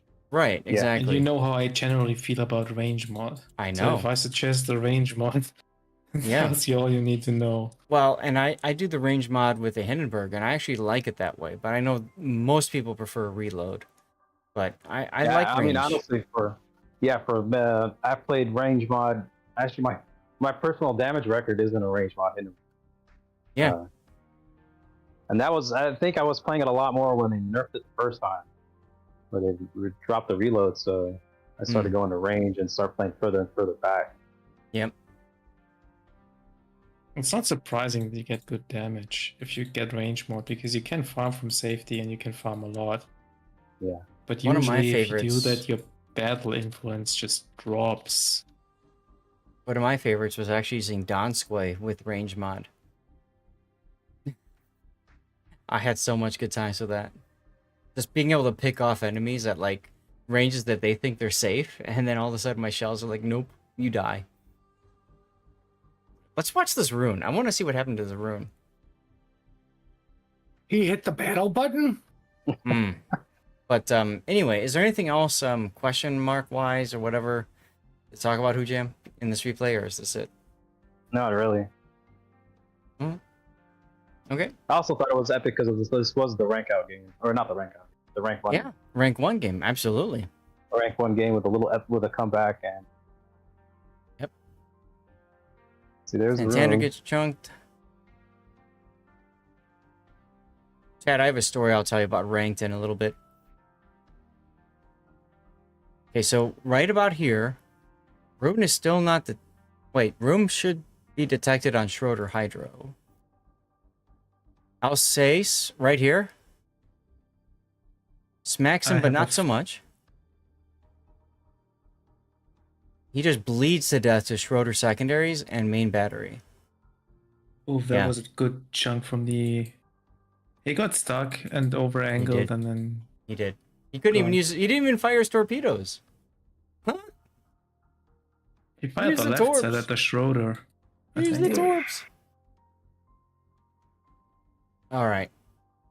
Well, hey, thanks for sending the replay in. That was a lot of fun to go through, as always. I'm gonna go to the focus on me screen just so I know where to cut. You guys want to hear a fun ranked battle story from me? This is great. And then we got to put a poll together. The older style of ranked. All right, not the ranked sprints, but the older style where you played for like 2 months, 2.5 months to rank out. Story time. Gather on the fire. I remember I was playing. I believe it was the season I ranked out in the Kyiv, and on the enemy team is actually somebody that I know. It's one of my friends. He's in a Nagato, and I went to all chat. I'm like Discord, and he's like okay. So like we jumped into a voice chat together, and here we go. I'm now gonna be hopping to match fixing. I go to him. I said, dude, this is my rank out game. Is there any way in hell that you can like not win? Because he's on the enemy team. He's in the Nagato. I'm in the Kyiv. And this is back when the Kyiv was tier 7, before the line split. And he said, no problem, Seth. I'm gonna go straight into the middle of the game, and I'm gonna go make myself a coffee. That's exactly what he did. He put his Nagato autopilot center of the game, made himself a coffee. He comes back, and he's winning. Why is he winning? Because my team saw him going to the middle and sacrificed their positions so they could shoot at him, and all just got themselves wrecked. I couldn't believe it. I'm like, are you effing kidding me? We eventually won the game, but like, it was the stupidest game possible. And that's what ranked does. It brings out the stupid in everybody. And it's priceless, indeed. It's priceless. Absolutely priceless. And this is the old system of ranked. The old system of ranked, where if you lose the game, you're talking about 3, 4, 5 more games just to rank out again. And it's just frustration. So, anyway, there you go. It's the same thing if people now see a sub or a CV. They forget everything around them and need to shoot those. Oh, absolutely. You see a sub, you gotta shoot the sub. Nothing wrong with that. Yeah, well, at least they're shooting the subs sometimes. Most of the time, people don't even shoot it. That was always the problem with the subs. You see them. Right. Chat, I'm gonna log in. If anybody wants to join me for operations, please send me a message in game. I'm gonna go to the Stream Raider screen here, and we're gonna get Stream Raiders going. We're gonna do an ad break in a moment, but I want to get a poll start here, okay? So which to YouTube? You tell me which replays from today should make their way to YouTube. So we have the Leone. We're gonna call that one Boss Fight. That was I don't even remember, NBA. We have the Wisconsin. That was Rob, and that was going to be no instructions needed. We've got the Constellation. That was on Two Brothers. That was Thud Twit. And that was no click, no boom. Shimakaze, Clan Battles. Shimakaze. And that was Hug of Death. And we're talking about this one. We said we were going to call it Mines. And then Prince Ruprecht. Just saw that one. And that one, what are we going to put for a title? We didn't come up with a title for that one.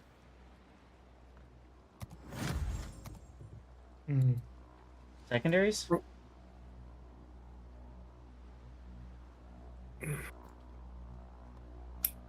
For what? The one we just saw? Yeah. My Nurembergs are strong. And here's the thing, Cthulhu. I don't really feel like it was a death blossom because you didn't just go and YOLO and like kill a bunch of things, you know? Alright, I'll just leave it at secondaries and we'll see what happens for now. We can always change it later. Old system was frustrating? Yes. You loved it because the season flags.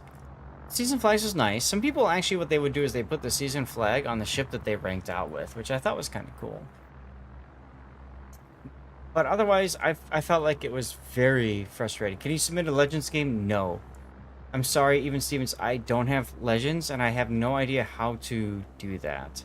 And frankly, I couldn't even give you feedback because some things are different on regular.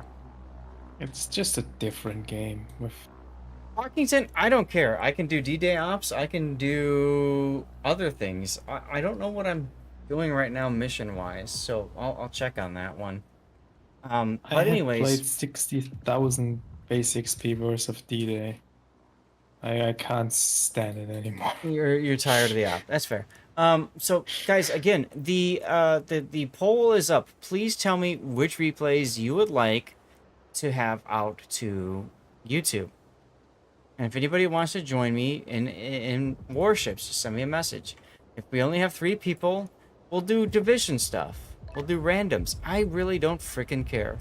All right, there's Rob. We're gonna do an ad break while you guys finish doing this. Here we go. I don't Just care in time for because Barbie I'm Girl. already dead. Pockington, come on in. All right, we got Pockington, we got Rob. Ladeshi, D-Day Op. All right. But seeing some of the video footage from this, I gotta be honest, they are just gonna freaking. Thank you, Rob. Go Bird. I had a game in this yesterday where I quadrupled the XP of everybody on my team. Huh? Sorry about that. That was my dad talking to my brother. Fine, no worries.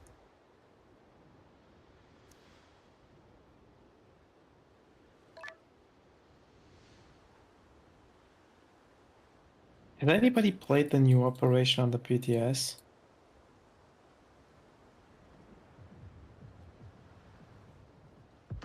What is this? The defense one? Yeah, it's basically the same operation as the current one, but you play on the German side with the destroyers. Oh, okay. Yeah, come on in, Rainy. Yeah, we got room for one more.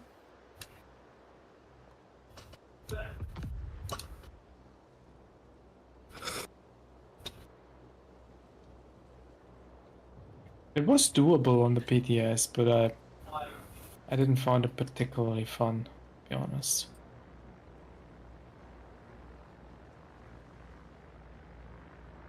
The next one, where can I put this?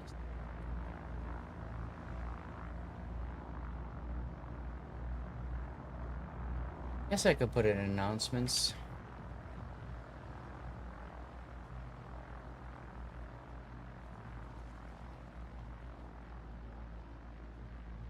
Pirates, you thought you already added me? No worries.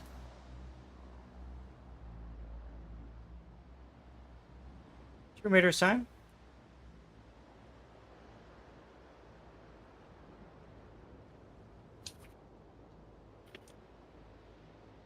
Oh, Puddin', did you do your draw yet? After this replay? No. Oh. Come on. Rob, you got it? Hang on. I was typing. Okay. What?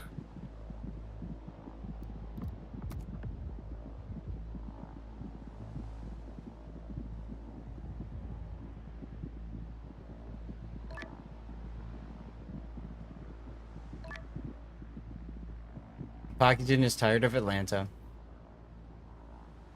Don't blame him. I got myself the community token camo with the palm trees because I played it so much in this and I had so many community tokens. It's a good camo.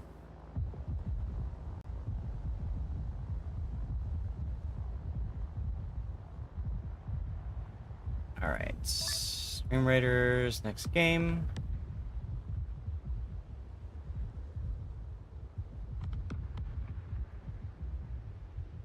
You exchanged Duke of Yuck? What the hell's wrong with you? I never played her because I wasn't a big fan of her. And if I want her back, I can get her back with Cole. Okay, that's That true. was And th- I know you've done this and that before. was my and that was my reasoning for exchanging the Moskva for the Turpitz, because the Turpitz was one I really wanted, and I could get the Moskva back later. Right. I remember you talked about that. I think that's perfectly fine. Trade in a coal ship for the real premium. Yep. All right. I'm at the process where I'm clicking a bunch of stuff. We got room for one more person. Raining, would- you might not be able to do the tier 7 because Rob is in a tier 5. I would have done the same if I was able to get the Karl Johan for free, but unfortunately you can't. You always have to pay a little bit up unless you trade in Now, what ship one is of the it that tier 10 steel ships. everybody's talking about trading in? There's a destroyer, right? Or Sherman? It's a Sherman or the Marceau. Like whatever is the cheapest. They might be the same price. I don't know. I mean, Sherman. Because, I mean, I'm sitting on... I mean, I've got 1.2 million dubs, right? But I am also sitting on 5 million coal. Don't you have all the ships you could get in the trade-in? Yes. Oh, 2 million coal. I do. I do have all the ships, so I don't care. I'm just saying, like, I could sell Sherman and rebuy it for coal if I wanted to. Alright, back to the game. So, we're doing 5s or 6s? Drifton, come on in. You're going hard mode, huh? I didn't catch that, Grunty. Sorry, what? I said you're going hard mode, huh? I don't know. Rob wants to play Agincourt, so what can I play now? Dido, I guess? What's good at tier 5 or 6? You don't have ship trading? It's okay. Renown 44 and West Virginia are probably the best other battleships because secondaries. Well, the Renown 44 is a tier 7. Oh. West Virginia. Okay. I could try West Virginia. Right? That's a tier 6. Or the other Renown. I don't think the regular Renown is secondaries, though. What about Oklahoma? Should I try Oklahoma at tier 5?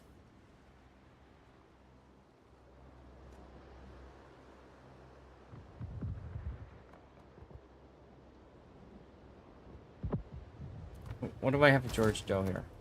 19 pointer. For cruisers, you want any light cruisers that has depth charges on the ship. Does well. Having a smokers on the Dido probably doesn't hurt. Scheist! Scheist with 1,000 bits. Holy shit, dude. How you doing? What up? We're just getting into some operations, man. How you doing? No, just popping in, see what's going on. Yeah, well, thank you. If you want to grind Commonwealth cruisers, the Hobart is not bad. I'm finished with the Hobart. I'm on the tier 7 now at this point, so keep that going. Sorry to hear that. We are full right now, Scheist, but I'll get you in. Don't worry. Hey, no stress. Not even a little bit. All right.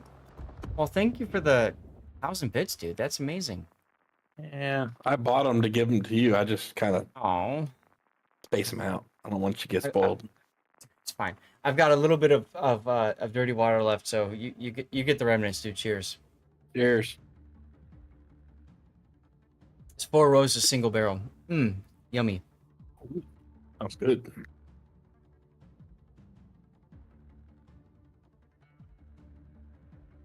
We had earlier today. We had 110 gifted subs earlier today.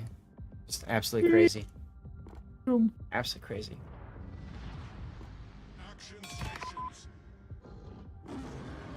Somebody really wants to see that the brick match go up. Somebody what? 41 votes for the Ruprecht match. Oh, 41 votes for Rupert. Oh, yeah, I see that. Okay. So Jeez, damn. Ruprecht will be the first. Second goes to Leone. And then the third goes to Constellation. I'm frankly surprised that nobody voted for the Shimikaze clan battle game. I thought you guys might have been all about that, but okay. You sold tier 3 premiums? Eesh. Why? I mean, I wouldn't sell anything. Now, and for you, you're talking about in Legends, which is the console version. So I absolutely would not sell.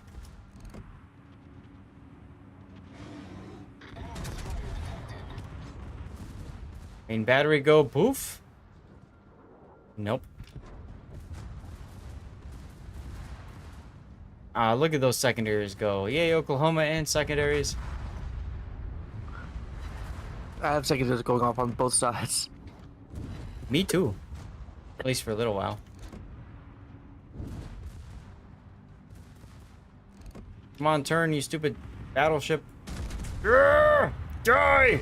Oh, big hit.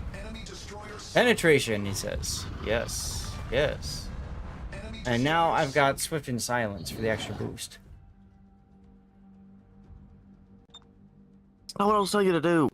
NBA, what the hell? You traded a Max Immelman for a car Johan? What is wrong with you?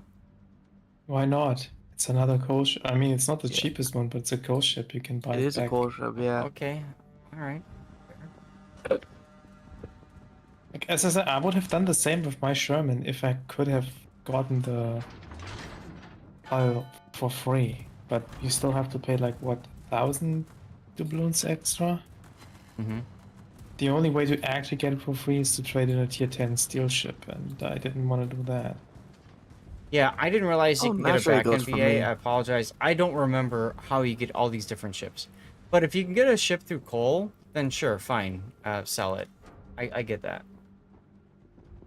Would have just used a different one because Immerman is rather expensive. Mm-hmm. Yeah, I got to figure out which one I'm going to buy with steel because I've got enough to buy a ship and I don't know what I want. What are your choices? Oh, I love the pictures. Okay, Yeah. fine. You're a battleship player, so what are your battleship choices? I mean, there's that, but I really want the Gato. You Oh, don't. really? Don't. I don't. Okay. The gun, Not with the since the changes. shotgunning nerf, Yeah. the gun Oh, did is they? not what Okay. it is anymore. I bet there's Nope. a bunch of really upset people that spent their stuff on it that are mad now. Oh, well. Like, from what I've seen, like the subpopulation in general is on the decline since these changes. You see less and less subs, and if you see them, like, it's not Gatos anymore. When I'm not in a match, I'll look at my choices and have a group discussion. I'd love to hear input. Yeah, take your time, dude. Cause I've got like 500,000 coal too, so I kind of need to buy a ship. You have your Gato was- coupon, Shice. This is the best question.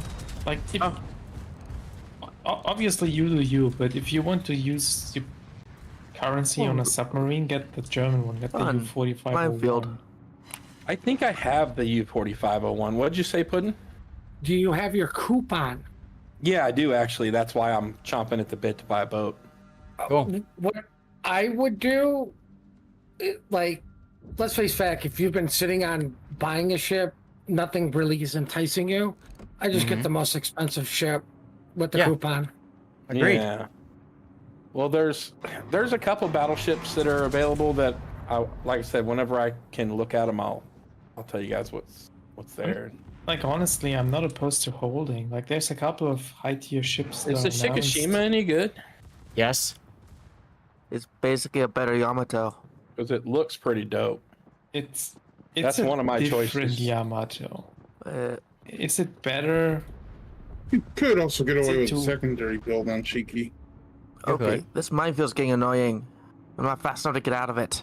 I guess where Well, then be my faster. thought was when I did the research on it, it said That's it was easier said than extremely that. accurate at range. Than So I was actually like, core. "Why, The secondary?" thing about But- Shikishima is that she reloads a lot faster than most people expect.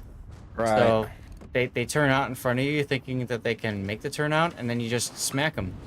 Yeah, that's cost me a couple times. Not gonna lie. Mm-hmm. She's good, but like, she's not that different from No. the Yamato. Correct. So if you have the Yamato, I don't know if you necessarily need the Shikishima as well. That's the only concern I have Yami with the was ship. my first tier 10 battleship years ago. I mean, her audio was nerfed because of how impactful her audio was, because everybody could hear it on the battlefield, which is awesome. Oh yeah, it's gnarly. Mm-hmm. Like the extra caliber doesn't actually do anything for you. No, but it's fun. Sure. Sounds good. Torpedoes, direct front. Like there's 10 ships announced. Like Oh, Schnellboats. there is a Spanation Des Moines coming. There is still the Prince von Orion here. There's this Kuzamina or whatever it is called. Oh, And hit that Schnellboat good. so if there's nothing you particularly want, I'd just wait. Like,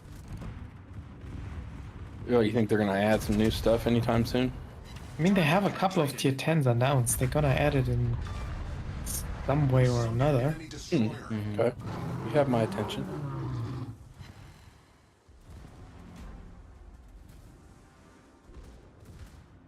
Like I'm saving for the Dutch cruiser. That's apparently stuck in development hell or whatever. Yeah, Because we haven't heard anything about it in 2 months now. Oh, got the kill. Let's go. Enemy destroyer foundered.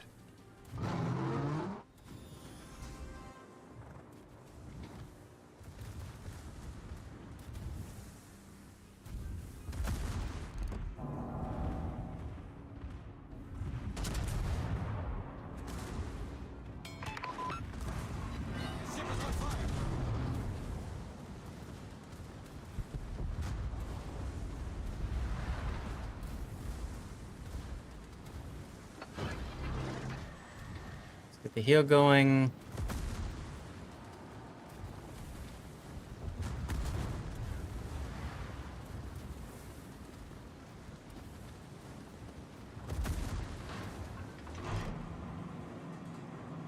Just outside of range on that coastal gun, but this one I should be able to hit.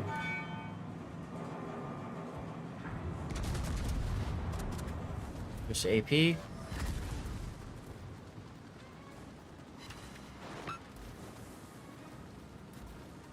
I love that bonus for being on fire.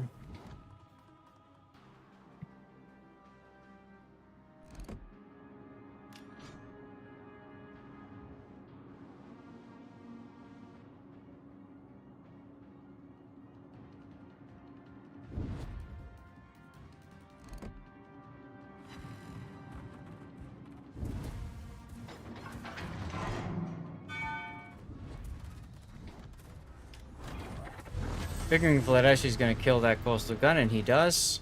So I'm gonna hold my salvo for this other one.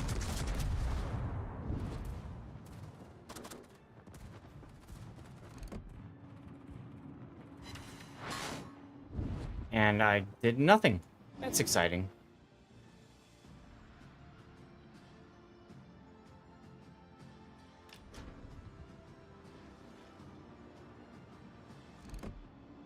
Okay, that's one aerodrome down.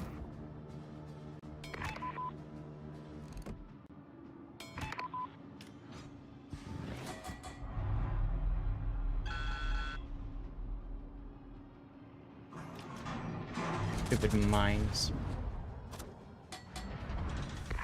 Yeah, most of the damage I've taken, this might have just been from those stupid mines.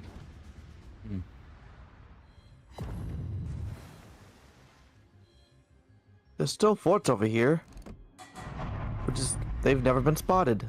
Well, that's unfortunate for you guys. Yeah, they Yeah, just now got mine. There you go, Wolfie. There you go. I'm probably gonna die here because the aerodrome's like, hi.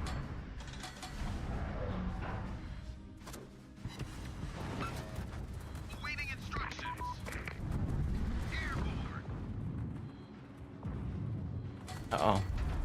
I see enemy destroyers. Yeah, I'm dead. Oh my god, they killed Rob! With aircraft, too. That's what you get for taking a tier 5 with no anti-air.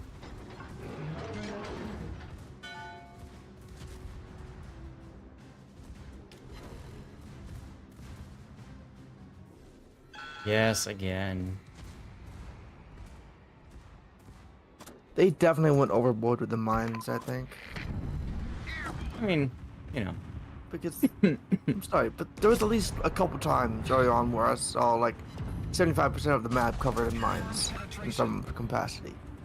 Mm-hmm.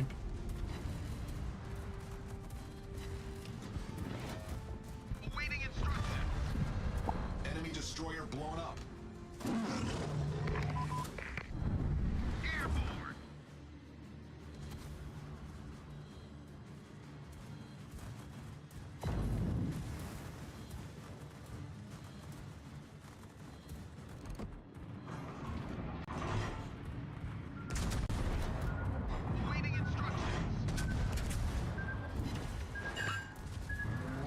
Wait, Aerodrome, nobody likes you. Engines immobilized. Wow, that's unusual to see on this ship.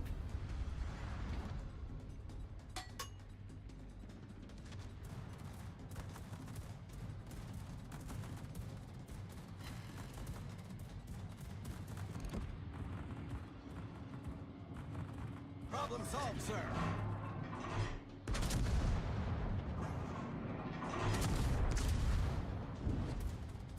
Hot damage RNG indeed.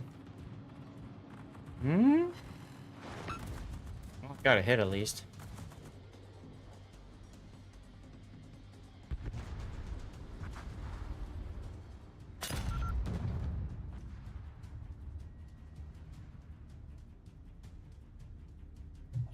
This is true, Seabear. This is true.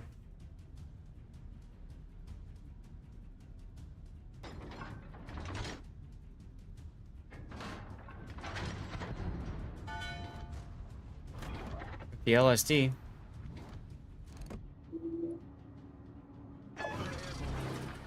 Clean up and raving about here. Of course, I could also be shooting the coastal gun. Nobody killed the coastal gun to the south? Raining, can you go for that? Well, we all died before we could shoot it. Sounds like a you problem.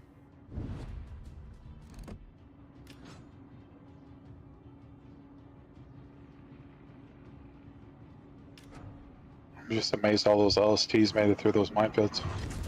That's pretty impressive, I agree. There we go. You just open your mouth and then there we go. Well.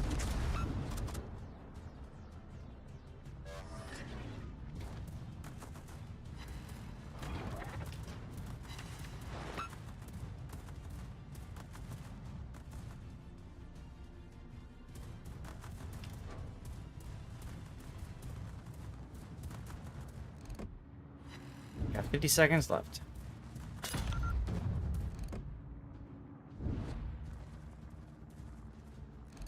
Okay, over here.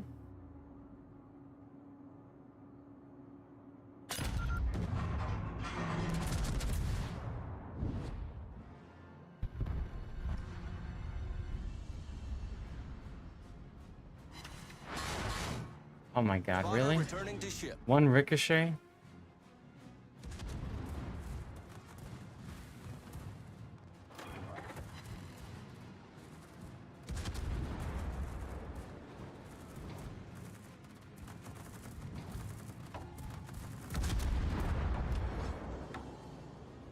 I assume Gladyshi's got that, so we'll go for the airfield. Oh, a victory. Hey, there we go. As a port kills an LST. Eesh. Oh, I think I blew up the... I think I just blew up the airfield. Yeah, we didn't get the coastal guns. Oh well. You're second place in a tier 5 battleship. Let's go.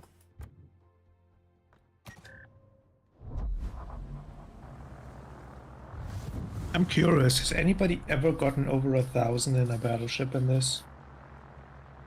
Hmm.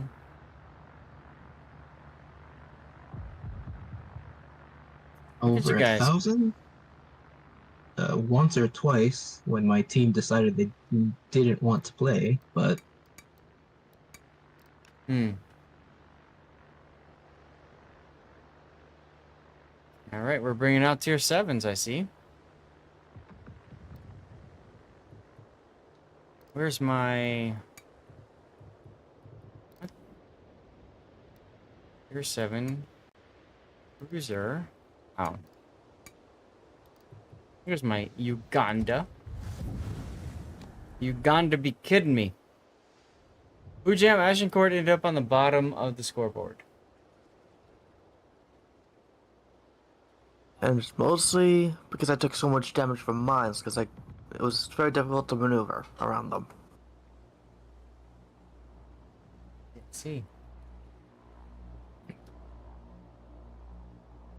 Like, they're extremely densely packed, and they drop them right in front of you, so you basically cannot avoid them. Hmm. Because that's been my experience. Alright, let's go. That's one thing I didn't like about this operation or either the event pass. The randomness about with the directives or the upgrades.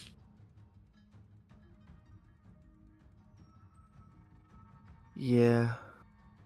I mean, in fact, I keep having to swap out one of them, the one I actually want to use as well, for some reason. Might need to look in the port and see if maybe that's the thing. Because I keep having to swap out the Step Charge one for the extra HG damage against the forts. So that one is usually a bit more useful to me. I took AA, mines, and the damage and the dispersion against gunboat destroyers on my Atlanta. I usually don't end up having an issue with the destroyers usually. Unless I'm I mean, very it helps unlucky you kill them quicker because your dispersion gets better. So true, but I just had more luck with the forts. I don't think you need the fort one though, because you can just AP them anyway if you're close enough. Yeah, but if you bring the HE, like you literally can just turn your brain off and just stick with HE and shoot HE. It really Turning doesn't the brain change. It doesn't change how many salvos it takes to kill the fort. It does, because I get like the couple times I got to shoot at a fort in the Agincourt, I was basically half healthing them, and I can still do that even without the dispersion one. Okay. So you ready for this? Sure. My choices for battleships: Shikishima, Loria, Mecklenburg, Incomparable, and Borgon. However you say that one. So I have the gun yet? Knowing your playstyle, I'd go for the incomp. Really?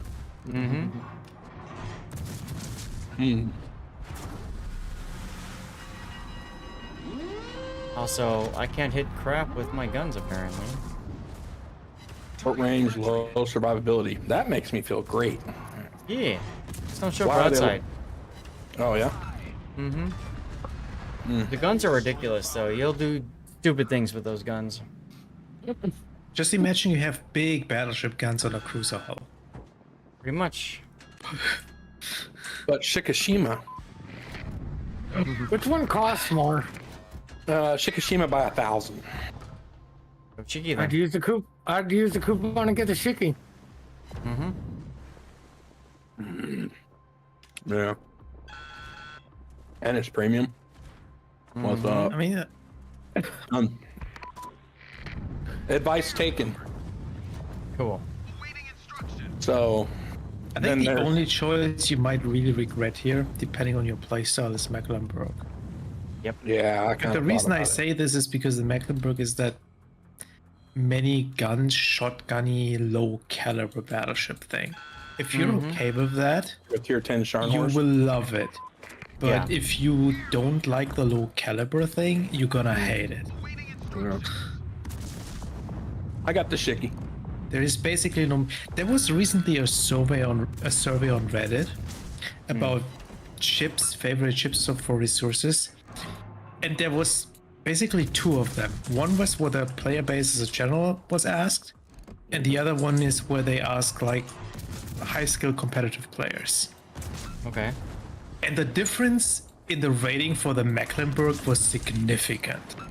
Like the casuals loved it. The competitive players basically said no. I can see that. Yeah, be right back.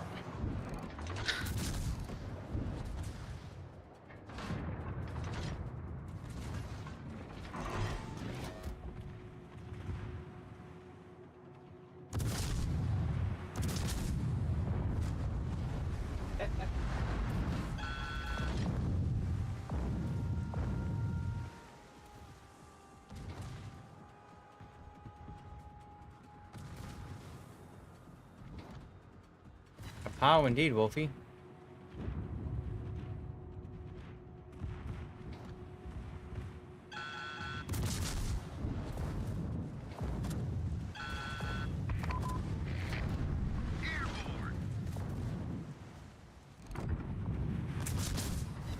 Confirmed penetration.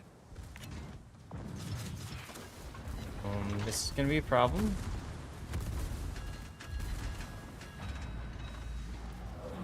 Wow. Wow. Yeah, that was crazy. I almost got rammed by a snowboat. Really, they do this? Yeah. I mean, I've always seen them turn at the last second and just try to torp. I've never actually seen one ram. we turned. Hey, Andrew. All right, I'm back. Sorry, I had to keep from burning my food. What you cooking? Burgers. Yum. Great, feed us all. I made enough for all of you, probably. All right, Shy, give me a couple hours. I'm on my way. Is it a challenge? Zap is closest. Actually, no, Puddin's closer, I think. Is he really? Where do you live, Puddin? South side. Okay, you're closer then, because I'm in Champaign. Yeah. I could swing by and pick up Zap. I mean, like, that should work, right? I will say, I will supply the dirty water. Bring it. Oh, damn. Safest thing All on right, the this is gonna farthest happen away. now, guys. This is gonna happen.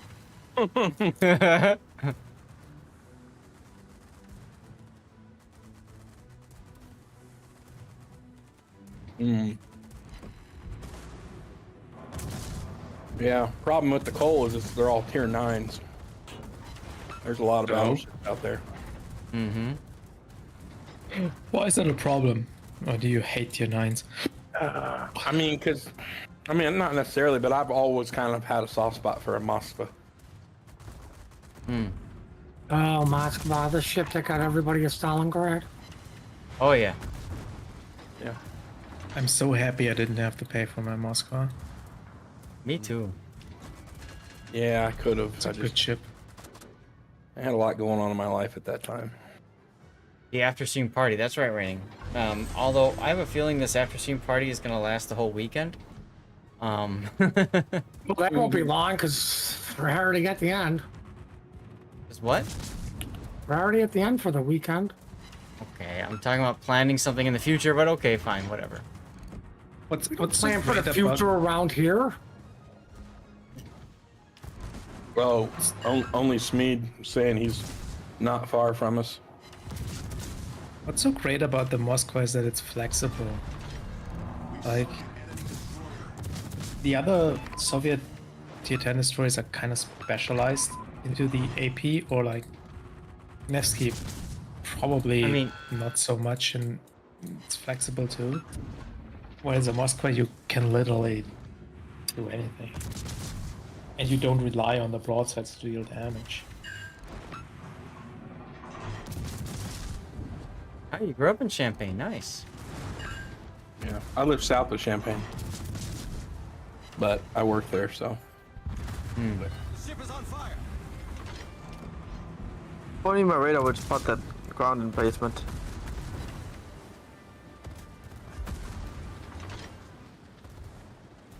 I could do replays tomorrow night, yes, but I don't know if I want to.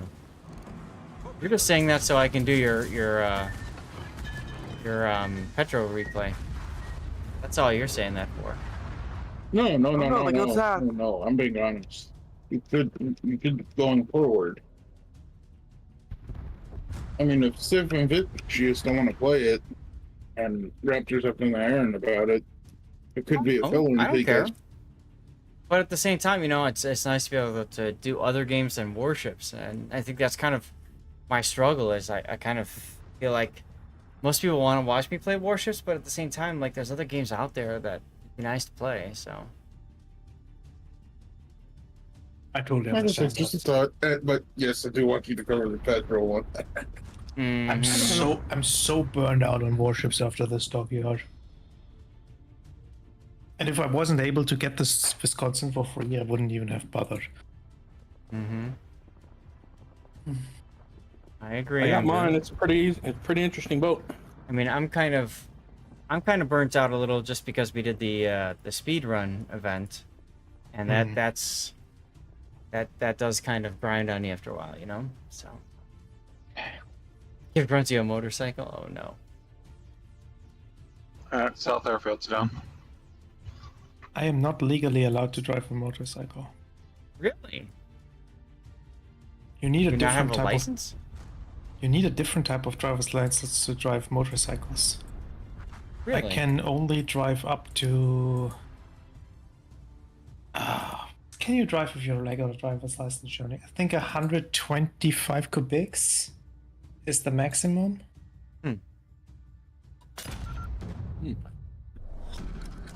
Okay, that's all the ports down. Andrew, players are never going to get better. That's the problem right now with this game. Players are never going to get better. I mean, I exist, other people exist to try to help players get better, but it doesn't matter. It's like, you're talking about like 3 people being helped on this stream versus 300 people who have started the game and are working their way up. You can only help people who want to get help. And most people don't. Speaking of which, there's I don't know if you've seen him around, but there's this dude. He's got to be 70 years old. We know another one like that, Zaz, but I'm not throwing his name out there. This guy's got 30,000 games played. He's a 55% player, and 10,000 of those 30,000 games are in a Kamikaze R. Okay. His name's Bob of the Sea, and he is gnarly in a Kamikaze. Well, of course. 10,000. He's got almost. I've got 12,000 games played total, and this guy's got almost as many as my whole total in one boat. Yep. I'm like, are you serious right now? Yep. I think I have like 20,000 random battles if I like combine Filthy my Beast. EU and NA. Filthy Beast has like. Oh my god, they killed Rob. 30,000 in an Omaha. I did a lot better this time around. Well, yeah, you're in Atlanta versus the Agincourt. 43,000 games played. Hey, yeah, well, hey, if they like the game and, you know, they find it's no different than, like, when I used to play Battlefield 3, and, like, somebody would kill me with whatever gun was, like, OP at the time. It's like, really, dude? You're gonna use that crutch? Okay, fine. Have fun with your crutch. But, here's the deal. At the end of the day, nobody cares that somebody played a crutch in Battlefield 3 because we're on Battlefield 4, 5, 1, 24, whatever. You know, no, it doesn't matter. Look, I can't even blame anybody who just plays the Kamikaze because SOP as the ship is, it didn't used to be because it was just a tactical clone more or less, and it is actually super fun to play. It's not that you're just abusing a ship because it's strong, even though it's boring. It's actually fun to play. 100%. Andrew, what did I think of Homeworld 3? So we've done 2 sessions so far. The first session was fun and not too bad. The second session was pain because there's, quite frankly, a lot of BS missions, which I don't like playing BS missions. BS missions are missions where you really just can't do much. You got to sit there and hope that you don't lose a lot of ships and whatnot, and you know, etc., etc. So for me, it's It's okay so far. I'm really hoping for more of the games where we can actually make something happen, but we'll see. Anyway, I'm gonna hit the bathroom real quick. We'll do a quick ad break, and you guys can ready up and stuff like that. You gotta step away. Perfect. Shice can come in. And 9 and 10, 11 is god awful now. Why? Get in here. All right, I'm gonna do an ad break. I'll be right back, y'all. Y'all ready up. Why are the high tiers awful? You're 7.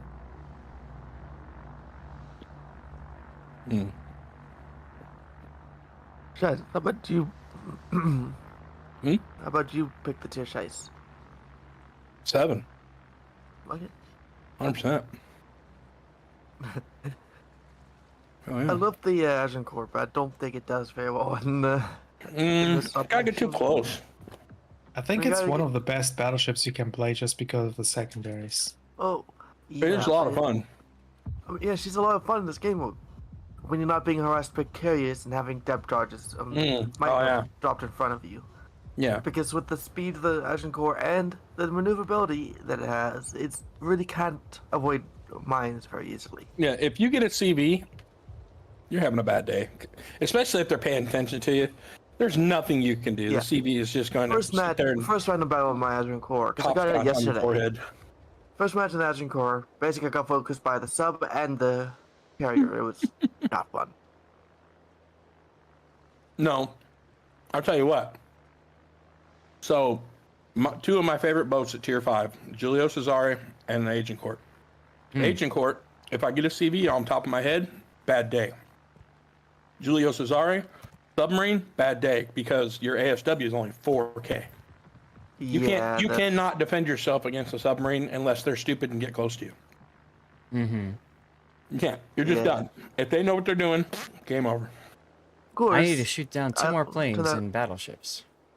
If you turn that around, I one-shotted Nanta in my Agincourt because I don't think he was paying attention to where he was. Mm-hmm. And he comes in with, dude, you managed to scare me in an Agincourt. Like, I managed to scare somebody with an Agincourt, and it was just hilarious. You vaporized. Like, he was a good sport about it, but still. Yeah, I hate it when people fly after you kill them. It's like, dude, it's what I'm supposed to do. Yeah, like, about him, and it didn't immediately start going. He was like, oh, because I was too far forward. Nice shot. I'm like, okay. Hawk, if you don't mind, I'm going to take a battleship. You can have 2 battleships. Yeah, okay. That's why I just said that, because... I forgot about that. I didn't see that Paco hadn't picked yet. Alright, fair enough. Oh. So, like, in last week, I did, a couple days ago, in an Agincourt, I got 7 kills, 212,000 damage, right after I did 8 kills with 219,000 damage. Nice. Yeah, I am getting ever so closer to being able to do 200,000 in a single match. That power match that you did a while back, that still holds my record for most damage. I got 197,000. Which, I mean... 197 or 97? 197. Oh, okay. I was like... 197. I was like... Finished the dockyard this morning. You put the pink pinata camo on the Wisconsin. I really? kept the camo that came with the Wisconsin on it because I kind of actually like that camo. It's pretty. The main reason why I decided to spend the 21,000 doubloons that I used to get it was because I wouldn't be able to get it, and 2, I thought the Temper build was worth it. Mm-hmm. That has been one of my favorite stories about the Wisconsin is the Temper incident. Even if it might not be 100% accurate. Isn't there stuff coming from the south? I don't remember these maps. I don't play them like as much as you do. Those 2 places. There we go. Thank you. Mm-hmm. Cruisers to the south, right? No, they're both Schnellboats. I don't think there's any just cruisers that show up in this game mode. apart from the ones we take. HE loaded.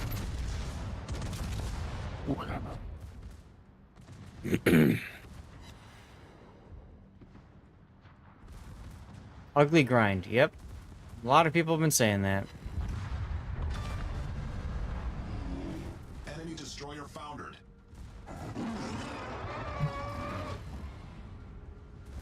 I wouldn't particularly call it ugly because like it's.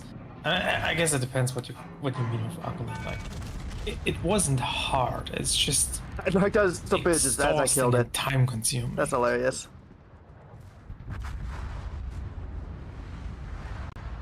Yep, it's time consuming, alright. I think it was way too easy and too short. You shut your mouth. Considering I almost ran out of Shut your time. whore mouth. It wasn't too short. Trust me. Unless you mean it should have taken more, it should still have another patch ahead of it, but I doubt that.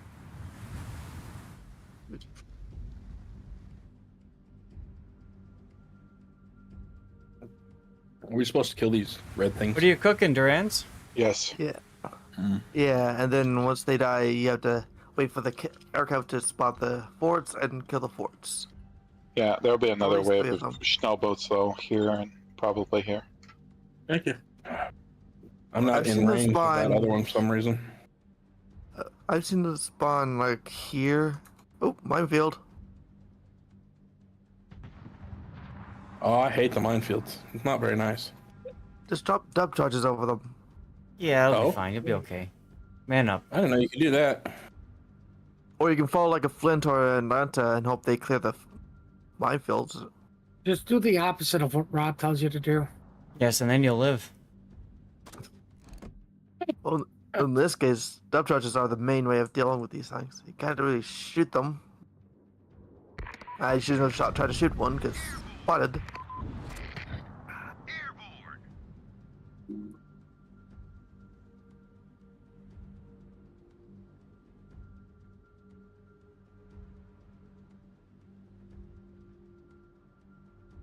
There they are. No boots. Even more snow boots. Can I hit this guy? Nope. Whoa! Incoming! Nicked him. Submation. What are you asking? I'm not sure. Torpedoes, direct Whoa, they spawn in with torpedoes launched or ready to go? Apparently. That's not very nice. Enemy destroyer blown up. torpedoes, direct front. We've sunk an enemy destroyer. Okay, well, he just ran me. That's cute. Destroyer foundered. Whoa! Alright, West Virginia, neat. Good job. Mama, take me home.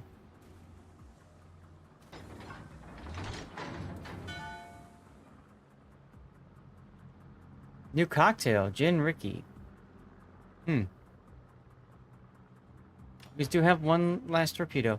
Death, nobody voted for your replay, unfortunately, for clan battles. So what that means is, it's not making it to YouTube. So if you want to tell your clan to go and watch this VOD, do that. It's kind of the curse of destroyers. Did you have stats on that, by the way? Stats on what? How many of your destroyer videos get upvoted to YouTube compared to other classes? No, but I think I have far more destroyer replays than any other class. Really? Yeah, you can check my playlist and see how many are in each playlist to get an idea. Pretty sure I have more destroyers. Like, for example, last weekend it was all destroyers. All 3 of them were destroyers. Yours, Big O's. Sean Horse. I don't remember the other one. I wasn't watching the stream. What was Big O playing? Like what destroyer? My Sean Horse was last week. I could be wrong. It was, but nobody voted for it, so it didn't make it to YouTube. Well, nobody voted for my Wisconsin one either. Nope. Well, a couple people did, but The Vamp 2 was the other one. Vamp Deuce, Vamp Paulo, 2. and Huron. Okay.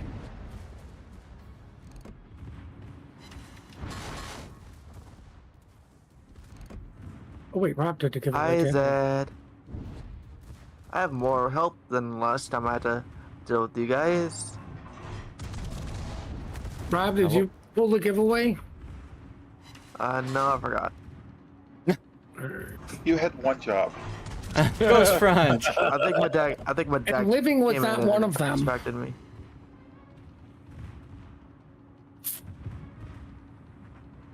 Oh, somebody killed Ludwig. That's fine. You'll be okay. Is that bad? I I mean, it's Summation, only you bad should if know by you- now.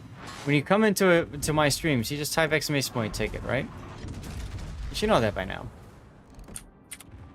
Don't come in and say hi or so. The first thing you should do is take it. That's right. Ghost Front See, is here. that's There you weird. go. Every time I join, I give him 1,000 bits. What's wrong with y'all? Well, that's I've already got him the more code before he appropriate. even said here. Bunch of greedy pricks. At least we know, Zath. Right? My excuse for not using bits is that it's freaking expensive in Germany. Is Yeah, it? probably. I have to pay 19% VAT on top of that to purchase Oh, bits. that's disgusting. Get a VPN Yeah. and go from Argentina or something. Like Did buying you already like get the airfield? buying 100 bits costs me like €1.50 or so. Like no, I'm sorry. Costs No me like problem, Huggadah. $1.75 usually if I buy them. Who is shooting me? There's something up there that's not. Yeah, the coastal guns. They just fire at you indiscriminately. Oh, but I can't shoot back. Now you're seeing advertisements for Fabletics. There you go. You moved over to Twitch streamers. Yeah, what do they want to do? I'm still very grateful for their support. You know?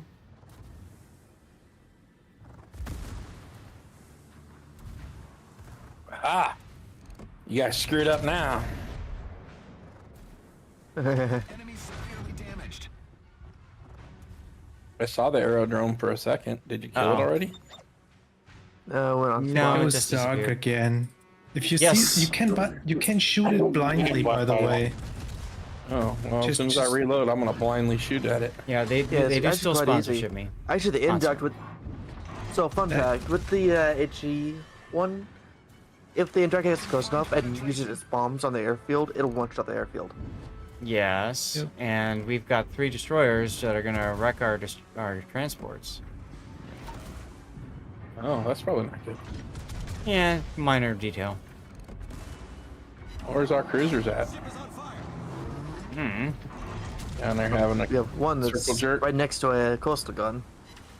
The other two are working their way towards the convoys. Griffin. What? On you out.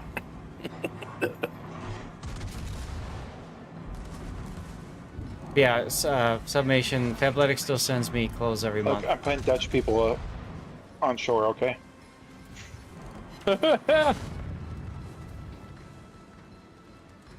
My wife is very jealous. Someone, a couple other people won, so I can go ahead and re-enter. I mean, I need plane kills, and they haven't launched any planes my way, which is sad. Oh, there goes the ship. Mm-hmm. Are we gonna lose?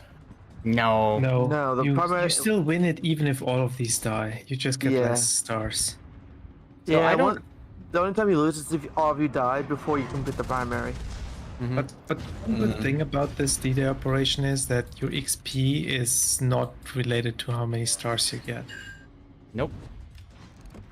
And I Submission, think yes, that's they the do have some only thing pros. that makes it bearable, to be honest. What I do is I get their what is it called? Their one short? I think it's their one short with a liner, and I use those as swim trunks. And that's great.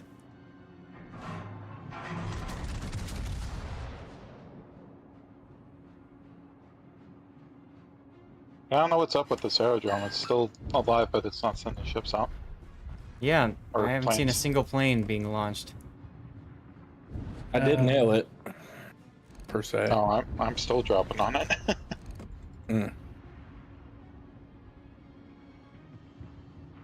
I kind of wanted to be where I'm at anyway to help clear the minefield. Torpedoes, direct front. You're fat and tall. Nice. But I'm going to call it that airfield is bugged. You do less damage to it when it's not spotted. No, but the fact that it's not launching planes is why I'm saying it's bugged. Oh. I don't know, maybe. It just lit up for a second.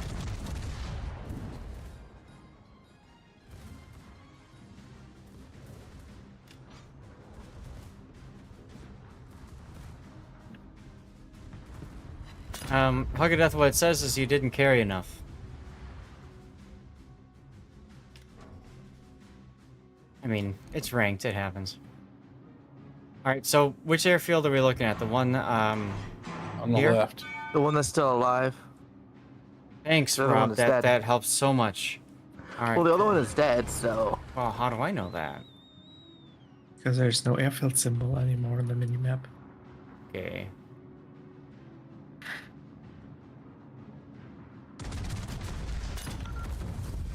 Victory! Wait, why did you get the victory so quickly before these transports even reached the shore? I don't know. I hit the airfield though. That's exciting. I was hitting the airfield too. Yay. I didn't kill it. Yay! But... Woohoo! Look, so I've got over 1,000 in a battleship on this game mode. I still need to did? do.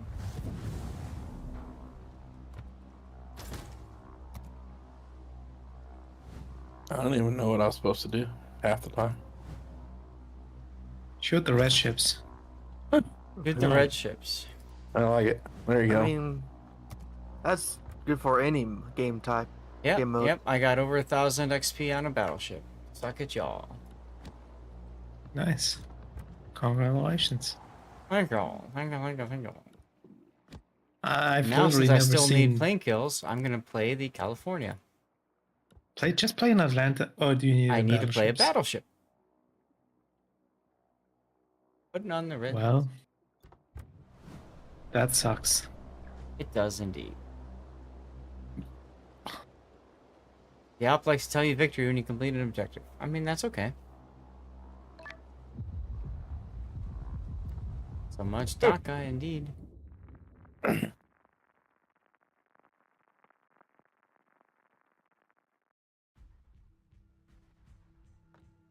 I still need to play my Cerberus.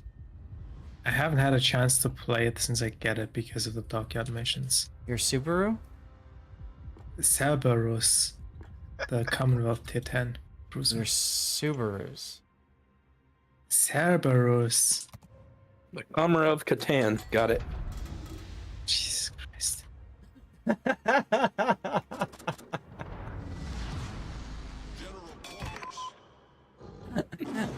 Do I still have a promo code? You mean like for starting the game? Think this one works?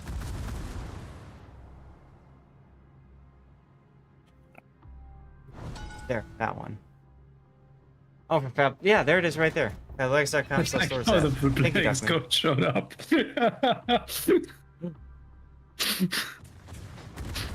Oh my god, 2 Atlantis, 2 Flints, and a California and West Virginia. Nobody's getting anything this game. Yeah. This is the You won't.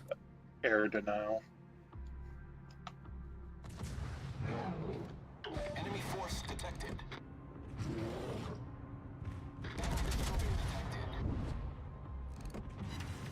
Hey, I hit the snowboat. What do you know?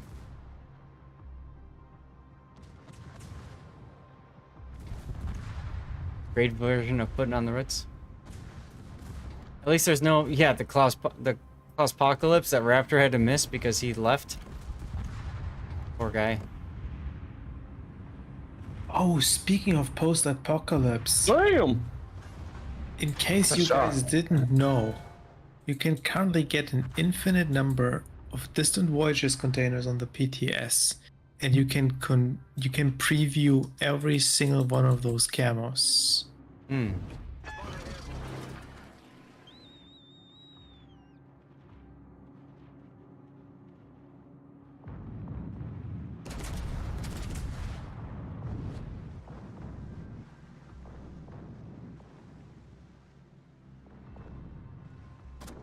Picked up 700. Oh my god. Oh, I hit the still anti-air. going. The PTS should be still up until tomorrow. Oh.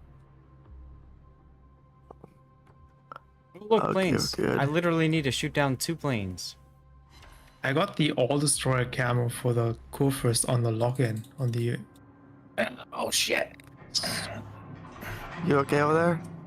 Run over on mine. You'll be fine. Rub some dirt in it. They don't do a whole lot of damage. They're just annoying to deal with. Agreed.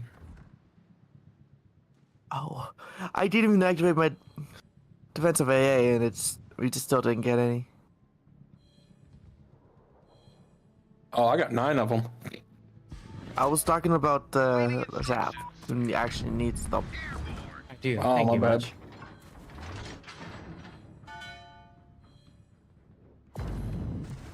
I mean, it's kind of mean that you play Atlantis and Flints while he needs playing kills. Just saying. I'll turn my AA off next time. I really don't care. That sounds like you're crying. Oh, I'm totally crying. Yeah. Oh, that was a good hit. Spotter returning to ship. Oh, sure. He dies right as I take a shot at him. Oh, plane's That's just coming how it in. works. Yay! There's 1. There's 4.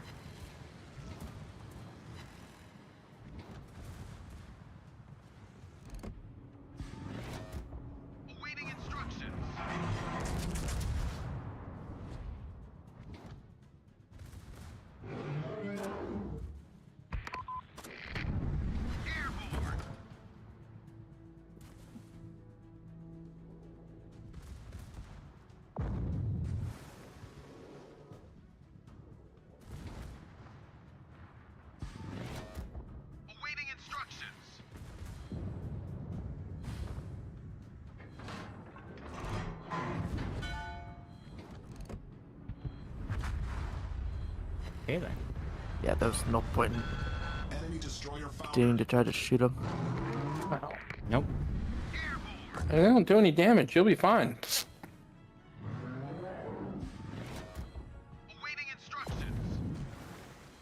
Oh, I detected the aerodrome with radar. I was wondering, I'm like, how the hell did that thing show up? I read out the snub and got the aerodrome.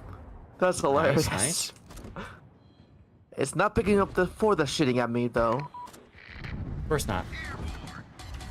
That would be useful. I just had 12 shell hits on the aerodrome. For how much damage? 12,000, I think. I don't know. 44, 58.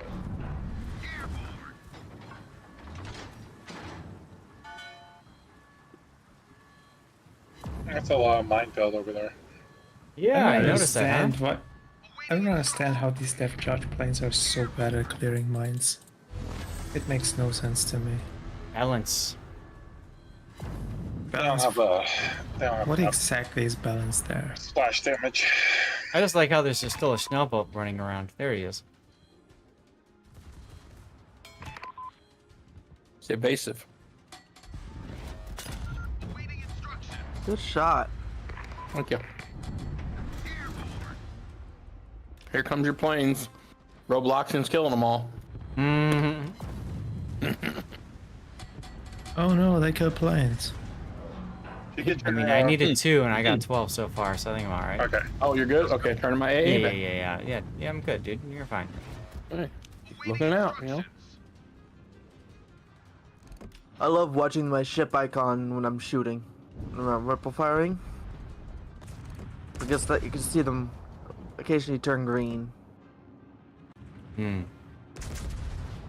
Little ripple of green going down your line. I love how damage you do to forts doesn't count in, like, overall damage. Yeah, Like, yeah, you didn't do anything. It's a big problem of why the battleship XP is usually not that great. Yep. Like, only the damage against the Oh. shell boats and the destroyers count for damage and for Mhm. XP. Yeah, I was. I think the plane kills count too, but the mines do not, and all the onshore installations don't count either. Hmm.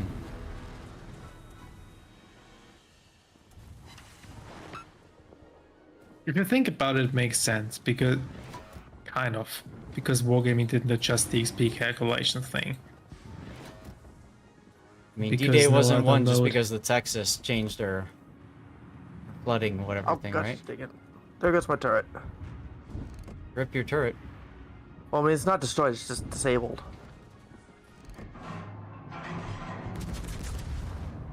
Oh, I bet he hit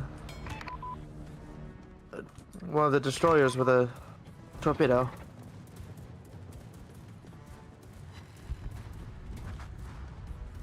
Yeah, I'm on that mission in the dockyard. I have to do torpedo hits with the cruisers. Oh and my God, I there don't goes care Rob. about that. Oh my God, they 3-2-1. killed Rob. I picked the wrong direction to turn.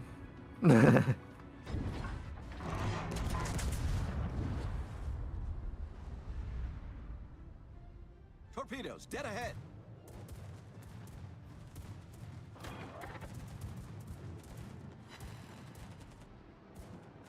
There's an aerodrome down south. Do we gotta go kill it? I got it. Okay. I got the Atlanta, just fire hose in it.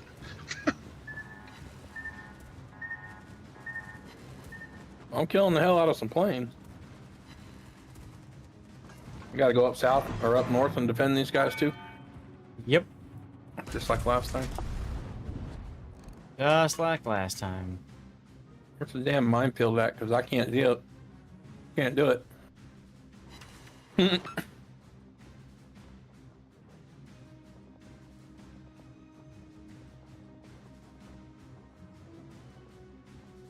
Can't get down with that minefield again. That was rough.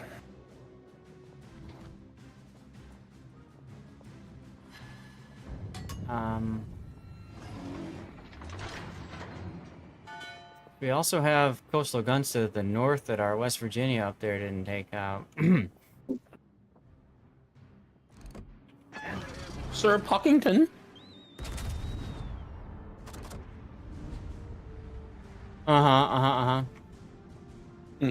Sounds like excuses there, buddy. Alright. South aerodrome's gone.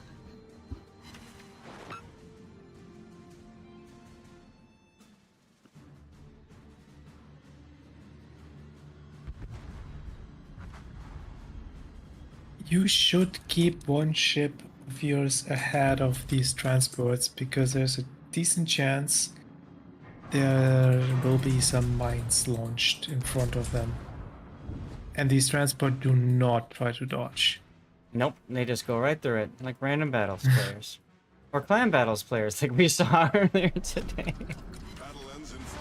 Shots fired.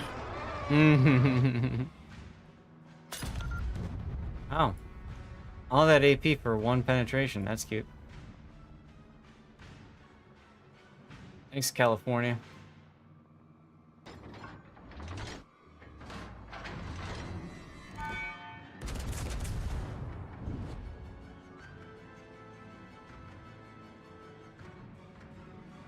We gotta go kill those guns or something. Yep, I got one of them. Working on the other one now.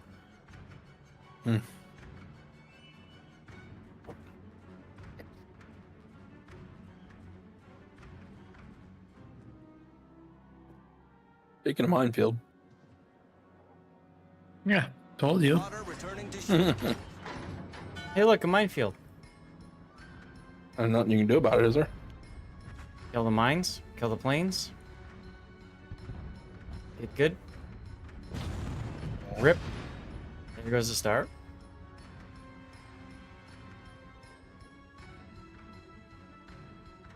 It's honestly kind of BS because you did kill the airfield, so where do these mines even come from?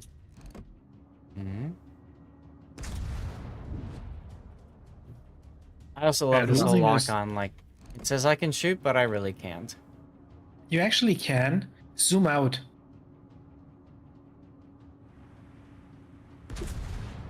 Like that? And now you can properly put the cursor on it and shoot it. Interesting.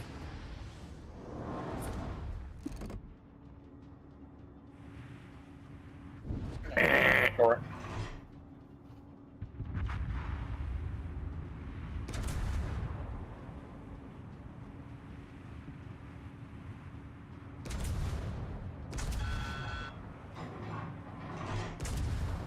Hello, mines.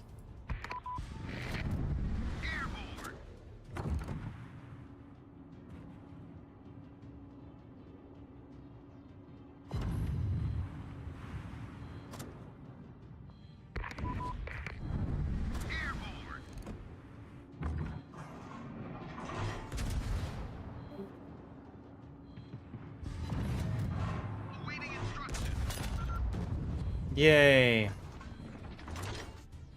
Alright, here comes the part where I clear mines with my face. Hello there. Hello there. Yay, victory! Well, I got my plane kill, so there you go.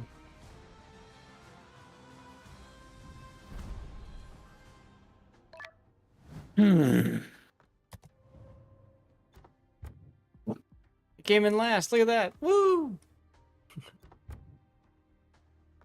And somehow I'm top of the team. Nah, you're dead. You don't get. It doesn't count.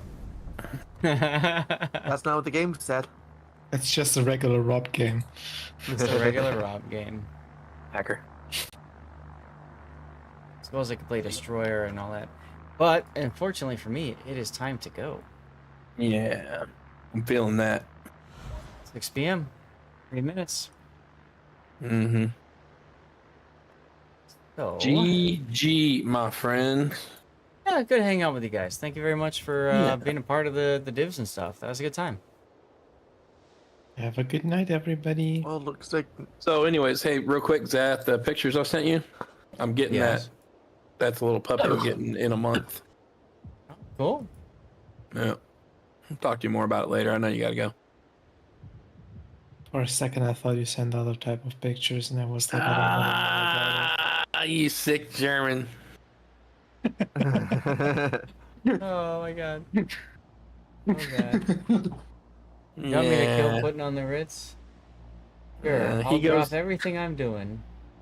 He straps a spiky belt to his genitals and listens to Rammstein at night. Giveaway then, even though it's only been like 21 minutes. See, Rammstein is not that popular in Germany. No, but it was proper subject material. All right, guys. So we're gonna go to the stream ending screen here. Have a good night. Find a good raid target, but two things need to happen for that to work. One is we need to have a good target, but two, we need people to be tuned in over on the rerun channel. We have 9 people right now. I'd love to get to 20. So if you don't mind, go ahead and opening another tab and tossing a lurk over that way. I'm gonna put together a poll. You guys can vote for who you'd like me to raid. So we're looking for people that are Warship streamers and under 100 people. D-Donkey, if he's streaming is an option. He is actually streaming. Okay. We're at 10 people now on the rerun channel, so I only need 10 more people to head on over there. Which is under 10% of people watching. Well, thank you.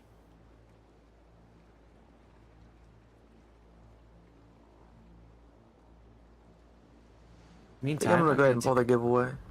Go ahead and pull it. That's fine, Rob. Fulladeshi, are you here? Well, I'm out. Have a good night, guys. Adios. Bye. Storm can work.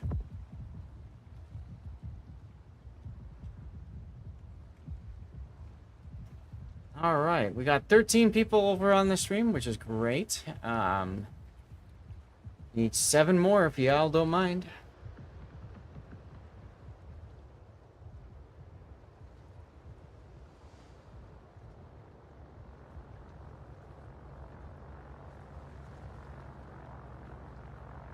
that many people streaming Warships tonight. That's interesting. I'm gonna put Chief Benjamin on the list.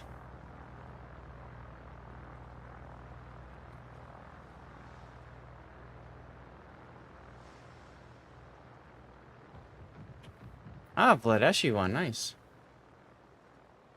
Oh, twist my arm, I'll head over to R. Thank you very much, Hog. We're at 14 now, so we need 6 more people over on the rerun channel. I'm gonna add Stats Bloke. Normally I don't put him down, but he's doing some new player stuff, so not a bad idea.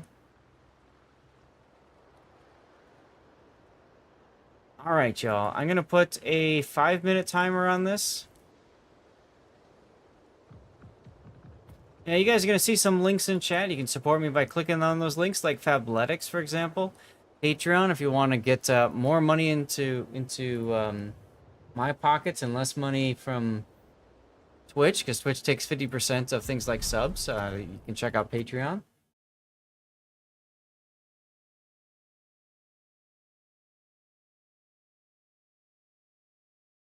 Thanks, Rob.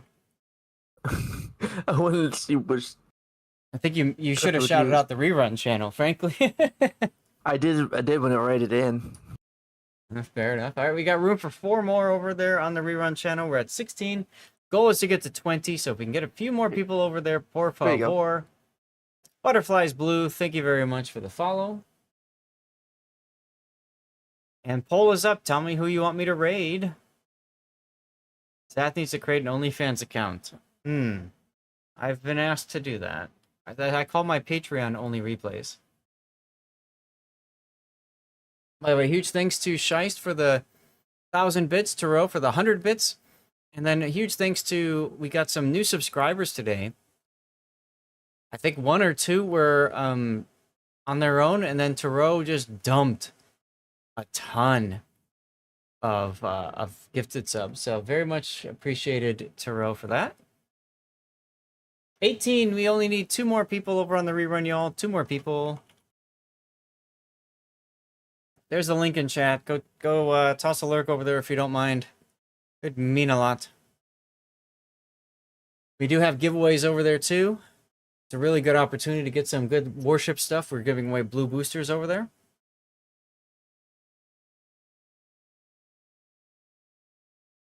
And we're at 19, so 1 more person. How are we doing for our votes? Okay. You don't understand the giveaways? Ghost Front, I do giveaways when the timer hits. So 4 hours from now, I'll be doing a draw. Just get over there, type ! ticket, just like you would here. And I do the draws myself at 10:15 in the morning and in the evening local time.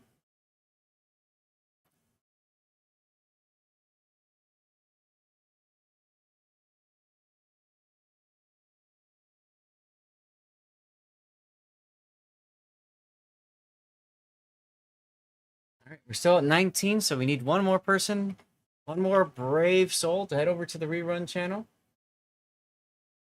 As we finish up our poll here to figure out what's going on. Putin and Rob, thank you very much for the doing the moderation stuffs and things. Doing the draws, all that good stuff.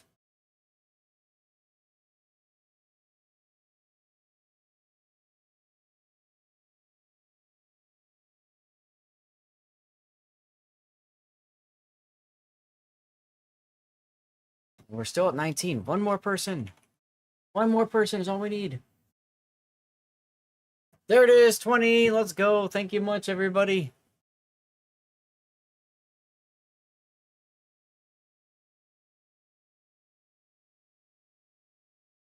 And we're just waiting on the draw to finish up here. As a quick note, I will also be Butterflies. Hey, yeah, I mean that was awesome. You probably got a gifted sub from Taro earlier today. We will be doing Stream Raiders off stream, and as I said, you can be hanging out on the rerun channel. You get your drops that way. You can get prizes that way. Just make sure you type ! ticket to get over there. Oh, I forgot to tell you guys about the code for today. It's probably too late here, but I'll put on Coach Deals offers here. I'll just pin it until we raid out. What are we rating, by the way? Got a few seconds left. So far, it looks like it's going to be Stats Bloke.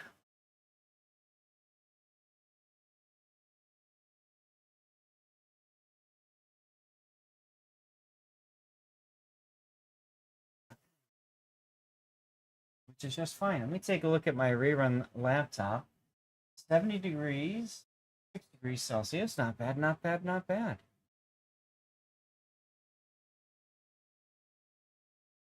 I made a bunch of tweaks to that laptop and it seems to be working out well. All right, y'all want me to raid Stats Bloke?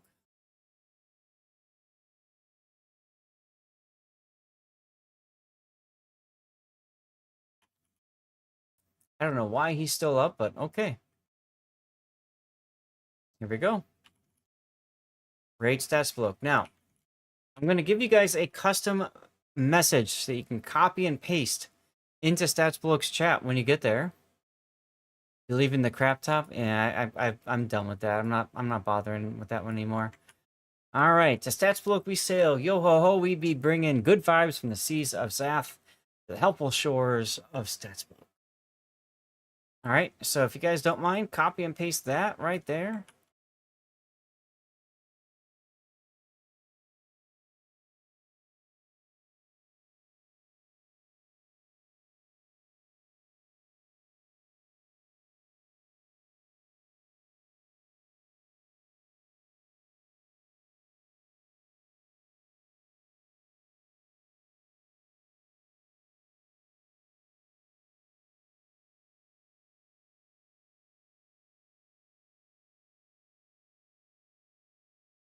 All right. Oof. Thank you all for being here. Thank you all for hanging out and keep an eye on the Discord. I'll try to let you guys know what's going on in the future with streams and all that.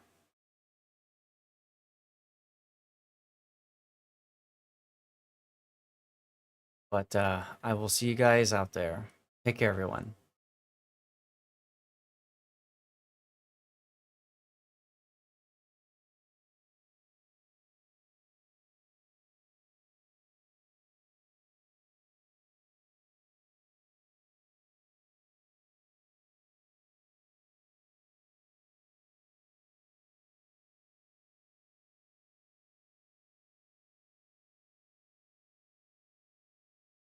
All right.